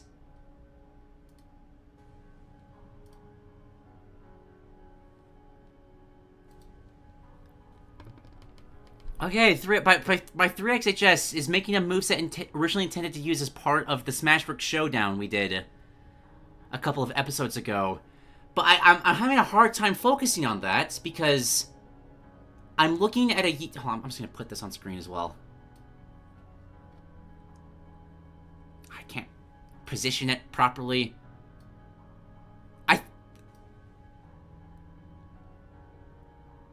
Did you make the music for this? That's awesome! That's so cool! God, this has been an episode and a half, hasn't it? Love it. Love it. Hold on, I'm moving around a couple of things. I gotta reposition everything. There.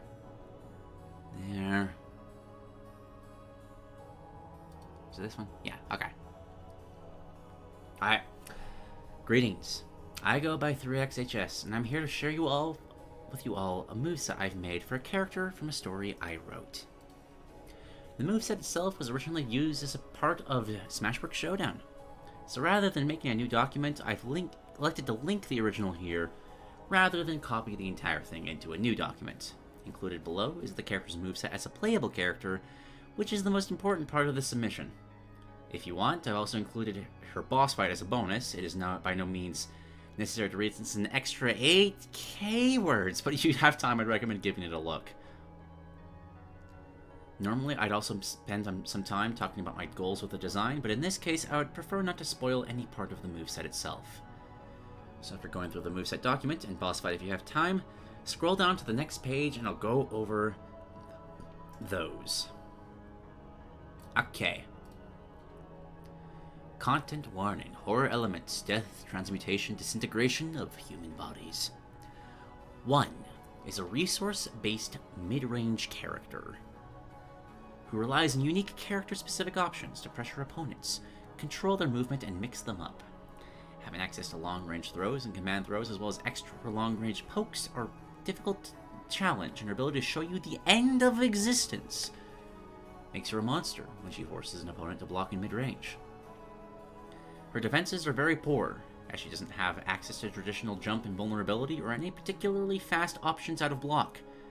Her standard movement is slow as well, though she has some unique tools that let her still engage effectively. As a whole, 1 makes for a difficult-to-learn, pressure-oriented zoner with some incredibly strong tools when used correctly. Oh, let me go back to this and share the initial document where everybody else... Strengths, range, forces opponents to deal with debuffs, stage manipulation, limits opponent movement options, mid-range lockdown, great throw range, meter options, and strong unique tools.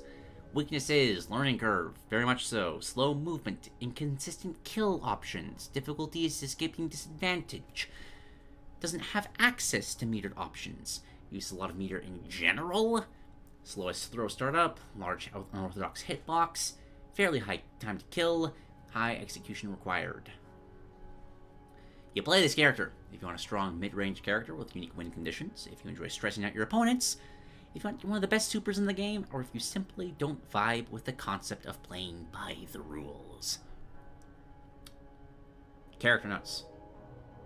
So. Oh, is this like what? Oh, yes! This is set up like... If anybody was been following the XCOM streams, 3XHS has been writing, like, character log diary-esque entries for his characters. And this is written in the same way. So, this is what you needed, right? Took me a bit to get it, but I managed to just transcribe one of the recordings. Unfortunately, the rig it was taken from stopped existing midway through me transcribing the record. Sorry about that, buddy. Open transcript. Rig model. 19. Hostile environment. Production number X401888N. Recording start. Greetings again. 1. I figure you know that I have some more questions for you. I had presumed as such. You know that I cannot give you the answers, do you not? That is something you can only find through your own searching. You've said that before, but from what I can tell, it really seems like this sort of thing is only going to affect humans. I'm not one, so realistically I should be. It is not something tied to humanity. It is simply a function of your consciousness.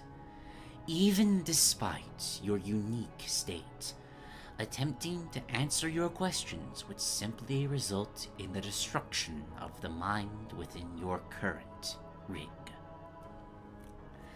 Give it a try anyways. What harm could it do? Especially considering that I just helped you with the case of your escape problem. It's only right to return the favor. Very well, Tenant.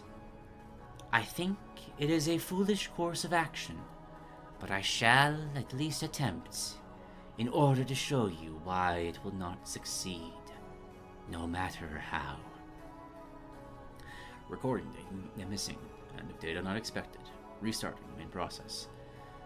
About as far as I got, unfortunately. I know it's not much, but you'll have to make it work.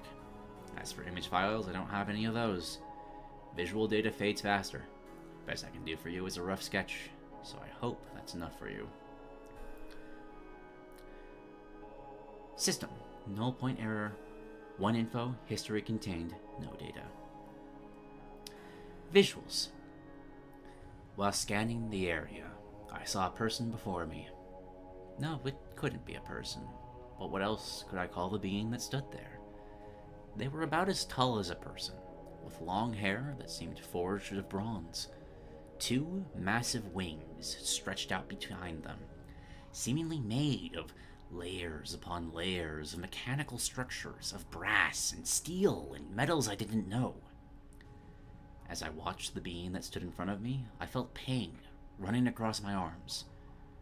But before I could look down, a voice echoed in my mind. You have made a grave mistake in choosing to meet with me. One's visual appearance should be similar to the above description. In-game, she lacks any sort of combat stance, simply standing on the field, moving around as if she's not walking, but barely floating above the ground. While in play, one should always be surrounded by an area of distortion, cracks in reality, thin metallic lines that form fractal-like patterns, and the growth of a patterned rust-like substance are all notable parts of this. This distortion will also be generated by certain attacks and moves, as described below. Additionally, the player should not ever be able to see her eyes. This is primarily so that it is much harder to empathize with the character. All of one's voice lines should have a significant amount of reverb on them, as if the voice was coming from a distant, faraway location. It wouldn't hurt to distort them a bit as well. Other than that, the voice should mostly just fit the character. As for sound effects, they should be fitting of what will exist in the moveset below. I think these are just quotes. Yes. I'm not going to read through these, I'm just clicking them quickly for curiosity. Alright. Crazy ass roster of Smashworks Showdown. Love it. Beautiful. And what's this? Oh, this is the a description of the ending of the final boss of Smashworks Showdown. I'm not going to read these. If people are curious, I'd highly recommend them. 3X is a great writer. But I do want to get to be able to still have two other ideas we gotta go to. So we'll move on for now. So long as one is on the field, every opposing character gains a small gauge in the other present called the Existentia gauge. This is a very important and fundamental mechanic to playing one, as depleting enemy Existentia is essentially her win condition. As an opponent's Existentia is depleted, they will visually show the damage they're taking as their surrounding is as they are surrounded by distorted space and cracks in reality. When it's very low, they'll sometimes even be covered in a rust-like substance as distortion grows. All of one's attacks reduce the enemy's Existentia by varying amounts, although the amount is move-dependent. Additionally, the enemy's Existentia is depleted passively by being anywhere near one or her constructs, as even being close to her simulacra starts to overwrite their existence. This effect also applies for allied players in team matches, as well as for one's constructs when the player tags out one for another character, though in both cases the Existentia damage dealt by any source is reduced to 1/4. As they lose this effect, they'll receive various debuffs as shown below. Eventually, they'll lose access to their metered options as shown in the lockout column. So obviously, lots of numbers. General sense is that you slowly lose yourself, the less of a grasp on existence that you hold. Notably, these debuffs also apply to allies and tag partners. Despite one's incredible stage control and strong assist, players will have to be careful in dealing with the character, even if she's on their side. Characters also take damage over time to their present as Existentia decreases, scaling with how low it is. This isn't specifically important for one, however it means that damage dealt by one can result in percent damage to help tag partners and other players. When enemies are at 0 Existentia, they are vulnerable to being instantly killed by certain attacks. This is why depleting Existentia is so important for one, as those instant kills are her most reliable and consistent way of landing kills. Successfully, I don't know what a 1K is unfortunately, will deplete 2 stocks of data from one, as explained later. There are only 2 ways to regain Existentia. After a couple of seconds, it will start to recover gradually. Also, dealing damage to one will recover Existentia. though this isn't strictly recommended due to the fact that the player will still remain in the aura that depletes it over time. While tagged out, a character's existential will not recover. She also has data as a resource. As she gains stocks of it, she'll improve certain moves of hers, changing properties or adding follow-ups. Data is expended upon landing an instant kill or using super, both of which will generally require some data to begin with. This is gained slowly by depleting enemy existentia, though one can reliably increase it with certain attacks. One can hold a maximum of 6 stocks of data at any given time. Data persists between stocks, though its expenditure makes it a tad difficult to use reliably. The opponent can see increases in data visually as the area around one becomes distorted, metallic trails and fractal-like cracks in reality appearing around her and on the stage near her. She does not have metered options. No universal guard crush or super jump, and only a single 4-bar super. In return, she can hold the metered button while performing any attack to get a unique metered version of every attack. Costs will vary depending on the move. Oh, right, I thought it was a 1, but IK instant kill. That makes sense, that makes sense. Thank you for the clarification. Constructs. One has a number of ways you can alter the stage. Enemies near these constructs will take existential damage as if they were near one, although the aura of them is significantly smaller, and they do not stack with each other. You only have 3 of these constructs in play at once. One's dodges take the form of teleports, where she warps space around her and reappears in another location. They have their ups and downs compared to traditional dodges. All of them are fully invulnerable until she reappears, as opposed to the partial invuln of most characters. However, they don't travel nearly as far, and have more recovery to them. Additionally, since they are teleports, air dodges do not carry momentum as they move into the ground, meaning that they can't be used for wave dashing. All of one's attacks deal fixed knockback, not scaling remotely with percentage. This means she has to rely on existentia instant kills or specific edge guarding situations for her kills. One's throws are by far the slowest in the game, not remotely her fastest attack. They aren't useful to retake her turn in presence. However, in return, they have massive hit boxes, allowing players to lock down and mix up opponents very easily. Rather than a respawn platform, one immediately respawns on the stage with no warning and no invuln. The player can hold directions to influence the respawn location. That's so fun! That's such a small thing, but I'd love to see that in any platform fighter game. Just an instant teleport behind you. Surprise, I'm back! One's jumps don't have any invincibility on startup, but she has a minimal jump squat to make up for this. By jumping when the character hits the ground, players can jump as soon as they hit the ground to cancel their landing lag. Cool. Kara cancel dodge. One can perform normals and specials with very specific timings during her ground dodges, canceling the recovery into an attack. The window is approximately 2 frames, being at the exact time she reappears. For a character with very poor mobility, like 1, Kara dodge is a high execution but very rewarding way of repositioning, especially due to the existing invuln on dodging. Gavin says this music reminds me of Zelda dungeon music. It does, though! Got some, like, Temple of Time, cross, like, Fire Temple vibes. I really like it. One has 4 bars of meters instead of 3. Granted, she needs 4 to actually use her singular super, but still, if she tags out, the extra bar of meter is stored until she tags back in, even if the player spends meter with the other characters.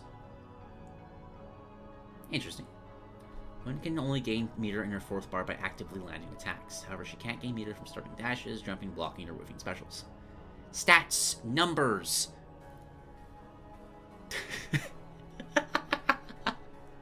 Hang on. We got the best stats ever. Damage is the square root of -1 over 10. That's great. Love that. An eye out of 10. We delving into imaginary numbers here, guys. Alright, ground normals.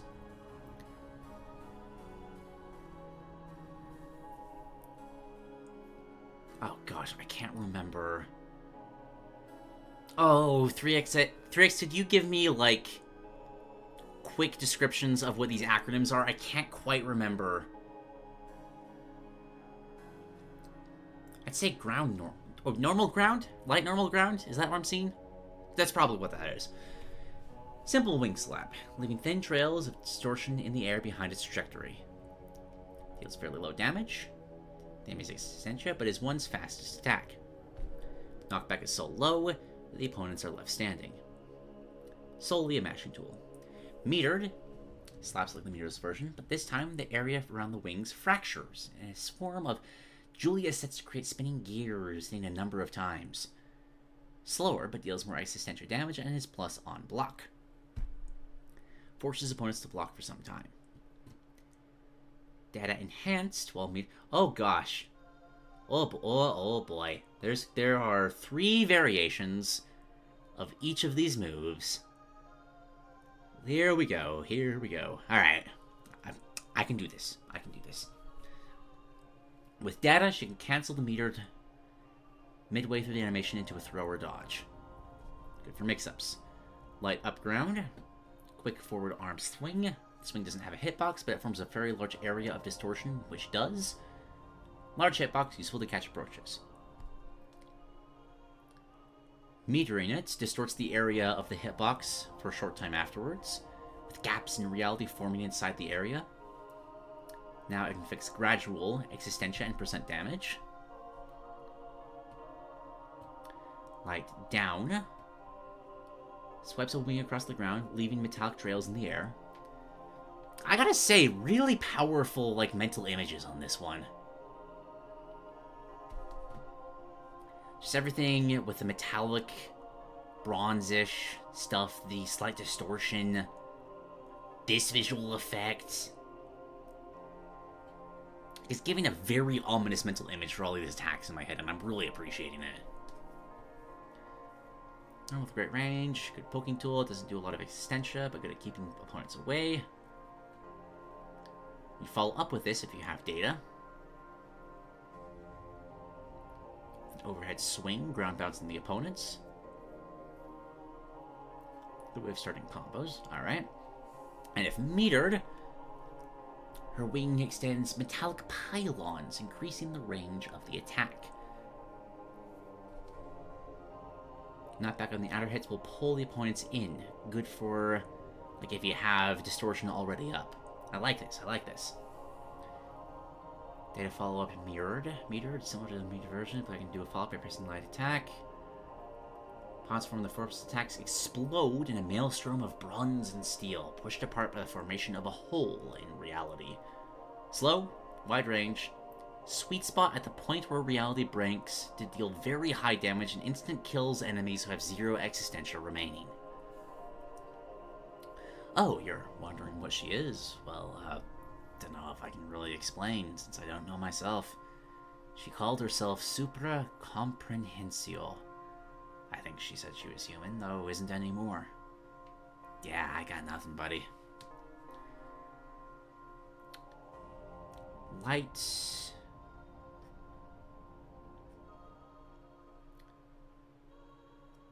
Side ground? Side ground. One flaps both wings sport simultaneously, with red rust-like trails following the wings. A great compliment to light down ground. This normal is much more likely to hit short jumps. When metered, the rust trails are larger, forming lightning-like patterns in the air around them. Opponents hit by this take significant existentia, on par with a heavy attack. Also inflicts a unique debuff. On the next hit they take that launches them, the enemy will not actually move, instead remaining stuck in place while the launch animation plays. That's sick, though! Oh, that's cool! Let's keep them in and keep comboing. Heavy neutral ground. Waves a hand in front of her as if dismissing someone. Off a range, slow startup, but massive existential damage. Also, one's only instant kill that can be performed without meter or data, making it useful in these situations. Oh jeez. Okay. The metered version is significantly faster and has a much better hitbox, in exchange for costing a half meter. Deals even better damage than meterless. If the attack is an instant kill, the enemy is put into a long crumple animation as they... That place again. I see the gears in the distance, try not to focus too much on them.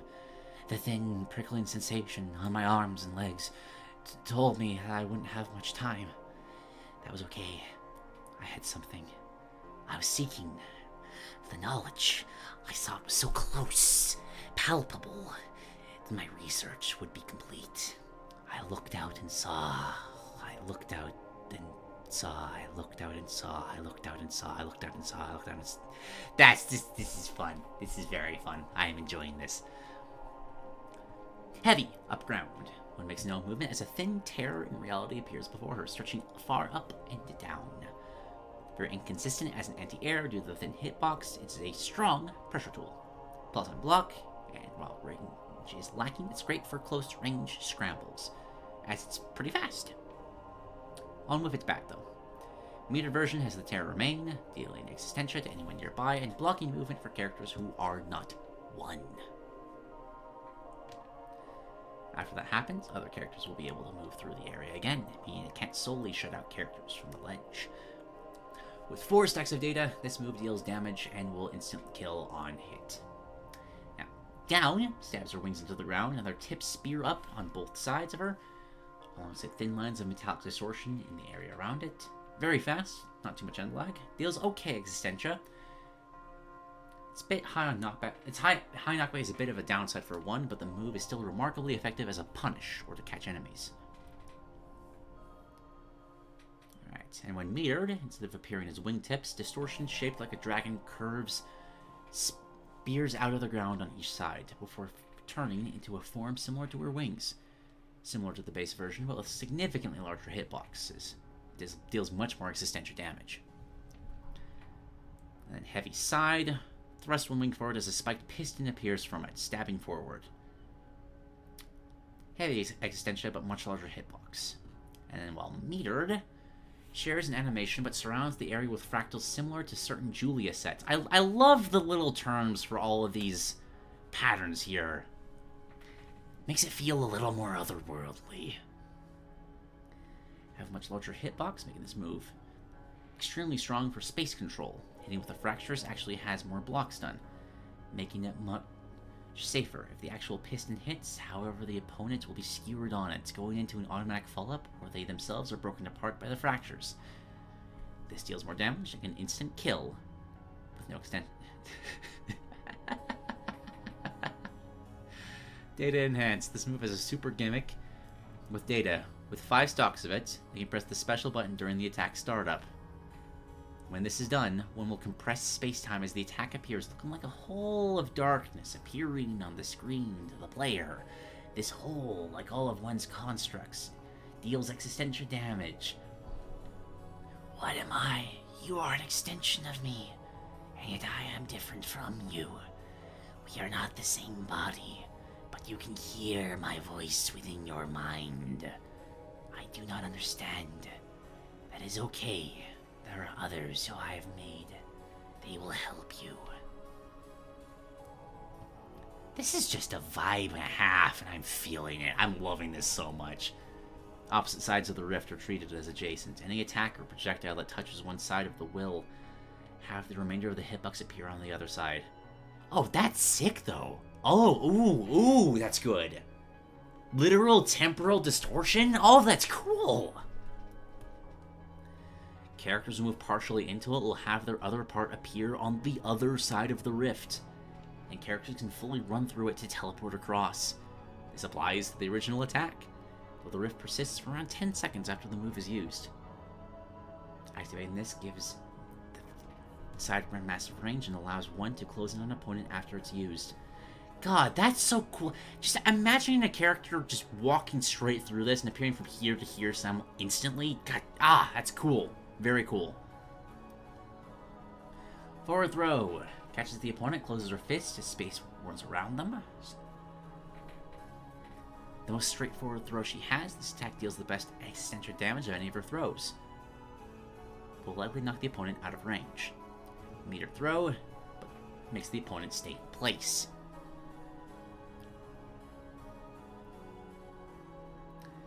Data follow up, you can press the heavy button that will deal more damage and knock the opponent down.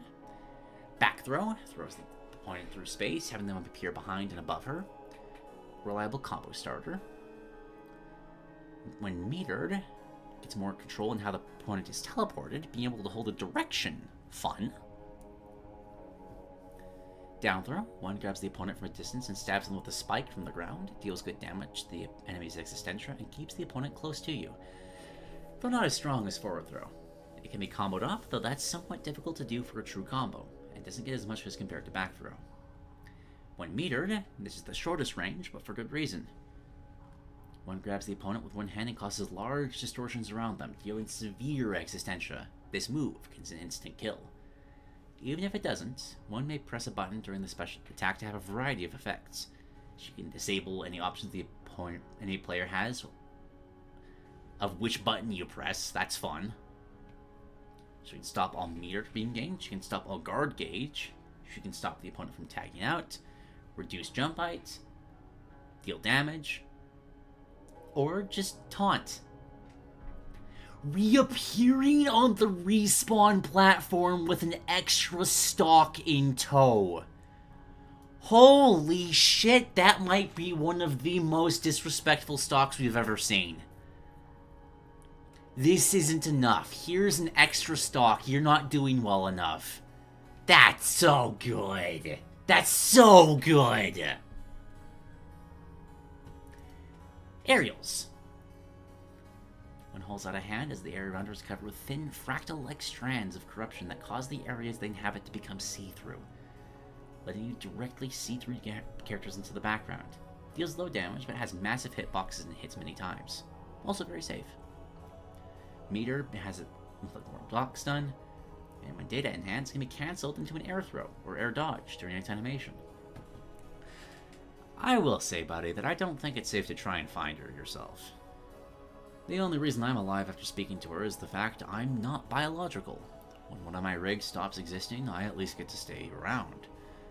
I've seen what happens to biological people who try to talk to her, and, well, let's just say it gets really fucking dark. Don't want to see that again. A bear. Flaps one wing above, forming a large arc as it is trailed by thin lines of rust. Good way for catching an opponent, but is pretty slow. Metered. Causes her wings to activate, forming also what almost looks like a claw. The spires look more like a 3D version of a snowflake fractal.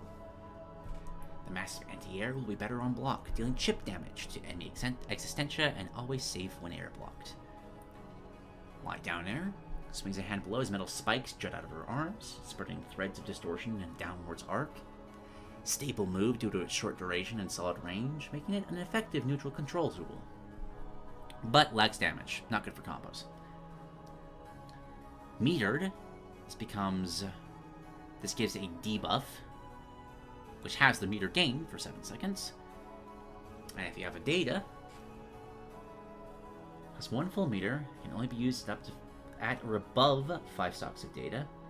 As lines of corruption hit the opponent, one simply closes her other fist. As she does, the opponent vanishes for a moment, taking massive existential damage as they... On that day, I found myself looking into the darkness. I asked myself to stop, but I refused. Was it even darkness? The thing within spoke to me. It had what I desired, even if I told myself it didn't matter. So I sought it out. I found it, and left myself behind to become something new. Experience something their minds cannot process. Landing this attack will drain the opponent's meter for approximately 1/4 of their bar, and instant kill them at 0 existentia. Very strong follow-up. Guaranteed if the meter light air is landed. Light side air spins with her wings, dealing damage in a wide area. Hits on both sides, fairly safe on block. Deals okay existentia. Metered. Similar, but ends with a wing flap that covers each side. Doesn't deal much damage, but great at depleting the guard gauge. Also a good combo filler. and its distortion similar to this. Enhance with data. You can hold it to air stall. Cool. Heavy neutral air. One closes a fist, forming a large bubble of distorted space. Opponents who pass into the bubble take severe damage to their existentia, though opponents who are already within it are perfectly safe. The attack is very slow to start up and rather telegraphed, but it has minimal recovery. Also does not deal hit stun, and will deal existentia regardless of if the opponent is blocking or not. Interesting. So if you're inside of it, you're fine, but if you're outside of it, well, if you pass through it, rather, that's when things get bad. Data follow-up. You can press heavy during the time the bubble exists to have one follow-up, summoning a series of planet gears that look like certain Julia sets. This is a wide-range multi-hit. Range and hitboxes are strange, but if it hits, it pulls the opponents in and deals a good amount of existentia. Good for combos. Metered warps the entire area around one. More startup, less active. In return, it's an actual attack, actually dealing hit stun alongside its existentia, though it loses the silly unguardable properties. Unsafe and block. You can follow this up as well. Like the unmetered version, the player can press heavy during the attack to get this follow-up. Different appearance, just with a similar effect. Wider hitbox is mainly to keep one safe from a blocked metered heavy. Pop doesn't actually cost extra meters, so this can be used whenever the player wants. Heavy flaps both wings upward, causing a large burst of distortion. Not an effective anti-air on reaction due to its slow speed. Instead, it's best used to preempt and catch enemies who try to escape a combo, or as a combo ender in itself. Deals decent damage, but is usually used due to being advantageous on hit and air block, permitting further mix-ups. It also hurts. Why does it hurt? I look down at my left hand and then through it to the sheets of the bed I'm in right now. Right. I made a deal with her, and I paid my price. My right arm hurts, like it did back in that place. I barely managed to elevate my gaze and see a person. Is that the person I know? No, it's not. It just looks like her, but it's not. I feel woozy.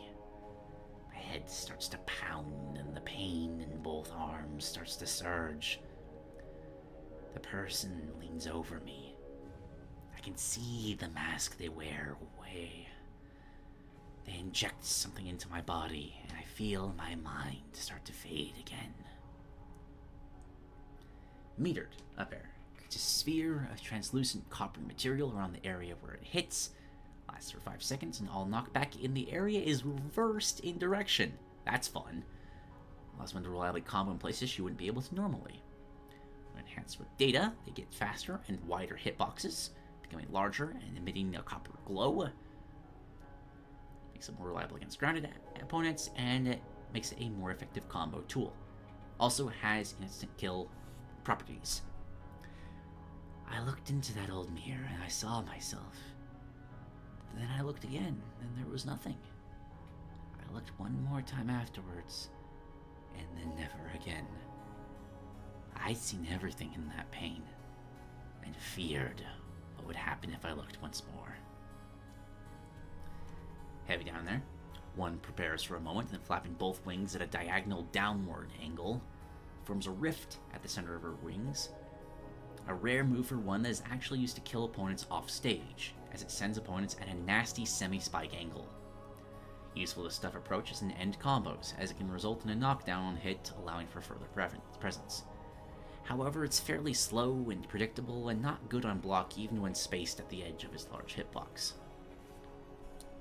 I was wondering why you wanted all this information anyways.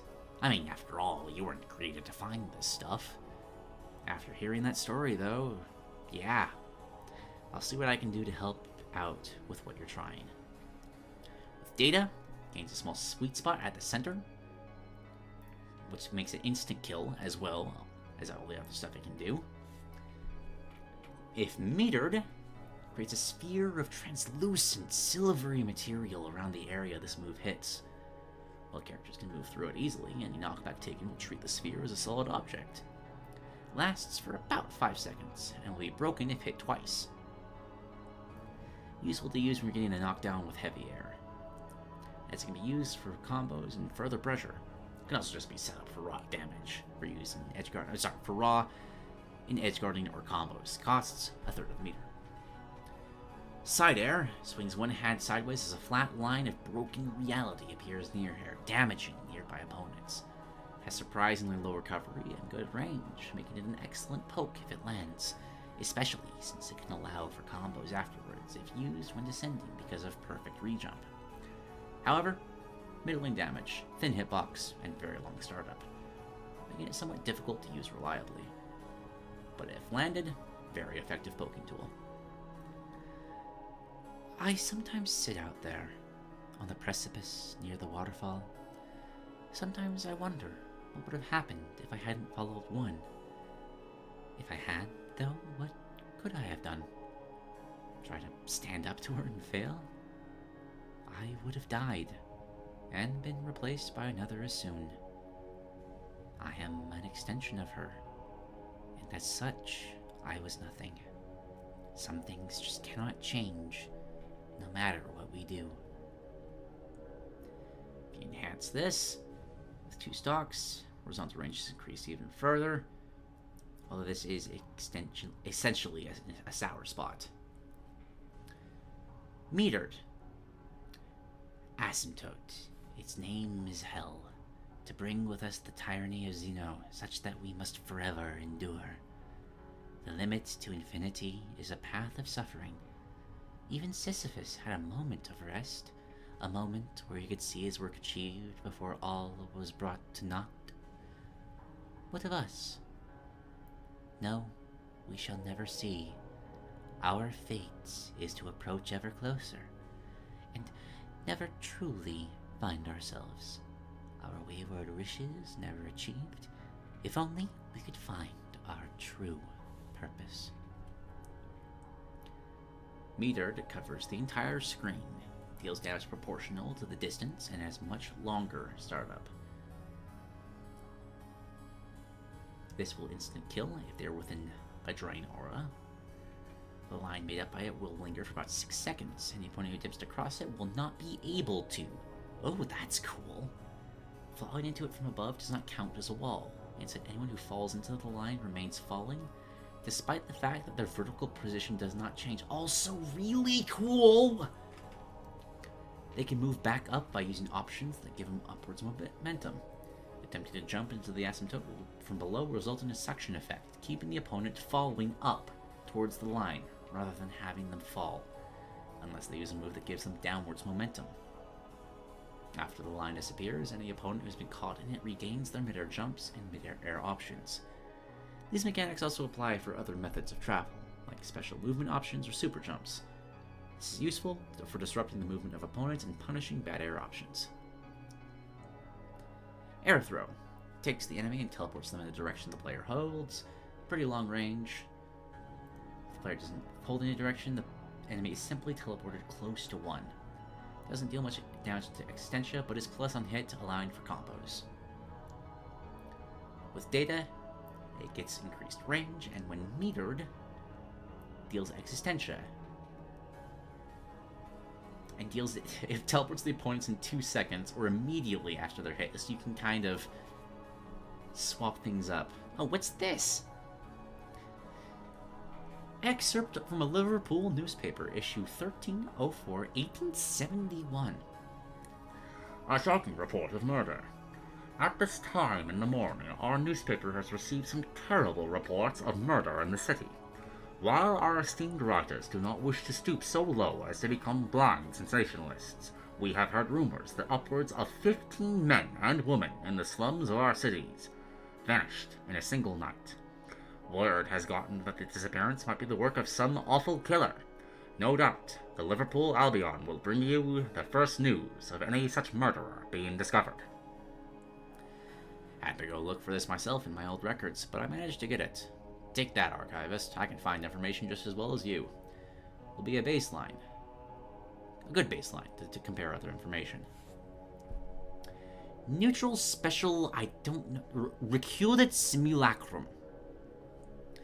Upon being used, one's body collapses to the ground, her skin starting to diffuse into fractals as the body stops existing. Soon after, another simulacrum appears in another location.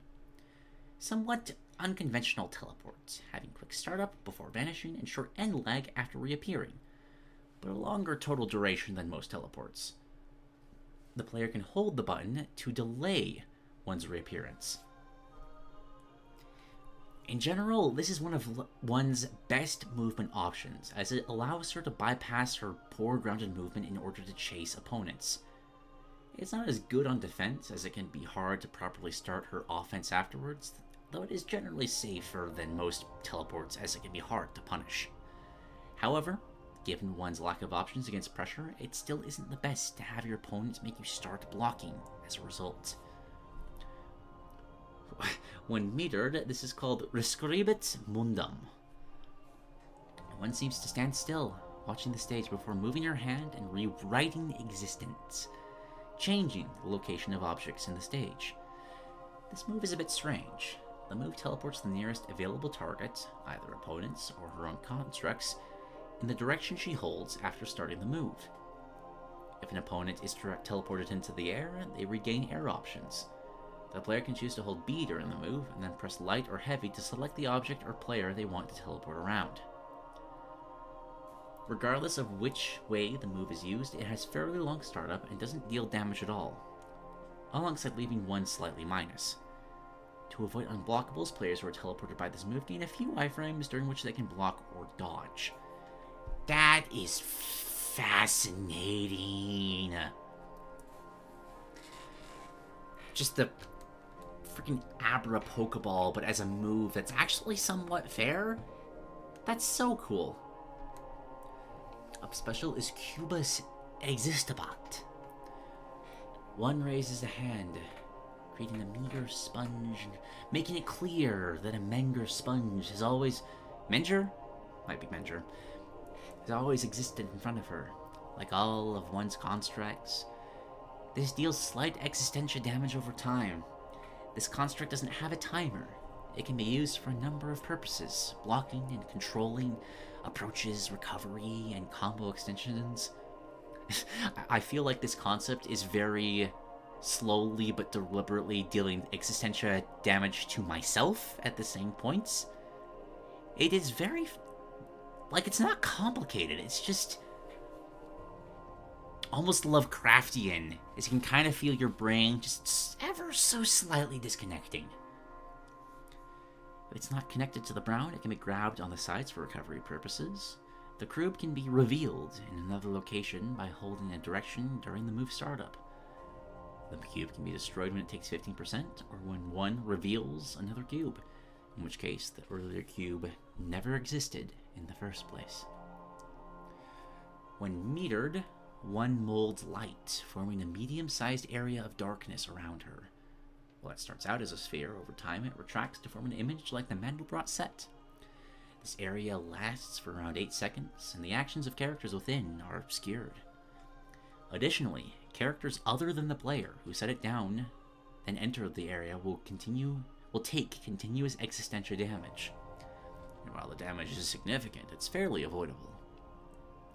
This move is primarily useful for its capability to hide one's mix-ups, forcing the opponent to try to avoid them. It's also useful for its area denial capabilities. However, the actual activating animation is fairly long, so opposing players will have a chance to try and capitalize on it. Down special, Redirectum. Forms a small point of warp space in front of her.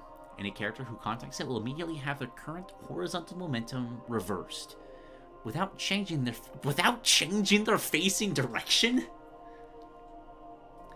Unlike much of one's other specials, the point's placement location cannot be changed by holding a direction, though it may still be relocated with Rescribit Mundum.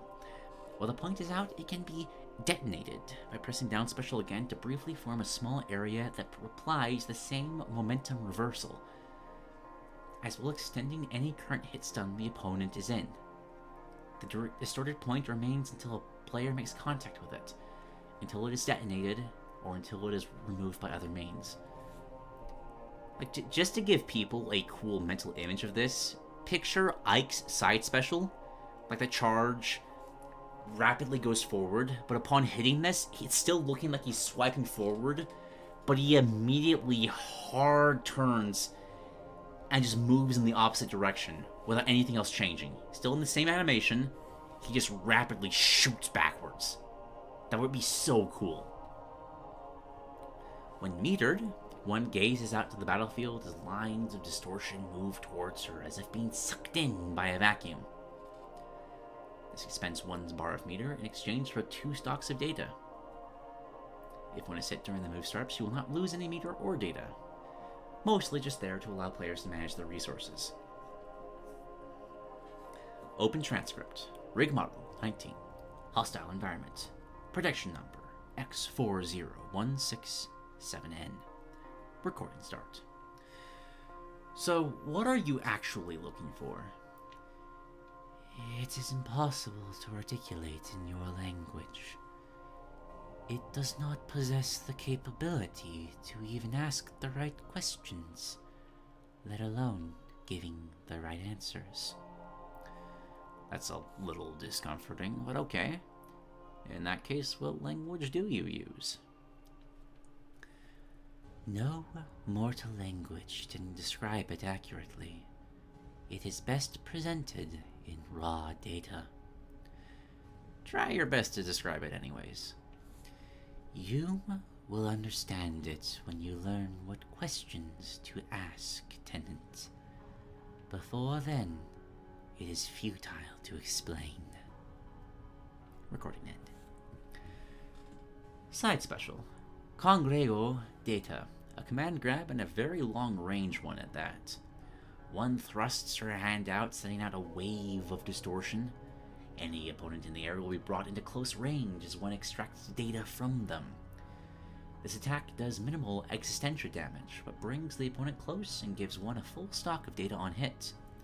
It's a key part of one's game plan, as having reliable methods to build data lets her use some of her stronger tools earlier. However, it's not particularly fast and has pretty long recovery, so it can be risky to use if not used correctly. Drink, she said, and so we did.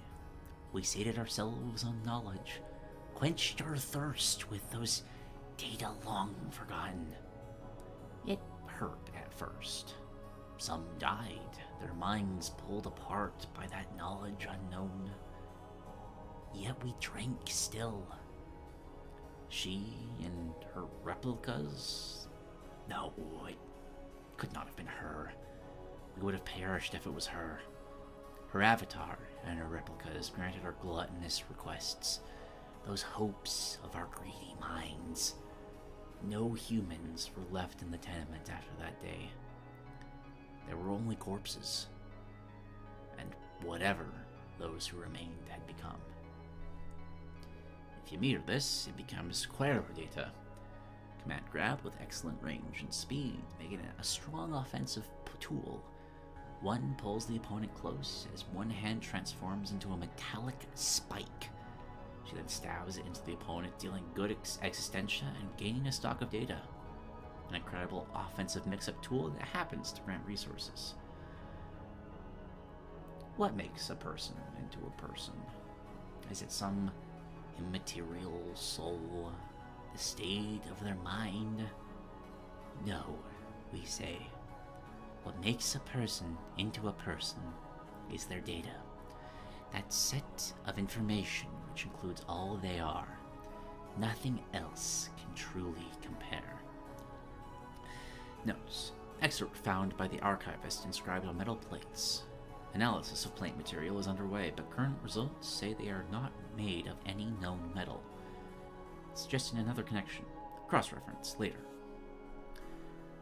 Guard special is the Osito Simulacrum, a counter of sorts. Pressing the special will cause one to drop her block for a few seconds. If any attack hits one during this time, she will appear to take the damage and be knocked back significantly. Before the simulacrum fades, her percent returns to pre-hit values, and she appears in another location. The player can hold a direction during this counter to determine where they will appear. This counter has a very long active duration, but also a very long recovery period. Players should be careful when using it. I died on that day. I watched myself die, and yet I still stood there after. Was that thing me? Or was it just the thing I thought I was? And when metered, it becomes utor aeternitum. One holds out a hand as the area around her starts to distort. When the button is held, one will gradually gain meter and deplete data. The amount of meter gained and the amount of data lost will vary depending on a number of factors, including current data, current meter, percentages and stocks of both characters, and the distance to the opponent. The hard rule, however, is that one can't gain any of her fourth bar of meter using this move, mostly to make the super require more of a commitment. Her assist is Rescribit Mundum, appears near the player, teleporting them quickly to any direction held during the assist call. This increases the player's extension and does not restore air options. However, it also doesn't interrupt their current attacks, allowing for exceptional combo potential. The uptaunt, one brings a hand to her chin, saying, "Your efforts are admirable, but ultimately in vain."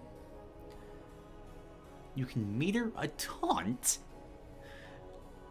Fun, but after speaking, she'll gesture briefly, and the opponent's display suddenly reappears as if they have no stocks remaining. The display returns to normal after a second or so. God, that's such a good taunt, though. Oh, that's so good. Down taunt looks at the opponent and says, "My apologies for that." Same as the down taunt, but after speaking, she gestures, and any opponents in the middle of respawning are automatically respawned on the stage with full... These are such good taunts, though! Oh, you're directly fucking with the enemy player and making it so that, like, they have extra benefits, where you're just kind of messing with their ability to, like, view knowledge, and just, oh, that's so good! And then the side taunt, one simply says, "How intriguing. I'll have to collect more data." Metered, same as the side taunt, but in a single player match, one will immediately reset the opponent's percent to 0.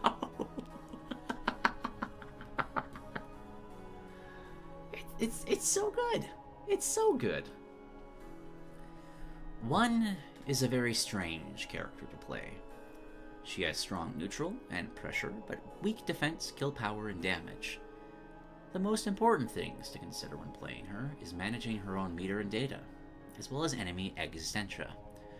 One's meter is key to much of her game plan, as it's important for her ability to get kills, control space, engage in neutral, pretty much everything necessary to play the game. One's data, meanwhile, is an important secondary goal to consider, as its improvements can drastically change how certain moves are used, often creating major improvements to them that make one more effective overall. As for enemy existentia, it's important to try and prevent enemies from recovering it, as if they recover their existentia, it makes it much harder for you to actually land kills.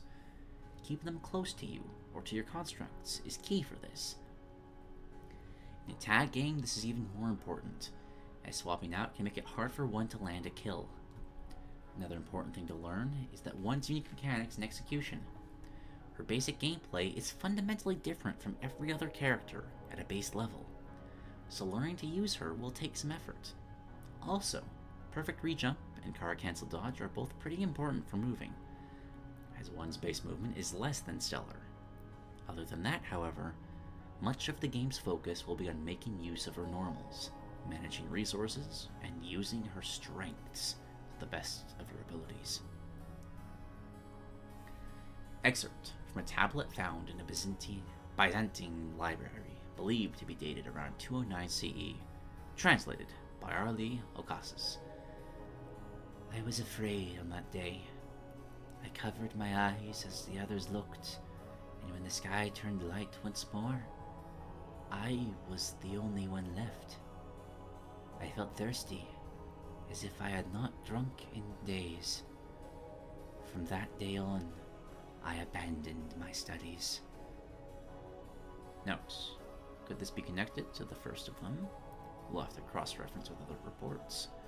Unfortunately, the tablet has degraded to the degree that the context is difficult. Maybe convince the archivist to try for better samples in the future. One has very strong neutral tools, though they tend to be somewhat slow. There are two main tactics in neutral: poking at enemies and denying movement. The former tactic will typically use options like light down ground, light side ground, light neutral air, light down air, light side air, all of which are useful and fairly safe when spaced, allowing the player to easily poke at opponents with impunity. If the player wants to engage more aggressively, they can use tools like heavy down ground, heavy side ground, metered heavy nair, and heavy sair, which are more punishable, but grant better reward on hit and have longer range. All of these are very effective methods of engagement. As for denying movement, one has a number of tools that let her control space and force opponents to move carefully. Her earlier pokes can assist in this, but she has both soft and hard methods of forcing opponents to move differently. Moves like metered light, up ground, heavy nair, metered heavy up and down nair, and metered up special all provide various methods of soft control, forcing enemies to avoid areas or face potential risks. Meanwhile, options like metered heavy up ground, metered heavy sair, and up special can all be used to fully block movement. Special attention should also be paid to metered neutral special, as it allows one to teleport opponents and methods of stage control around to her will. Combining these neutral tools with their pokes, opposing players have to navigate a shifting maze of places they can and can't go, as if they were trying to find their way through those ever-changing marble corridors we once walked through ourselves. One's main issue in neutral is the inability to control areas outside of her direct region of influence. Slow movement means that engaging zoners can be difficult, though she has tools to mitigate this, primarily dodges and neutral special. One does have an additional ace in the hole when it comes to this. Metered guard special allows one to gain meter over time, meaning opponents have to engage, as any sane enemy does not want one to gain meter. Her neutral pokes and area denial all allow her to slowly get a meter advantage, letting her get more out of meter normals and specials, or even potentially use it. Your opponents do not want that, and thus they have to try and engage. On the offense, her pressure and mix-ups are incredibly strong. The fact she simply does chip damage to enemies nearby, regardless of if they're blocking or not, forces players into stressful situations where they'll want to try and retake control, simply to recover the damage they've taken. They'll be more reckless, and thus much easier to punish. One relies on a lot of large hitboxes and frame trap options, as well as her pokes mentioned above. She can also use her area denier tools to prevent escapes. When she has someone blocking, she has a few options. She can obviously continue pressure with her pokes or lock enemies in with setup and area denial tools. She also has heavy nair as an option, a slow attack that has no hit stun but deals damage regardless of if the opponent is blocking and can be made safe via its follow-up. However, her best options here are her grabs. Forward throw, down throw, back throw, and air throw all have their uses, but their massive range and strong punish capabilities force opponents to guess when they're blocking, even if one is far away. This can also be applied to side special, which is a great mix-up tool that grants resources, and the metered version has even more reward on hit. Earlier that day, I entered into the Abbey, hoping to find some solace in the gentle presence of Father Thomas. He was not in the common area of the church, though I asked one of the sisters, and she promptly told me that the elderly cleric was in the back, tending to the collection. I made my way to him at once. Though the man's face showed signs of its age, he still carried that same smile with which he had greeted me when I was a lad. Oh, Harkin, what brings you here today? Thomas sat beside the ledger in which he wrote, and returned his pen to its home in the inkwell with the same gentle caution which his face implied. Just some business. I made a motion to sit down in one of the chairs. But let us not speak of such dour things when we've not met in months. How have you been, father? The man smiled. I fear little has changed in the Abbey. As you can see, I still work on completing our ledgers, and much of the others are in a similar state. I am certain your usual adventures are far more fascinating. Tell me, how fares Mirelle? I think of my fiancée, likely writing to her siblings in France at the moment. Oh, how I wish I could be with her now. Alas, my work takes me far away from her too often. She has been seized with a great worry on hearing the news of the uprising in Paris. She writes to her sisters almost daily, and her brothers every other day, to make sure they are all fed and healthy. However, she awaits the wedding in June with such fervor that I sometimes wonder whether she or I is more excited. Father Thomas smiles. That is good news, at least. You entered this room with such a terrible expression, though. Whatever work are you doing that is so grim as to cause this face? I'm looking into some rumors in one of the other rookeries. Rumors say 15 men have gone missing. I thought that if no one else would look, then I must. After all, I'd lived in those slums myself so many years ago, and the constables had no desire to find the reason so many Irishmen had vanished. Presuming, of course, that they weren't themselves the cause. Father Thomas nodded and said, I'm afraid I have little to share, Harkin. I have not heard much of these disappearances. Much of my time is spent in the archives or tending to the sick. Of course, Father, I said. I simply thought it may be prudent to ask. After some more conversation, I left for the day, feeling rather unfulfilled in my search. I shall continue tomorrow morning, but I must rest now. Muriel wishes I do not strain my health unduly. Gosh, the constant just back and forth is adding so much, just going from lore to moveset so seamlessly. It's fucking with my head, man. Very good way it's intended to, but still fucking with my head. Defense is one's main issue as a character. She lacks a lot of typical tools useful for defense. Her throws are the slowest in the game, her normals are also slow, and she lacks invulnerability on jump startup.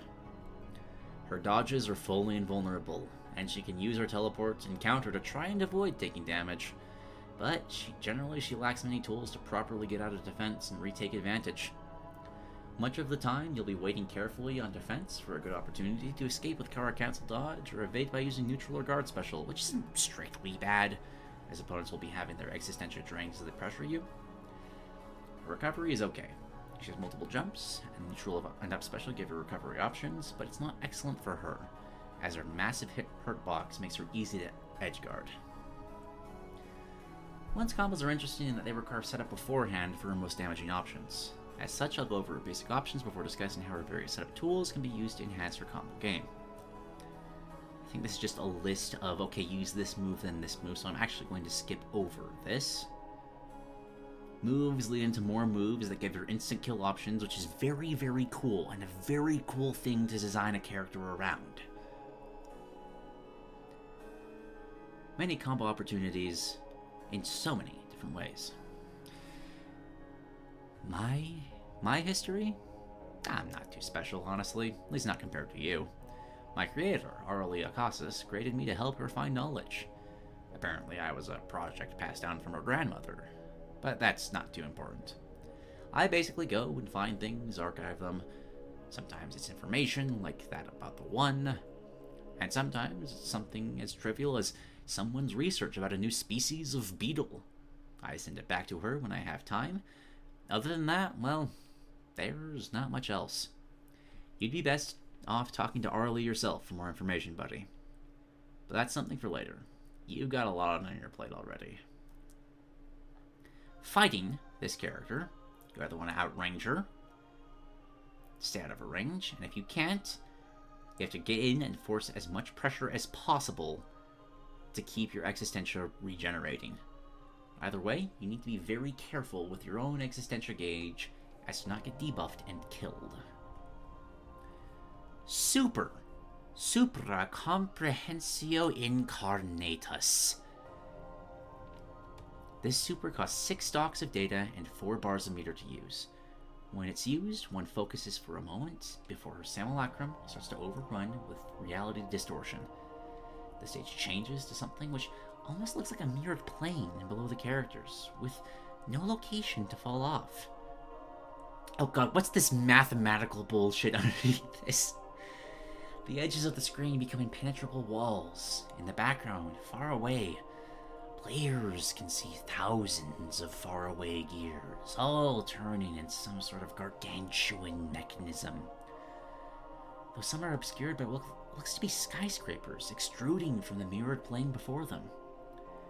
When this happens, all players have their minimum existentia uncapped from 0 to -100.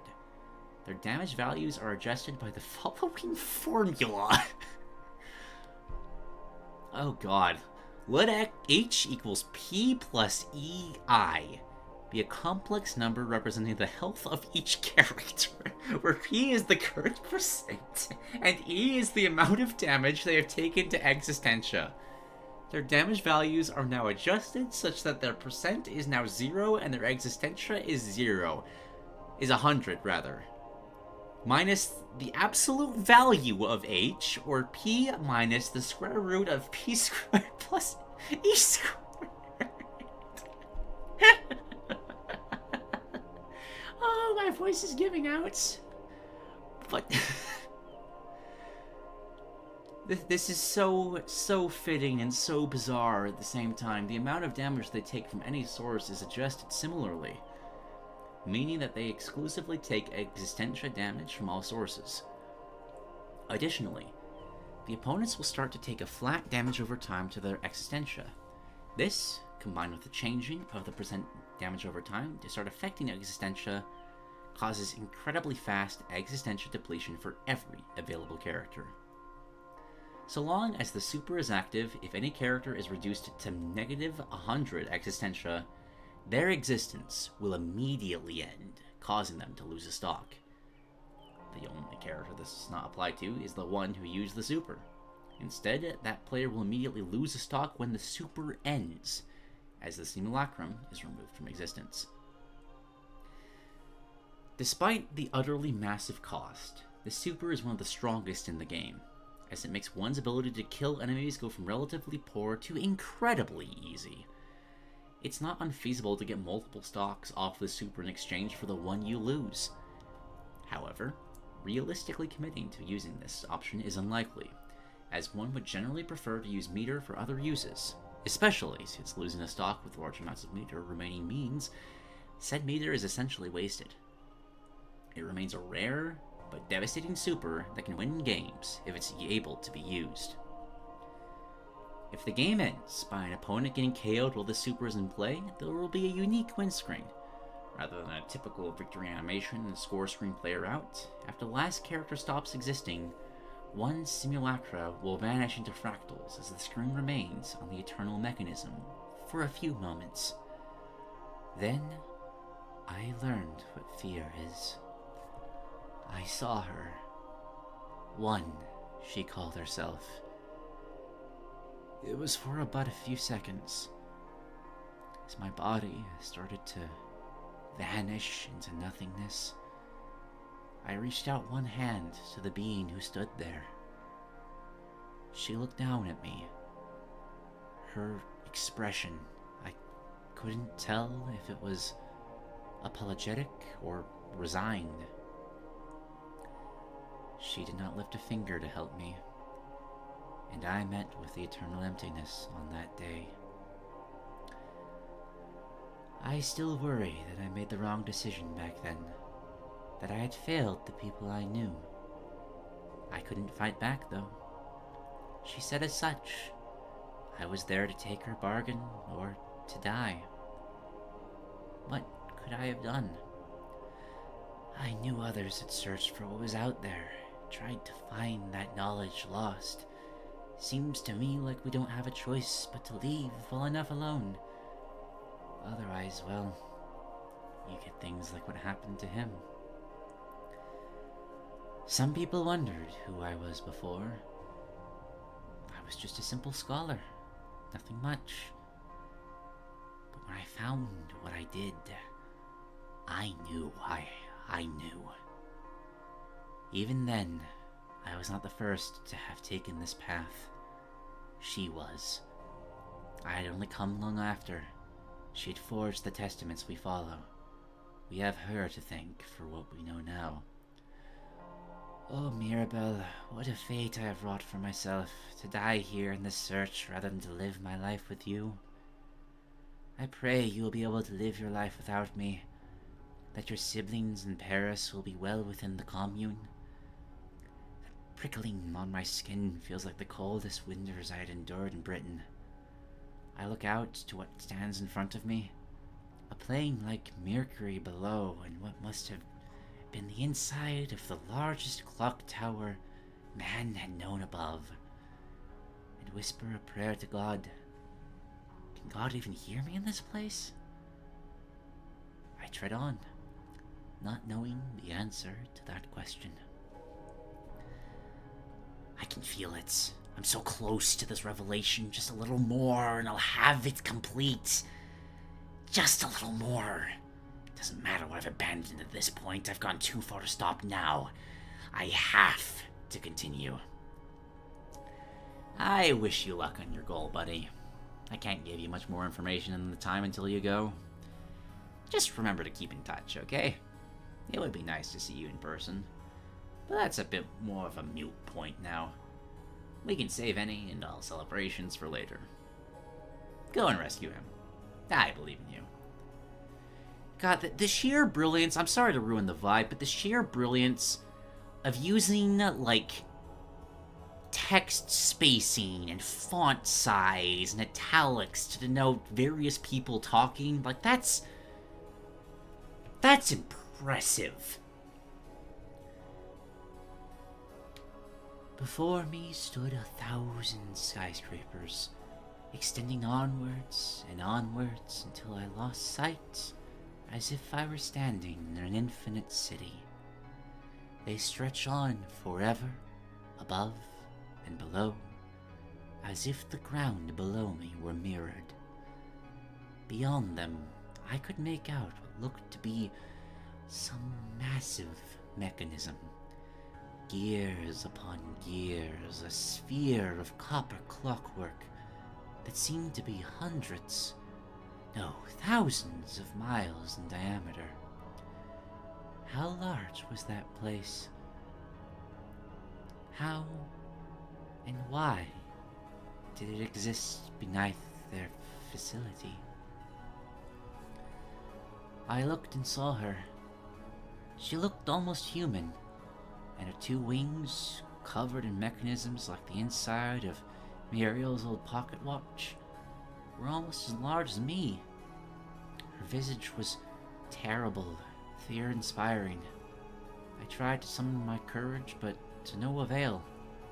My arms hurt, as if they were having patterns cut into them. I could feel something, in my face. With a quivering voice, I asked, "Who are you? Or what are you?" What is my purpose? She created me, no doubt, but I'm simply here to serve her, to do her will. What if it leads to something like the last time? Why have I been made here? I remember the first time I saw her.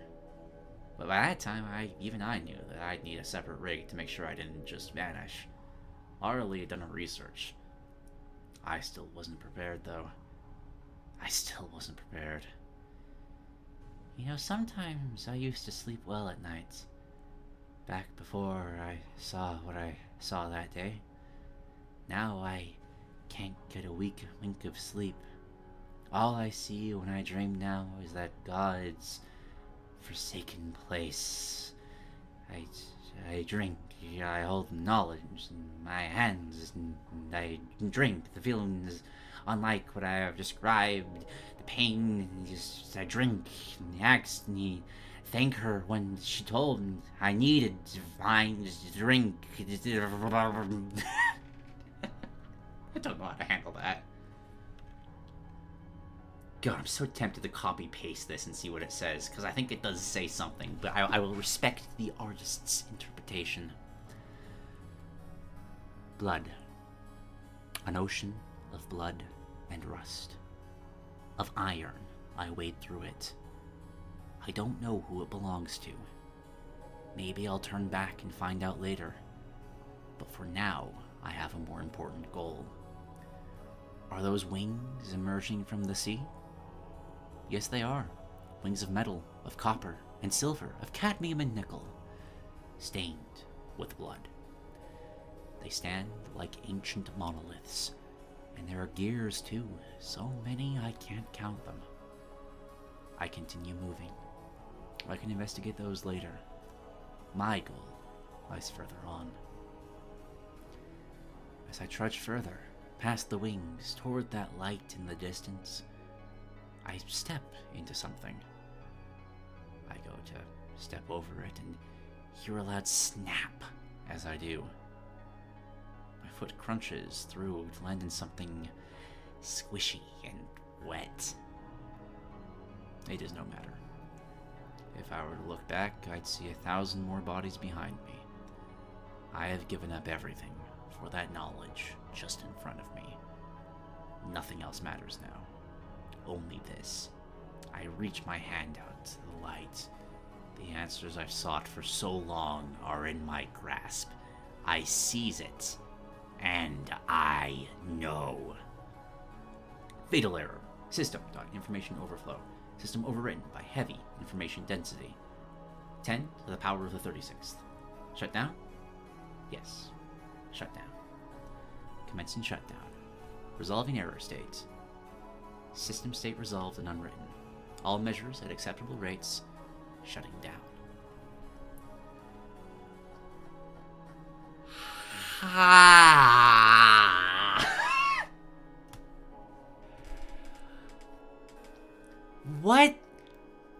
What did I just read? What have I just experienced? To top all that off, I think that was a pretty good moveset. Like, that was really well thought out to create this separate, like, meter that you put on other people and just be focused around building, or in this case, removing that meter to instantly kill them. But what the fuck? God, 3X knew what he was doing when he made this music. Like, this took so long, that felt like 10 minutes to me. Like, I was just in the zone throughout the whole experience there. That was meditative. I actually feel really good, like, mentally. My voice is shot, but, like, my brain feels fantastic. What? Alright, and there's a whole separate original document here.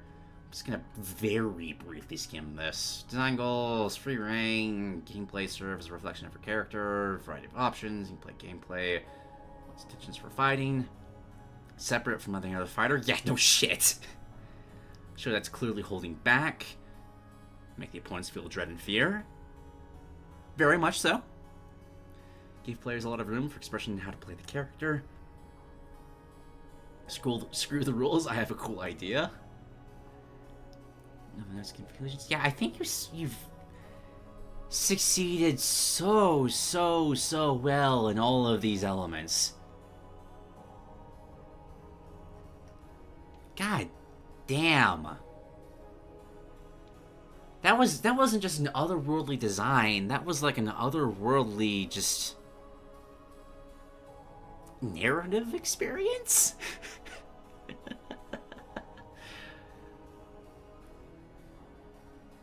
Yeah, she's just here, this entity, gathering data from people. Sometimes she'll just make them last longer, make things harder for herself to have more options to do so, more opportunities to do so.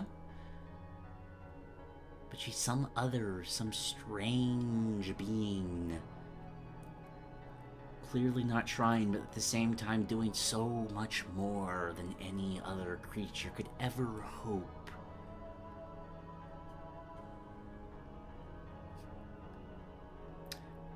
One of my favorite movesets I've made for a character, both the parts that are actually moveset elements and the actual presentation of the document. Yeah, no shit! Seems like one of the coolest things I've ever seen on this series from like a writing perspective. Which plays with structure in a way I haven't really done before, but I think makes sense with the character in some degree. One is actually a character in a story I wrote towards SCO1. I don't have a version I'm fully happy with linking to on this document. I need to rewrite or two before I want to share it publicly, but I guess if you want to see the current draft, you can DM me on Discord for the Smashworks server or something like that. It focuses less on one and more on other characters, but hey, if you find it interesting, I'll probably be using certain characters from it for other collaborations. Such as, for example, a certain XCOM 2 mod. Oh, that's latent. That's the whole thing. Oh, that makes so much sense. Oh god, 3X, you have layers to all of this. That's so fucking cool. Meanwhile, if you're wondering what's actually happening with the story, what one is, and why she's doing what she does, well, I'll never tell. So yeah. Notes for other projects. Might add another document later. This year I've been sharing a bunch of shorter pitches of game ideas. Since my big Xenoblade X project will take a while, I do have a specific time I tend to release that one, but other than that, nothing much has changed since December. See you all later, and looking forward to the rest of this Peasant's Perspectives submissions. This is fucking hell. Yeah, that was indeed a journey. My brain hurts. My vocal cords also hurt, that's for entirely different reasons.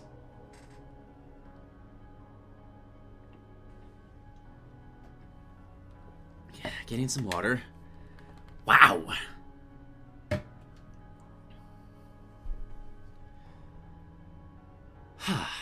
Okay. Okay. Are we here? Are we still sentient beings on this plane of existence after all of that absurdity? I hope so. Because after all of that, we're gonna talk about Godzilla, yeah! Oh boy. Let's share this. The Godzilla franchise. Started in 1954 when Godzilla was a metaphor of the atomic bomb. It has not only spawned a massive franchise, but birthed the Kaiju genre as we know it. Godzilla movies have a wide range of what they're about. Some try to have a message, like Mothra vs. Godzilla and GMK, while others are just plain fun, like Godzilla vs. Megalon and Final Wars. But there is one element that many people enjoy in these movies, the Kaiju battles. Ever since Godzilla raids again, two or more monsters having a clash between each other has been the most fun parts of these movies. So it comes as no surprise that some game developers try to take that enjoyment and turn it into a fighting game. There have been a few attempts, but the most popular is Pipeworks' Godzilla Trilogy, a trilogy of 3D fighting games where 2 to 4 players can play as their favorite Godzilla monster and duke it out. In fact, the second game, Godzilla Save the Earth, is considered not only the best of the trilogy, but the best Godzilla video game in general. However, Unleashed was a step back, mostly due to the forced motion control, and since then, we have not gotten another Godzilla fighting game. In fact, we haven't gotten much Godzilla video games in general. Despite us being in sort of a Kaiju renaissance, thanks to Pacific Rim and Godzilla 2014, in terms of Godzilla video games, we got that one bad one on PS4, a lot of model games and crossovers, like with Gigabash and Minecraft. Yes, that is a real thing. This is a big missed opportunity. So today, I want to come up with an idea for a new Godzilla fighting game, in a similar style to the Pipework games. So join me, as we see our favorite kaijus, and let them fight. In the vast multiverse, countless ape-and kaiju had lived and eventually died. For many, they managed to find peace in a new afterlife, but for the worst of the worst, kaiju, who actively seek out to bring suffering on others, they are transferred to a dimension called Irmoto, better known as the Kaiju Graveyard. Here, the souls of kaiju across the multiverse are put in purgatory, or at least they are supposed to. However, in the year 2024, in one of the many universes, an alien race known as the Kanamon has started a galaxy-wide takeover for other planet resources. They have already defeated aliens such as the Zillions, Kilax, and Black Hole. Now they set their sights on Earth. However, Earth has a history of alien invasions before, and all have failed, mostly due to Earth's kaijus. After many attacks from both aliens and kaijus, governments of the world have developed an army of robots to fight them. However, the Kunamane have a plan like no other. Using a dimensional portal, they gather many souls from Irmoto to their universe, causing them to gain physical bodies. Using mind control, they have now basically created the kaiju version of an army of the dead, and plan to unleash it on Earth. What the Kanamones don't know, their tampering with life has grabbed the attention of a worst, higher being. Alright, 3D arena fighting game. You can light, medium, heavy, jump, block, crouch, grab, and special. Light or heavy are self-explanatory.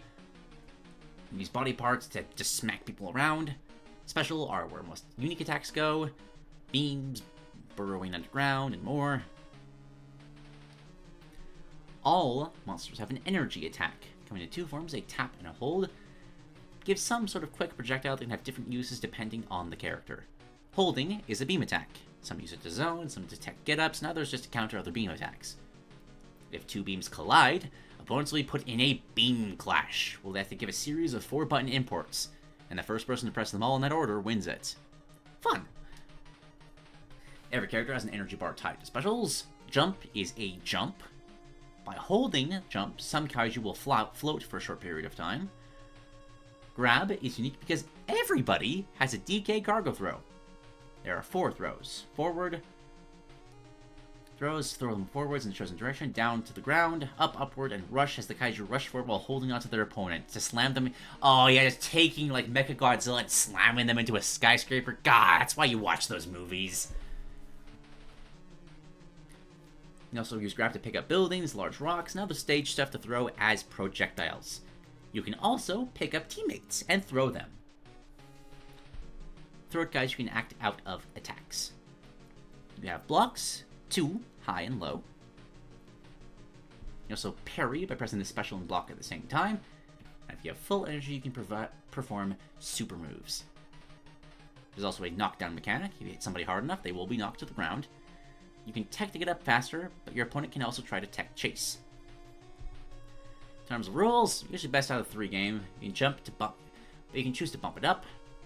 Stages have buildings or giant rocks that can be used to either hide behind for cover or throw them with a grab. There's an option to turn that off, and lastly, there are items which we will cover later.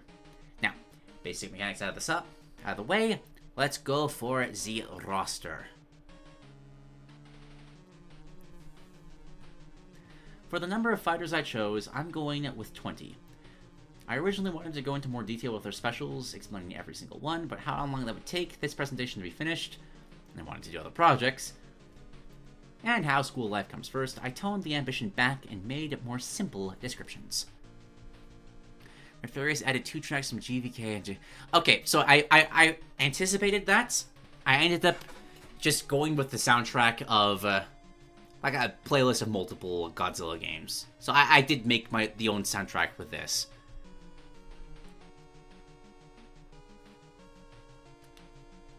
So don't worry, I have dodged around that. Base roster, Godzilla, of course. Big all-rounder. Average health, average speed, attacks, claw slashes, headbutts, all sorts of things. Special kit includes a fireball forward, which is quick and launches the opponent, and his atomic breath, of course. Dealing with zoners. The atomic powered god fist. strong jumping upper where his Godzilla concentrate power, just a Shoryuken, that's hilarious.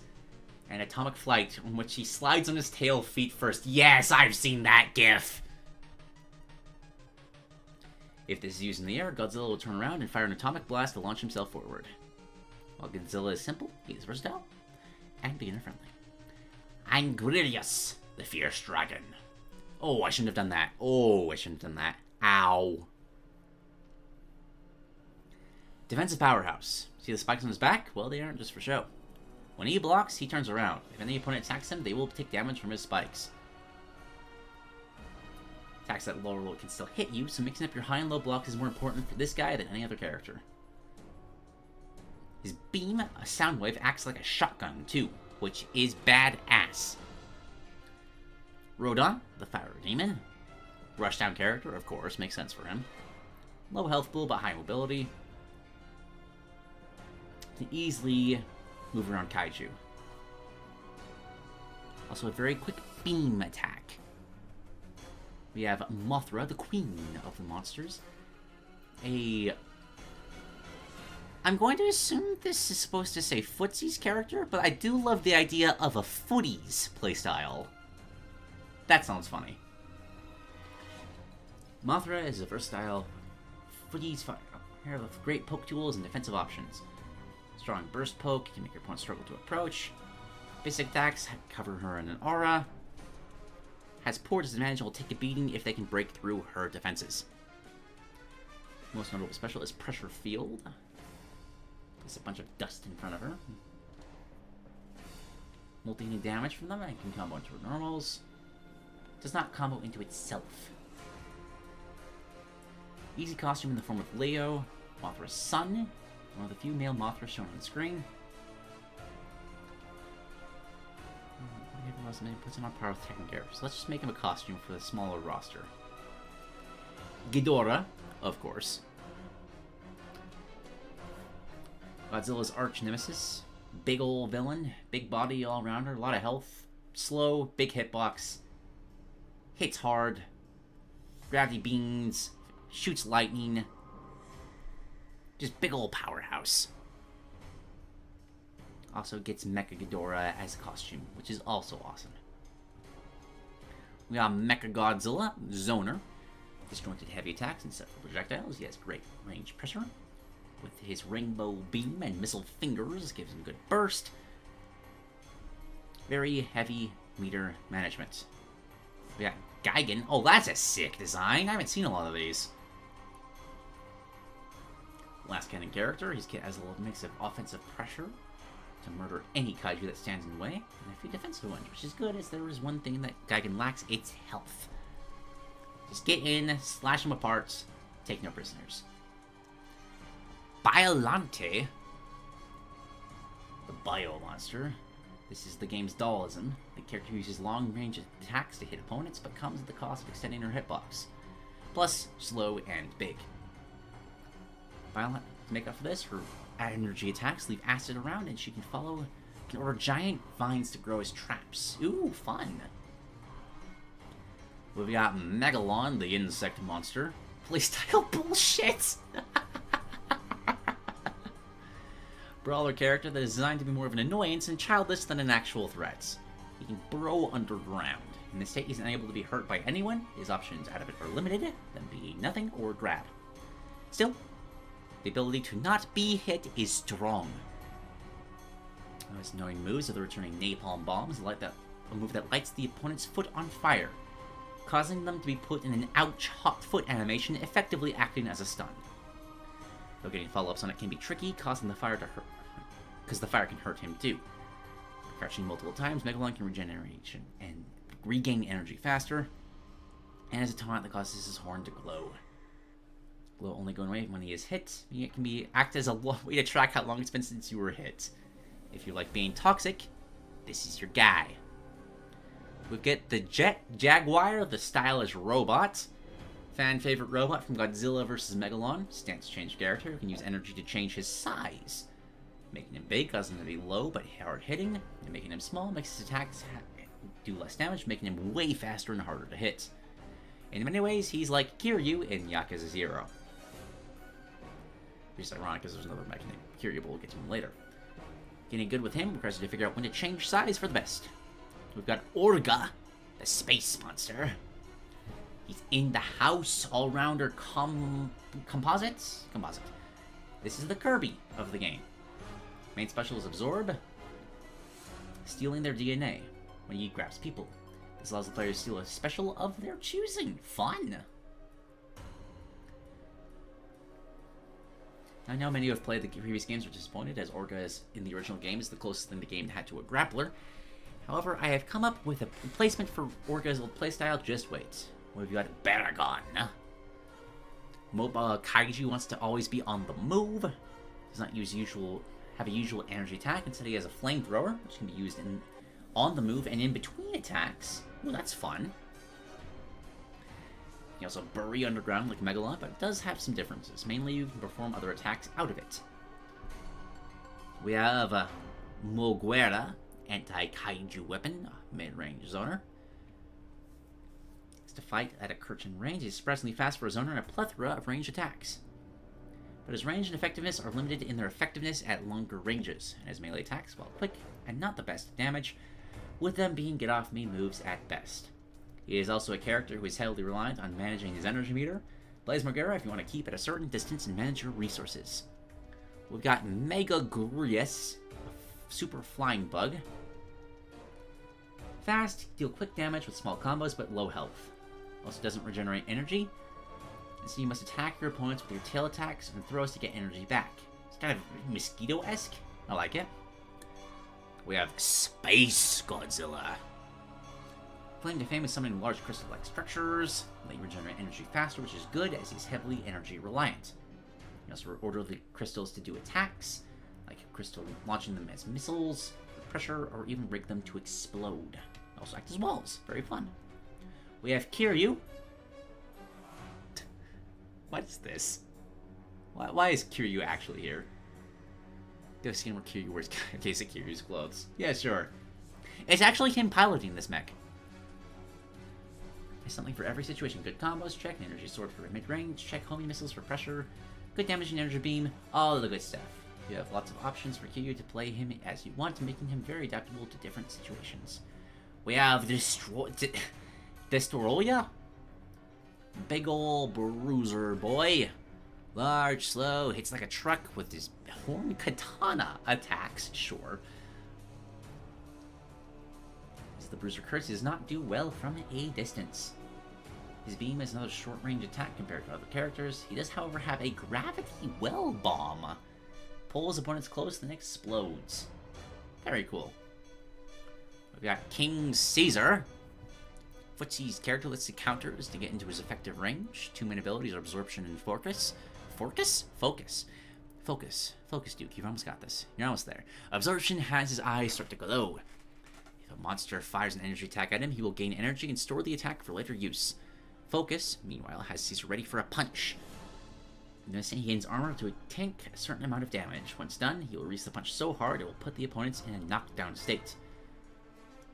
We've got the Mutos. Fun. Here's Puppet Fighter. The main fighter is the bigger female, and the puppet is the small male Muto with wings. The female can order the male. It's the Celtis Queen! Oh, that's great! Oh, I love that, actually! Monster Hunter 4. Just another Celtis Queen. That's so cool.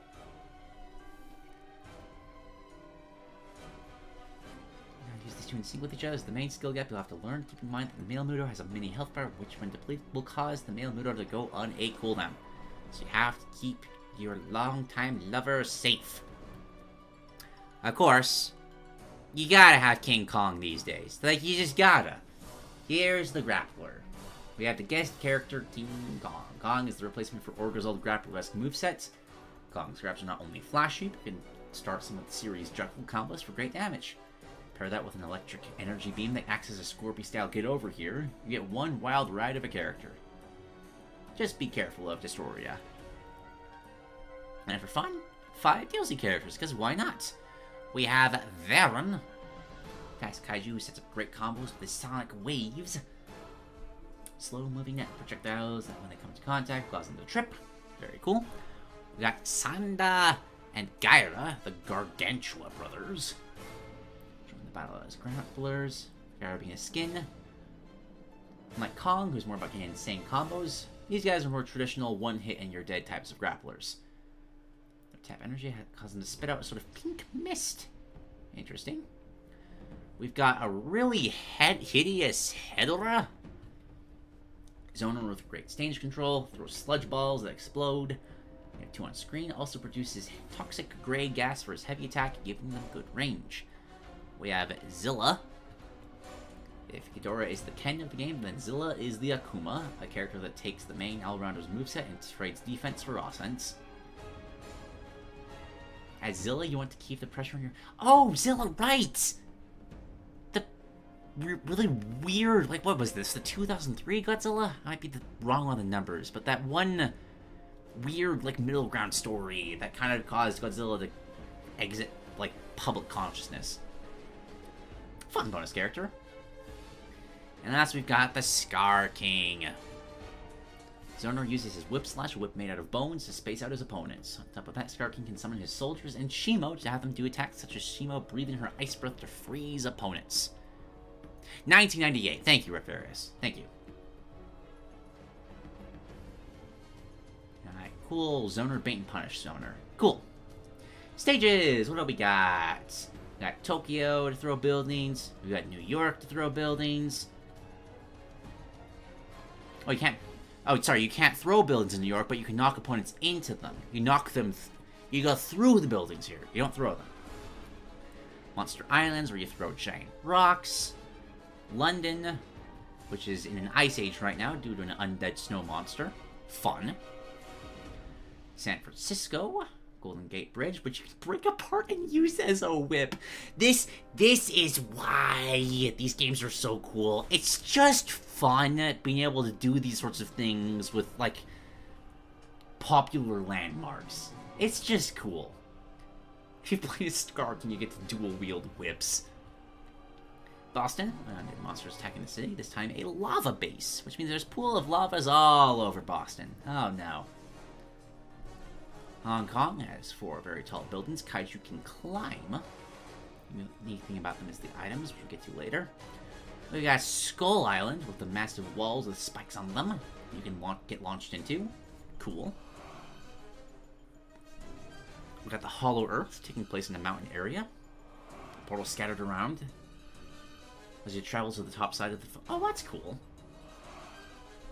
We have Iramoto, the Kaiju graveyard itself. We have items. G-Sales or healing items. We have Kong's Battle Axe. It's basically the critical edge in Smash Brothers. When you hit something when it's glowing, it does massive damage. We have the Totem of Batra, the evil twin of Mothra. You can summon Batra by constructing a totem from 3 items that spawn. Cool. We have bomb traps. We have Mothra's egg, which will hatch 2 Mothra larvae that will fight for you, spitting silk at people. We have the Oxygen Destroyer, famous super weapon from the first movie. Once picked up, the weapon is on a timer. Once it runs out, it will activate, causing the Kaiju holding to gasp for breath, dealing large damage and leaving them open for attack. It's almost Sticky Bomb-esque. That's a fun way of doing that. And Rage. If you break it, you'll gain their super move. Game modes versus, of course, Tournament is a tournament. Destruction, where you just focus on destroying the city over fighting each other. Very fun. There's an orb collection game. Collect more things. Basically coin battle. We have Valley. It's basically capture the flag, put the rock in the opponent's goal while defending your own. I guess soccer would be a more fitting comparison. Survival. Single player mode where you must defeat as many undead Kaiju as possible before your Kaiju's health is completely diminished. Boss mode. Bosses. Trivia, which is just... Oh, that's fun! Just a little trivia show.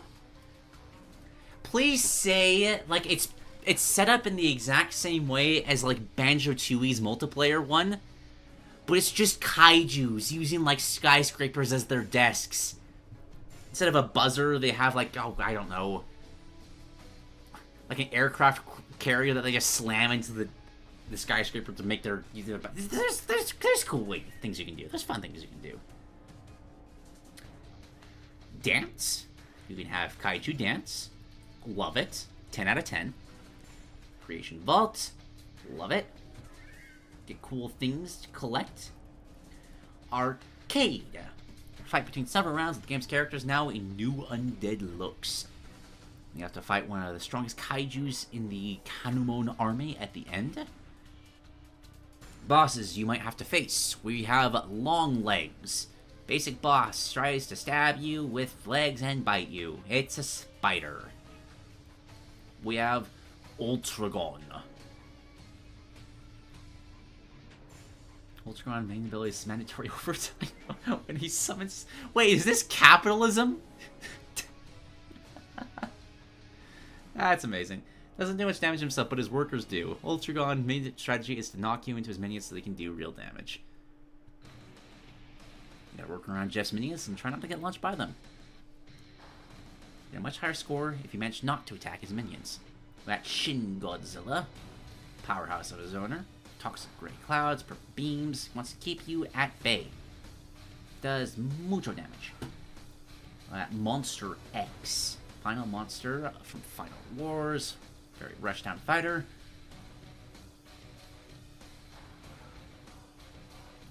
There's however one unique thing about this boss is you fighting he will sometimes do an attack. He grabs and tries to take energy from you. You want to avoid this attack at all costs, because if he manages to absorb enough energy, he'll turn into Kaiser Ghidorah. To deal with the ultimate Ghidorah, more power, more speed, and more legs. We've got Leader Ultron. That's some sick artwork right there. Last-ditch effort to stop your kaiju of choice. Ultron, the leader of the Kanamone, has absorbed a large amount of kaiju spirits and is ready to end this once and for all. Use hit-and-run tactics, lay traps, and sporting a parry of his own. Not be easy, but you can do it. The Kanamone retreats, and the spirits of Urmito return. But what if I told you Ultron isn't the last boss? There is a secret boss, one which you can get to... only get to by getting a really high score on arcade mode. The cutscene of the fight starts out like any normal Ultron fight.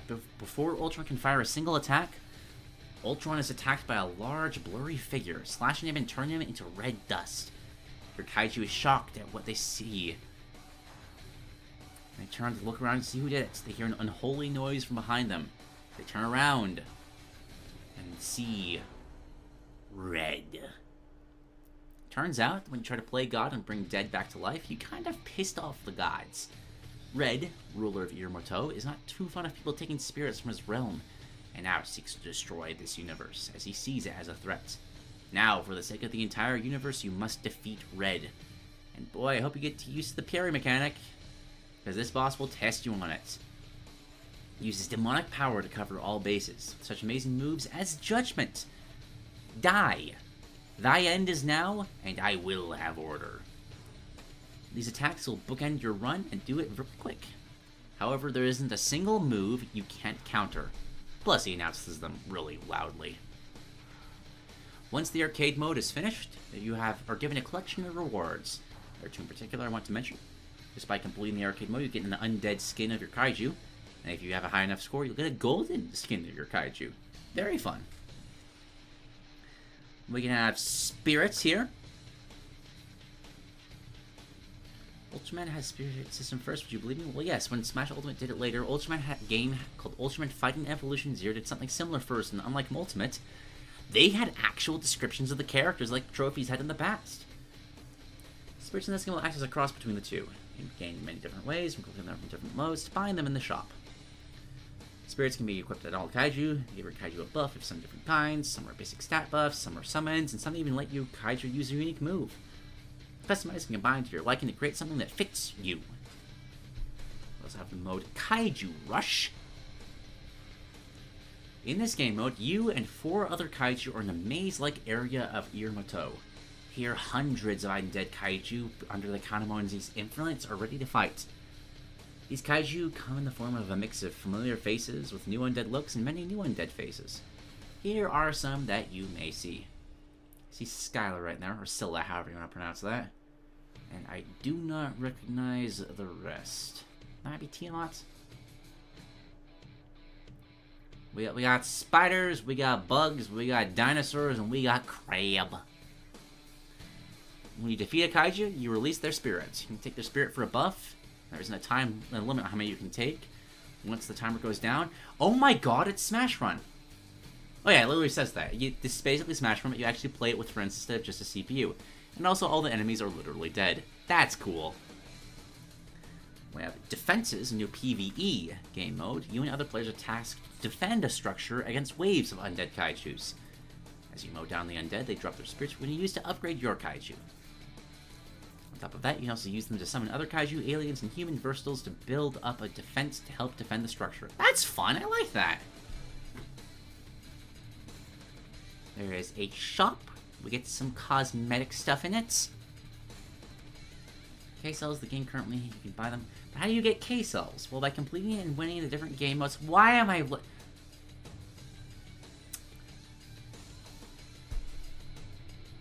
Why am I looking at this?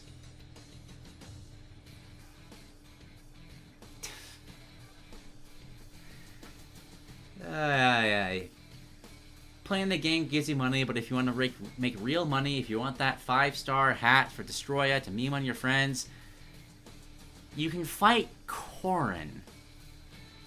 There's a gambling aspect to this. If he hits you, he takes your K-cell, your money away from you. Or you can take money from Korin too by attacking your line to get all your money back plus more. Sure. Of all the Nintendo crossover characters you could have picked, you had so many options. So many. But that finally concludes this concept. This is my longest concept and my notable margin. But I say it was worth it. Godzilla is perfect for a fighting game, and the fact that Toho is not taking advantage of Godzilla's new success by making a new console and PC game, or at the very least remaster Save the Earth, and instead just do mobile gacha games is really disappointing. A new fighting game would be a great addition to this kaiju renaissance we're in. Now, most of you were wondering why I went with an undead kaiju army for the story. Well, I wanted something different with this game, to help separate it from Pipework games while also raising the stakes. Around the same time I was making this, I was starting to marathon the Ultraman series, and I got to the Monster Graveyard episode and was like, hey, that's fun! And I started thinking about how I could work that into the story, one thing led to another, and that's how we got here. Also, shout out to Radfarious for also doing a Godzilla fighting game concept as well. I hope his concept also gets shown.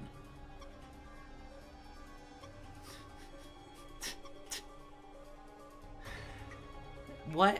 Why?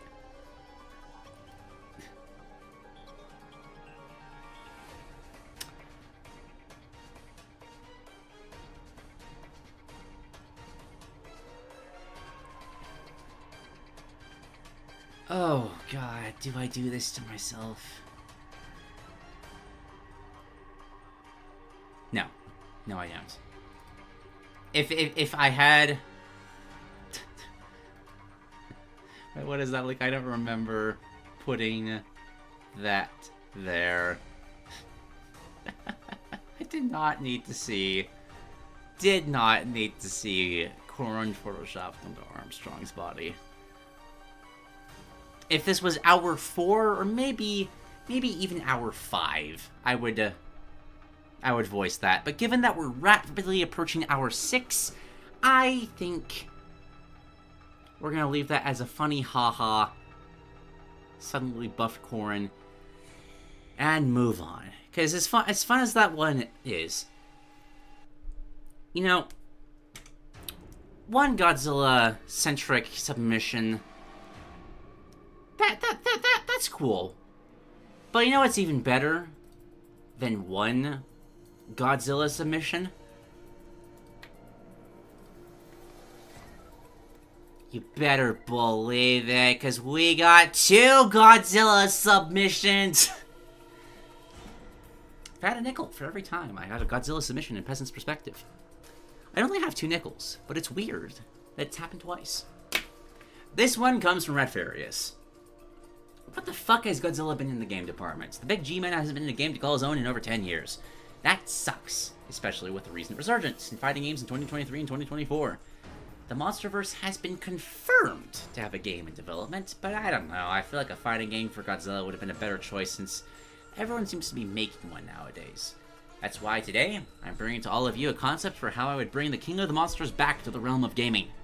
Godzilla Kaiju Legacy.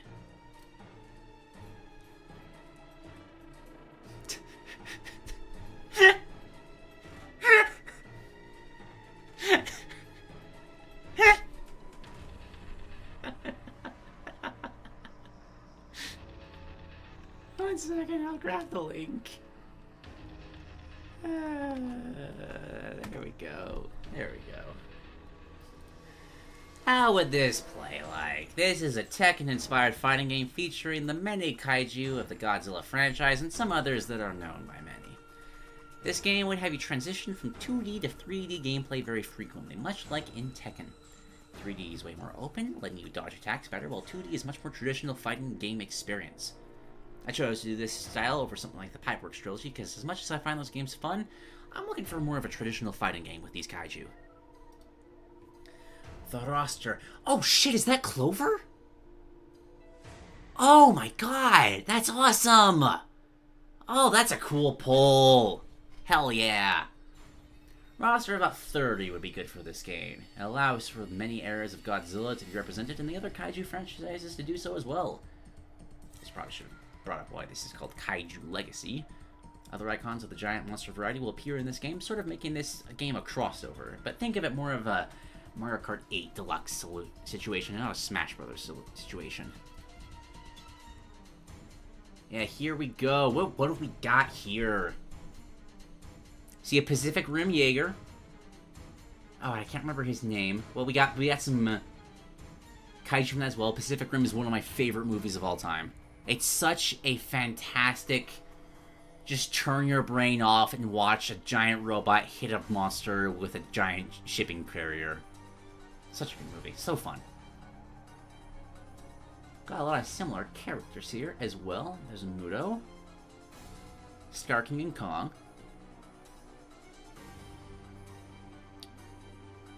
I think this is Ultraman. No, is that Voltron? Is it Ultraman? I've never watched the show. It's one of the two. And a Godzilla that appears to be falling apart. Fun. Godzilla, Kong, Gamera, Mothra, Scar King, Iris, Rodan, Space Godzilla, Eva, 1 Unit 101, Anguirus, Jaguar, Ultraman, King Ghidorah, Hedorah, Megazord, Mechagodzilla, Titanosaurus, Cloverfield, Gigan, Orga, Gypsy Danger, Megalon, Muto Queen, Knifehead, Violente, Batra, Zilla Jr., Destroya, and Tiamat, and Shin Godzilla. Trying to pick a definitive Godzilla, Mothra, Rodan, Ghidorah, etc. would be a pain in the ass, and why do that when you can just make new versions of the kaiju and sell the other designs as DLC? That's right, I am Mr. Krabs, actually. You may have noticed I've used Monsters Verse and old designs on the roster slide. Those are just placeholders for whatever new designs are made for these monsters. Every Godzilla monster would have an original design. The crossover kaiju wouldn't. Like Kong, Star King, Gamera, etc. Let's go over the Big Five and the monkeys. To make sure we aren't here all day, I'll go over Toho's Big Five and Scar King's playstyles. I feel like this will give a basic idea of what to expect from a lot of kaiju in the game. Godzilla, very tanky character. I mean, look at that beefy boy. Main attacks would involve arm slashes, stomps, tail swipes, bites, and his iconic atomic breath. Other inputs would get you more creative moves with the G-Man has come up over the years, such as the flying with his atomic breath and the ever so iconic dropkick. Mothra would be a really cool. God, this right here is why I love seeing two people cover the same concept. Because we got literally the most polarized interpretations. One is like the kind of tricky zoner-esque, and this is just outright grappler. Wings and Stinger would make up a majority of her physical attacks. For her to use more ranged attacks, she uses her Silk, Wing Dust, and could summon out her larva to get the opponent stuck in silk. Also just a fun idea for a grappler, going from like silk spider-esque. Just okay, we're gonna trap you as the grappling. So cool. Rodon would have him utilize his beak, wings, and fire. The best way I would describe him is imagine how a vulture or an eagle would fight. His super would be him soaring over the arena, creating extremely strong winds, which would be set ablaze by Rodon's wings catching fire. King Ghidorah, Monster Zero, probably the first alien the King of the Monsters has ever fought. The Hydra would utilize its 3 heads to constantly combo you with bites, neck strangles, and gravity beams. His wings would also make good tools for keeping your opponent down. Mecha Godzilla would be a glass cannon. His missiles, laser beam, sub-zero cannon, punches, tasers, and tail drill would all be extremely powerful. Maybe some of the most powerful moves in the game. But when you get hits, you realize Mecha Godzilla can't exactly take a lot of hits well. It makes sense considering he's an organic like most of the roster. Kong would be a grappler like Mothra, but relies more on physical attacks rather than special ones. His main attacks would easily involve using the environment, his fists, the beast glove, and his axe. He could also bring out Suko for one of his specials. Kong would require more thinking than a character like Godzilla. Makes sense for probably the smartest kaiju. And the Scar King. Probably my favorite idea for how a character would play the Scar King. Scar King is a fraud. That needs to be said because it's how he was made as a character in Godzilla x Kong, and that's why I love him. So that's how he'll play. The only attacks he would really do is a few cartwheel kicks and him using his bone whip to whip and choke the opponents. For all his other moves, he would either have other great apes come out to attack the foes or use Shimo, who would be sitting in the background of the stage like a cat if Scar King is currently fighting. Also, please make him a petty bitch asshole. I would love it. Customization! Always a good thing, so let's do it for giant monsters. You'll be able to customize the monster's moves, designs, and taunts. Let's use the big G himself as an example.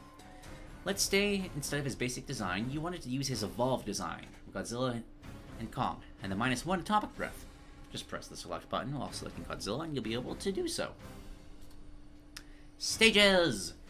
Easiest part of this to come up with. You can go everything from Tokyo to New York to Hong Kong to Rome to Rio to Hong Kong again for some reason, Boston, Paris, Egypt, etc. Of course, there are obvious picks that aren't real-life places. These include, but not limited to, the Skull Island, the Hollow Earth, and the Apes Cave.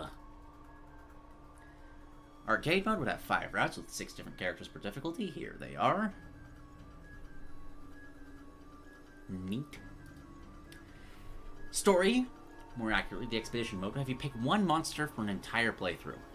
This has 3 segments, all taking around an hour to complete. Each segment has 10 characters you must fight. At the end of each segment, you reach a boss. One of the heads of Void Ghidorah, probably the biggest kaiju in any place of media ever. After beating all 3 segments and all 3 Void Ghidorah heads, you unlock the final fight with Void Ghidorah itself, fighting all 3 heads together.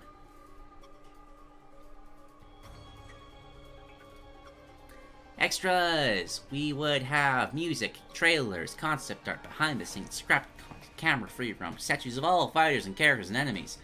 ROMs, Volt Guts. Oh, that's sick. Yes, please.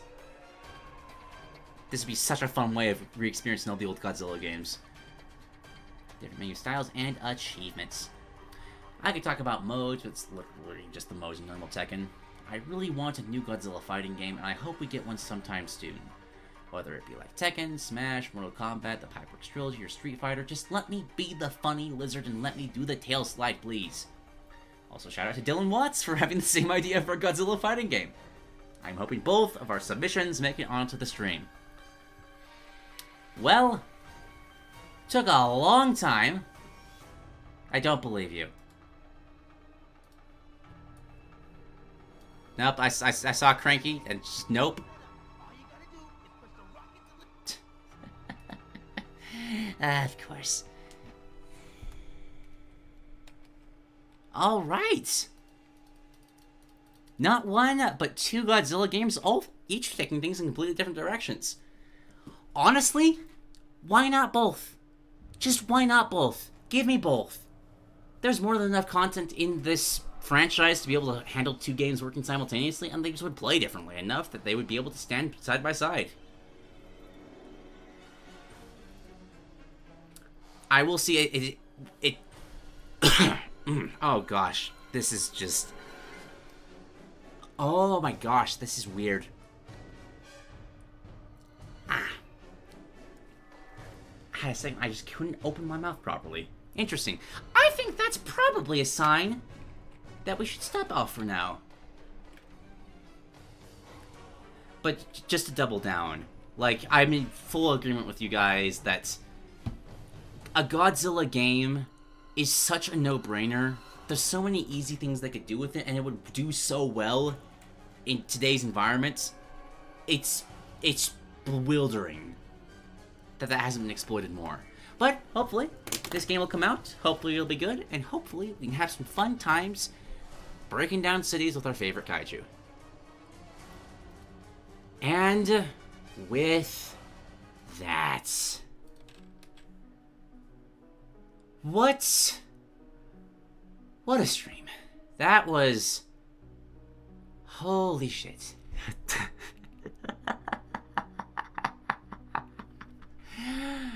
I think that's a new record, ladies and gentlemen. 6 hours. 6 hours of constant narration. But at the same time, what a wonderful episode. Like, so many submissions here feel like they've been some of the best ones we've ever seen. We had the Ashley game, which feels like something I could see Nintendo announcing next month. Such a perfect exploration of both the character and what a Nintendo game can be. We had the just terrifying experience of running through the ones moveset, and just whatever happened to our brains during all that. We had the bad-ass exploration of Sub-Saharan Byleth. Never seen anything like that before. I want to see so much more of that moving forward. There is so much you can do with that, and just, God, you all will make me so happy if anybody else tries to do that. And of course, the PIKMIN Representation Restoration Program. And again, if I had a nickel for every Godzilla submission, I get 2 nickels. That's pretty great. I can almost afford a gumball. I made some fun ideas with the platform fighter stuff from Good Witch Kirby, and the alternate movesets from HolyCinderblock. Remember when this started out, getting through 2 ideas in like 30 minutes? That was funny, thinking we were gonna get through this quickly. But we had homemade music, we had storyboarded Bulborb trailers, we had fully custom artwork of translating a full game's art style into an entirely separate culture. This has been a great episode. My voice is dead. So thank you all so much for watching. If your idea didn't get chosen, don't worry. There's always next month or maybe 2 months from now. I'm kind of considering making this a bi-monthly thing because clearly when you wait a little bit, people go crazy with their ideas, and I kind of want to encourage that a little more. But I'll make a hardline announcement on that if I do decide one way or the other. Until then, this has been Peasant's Perspective, and I will see you all next time.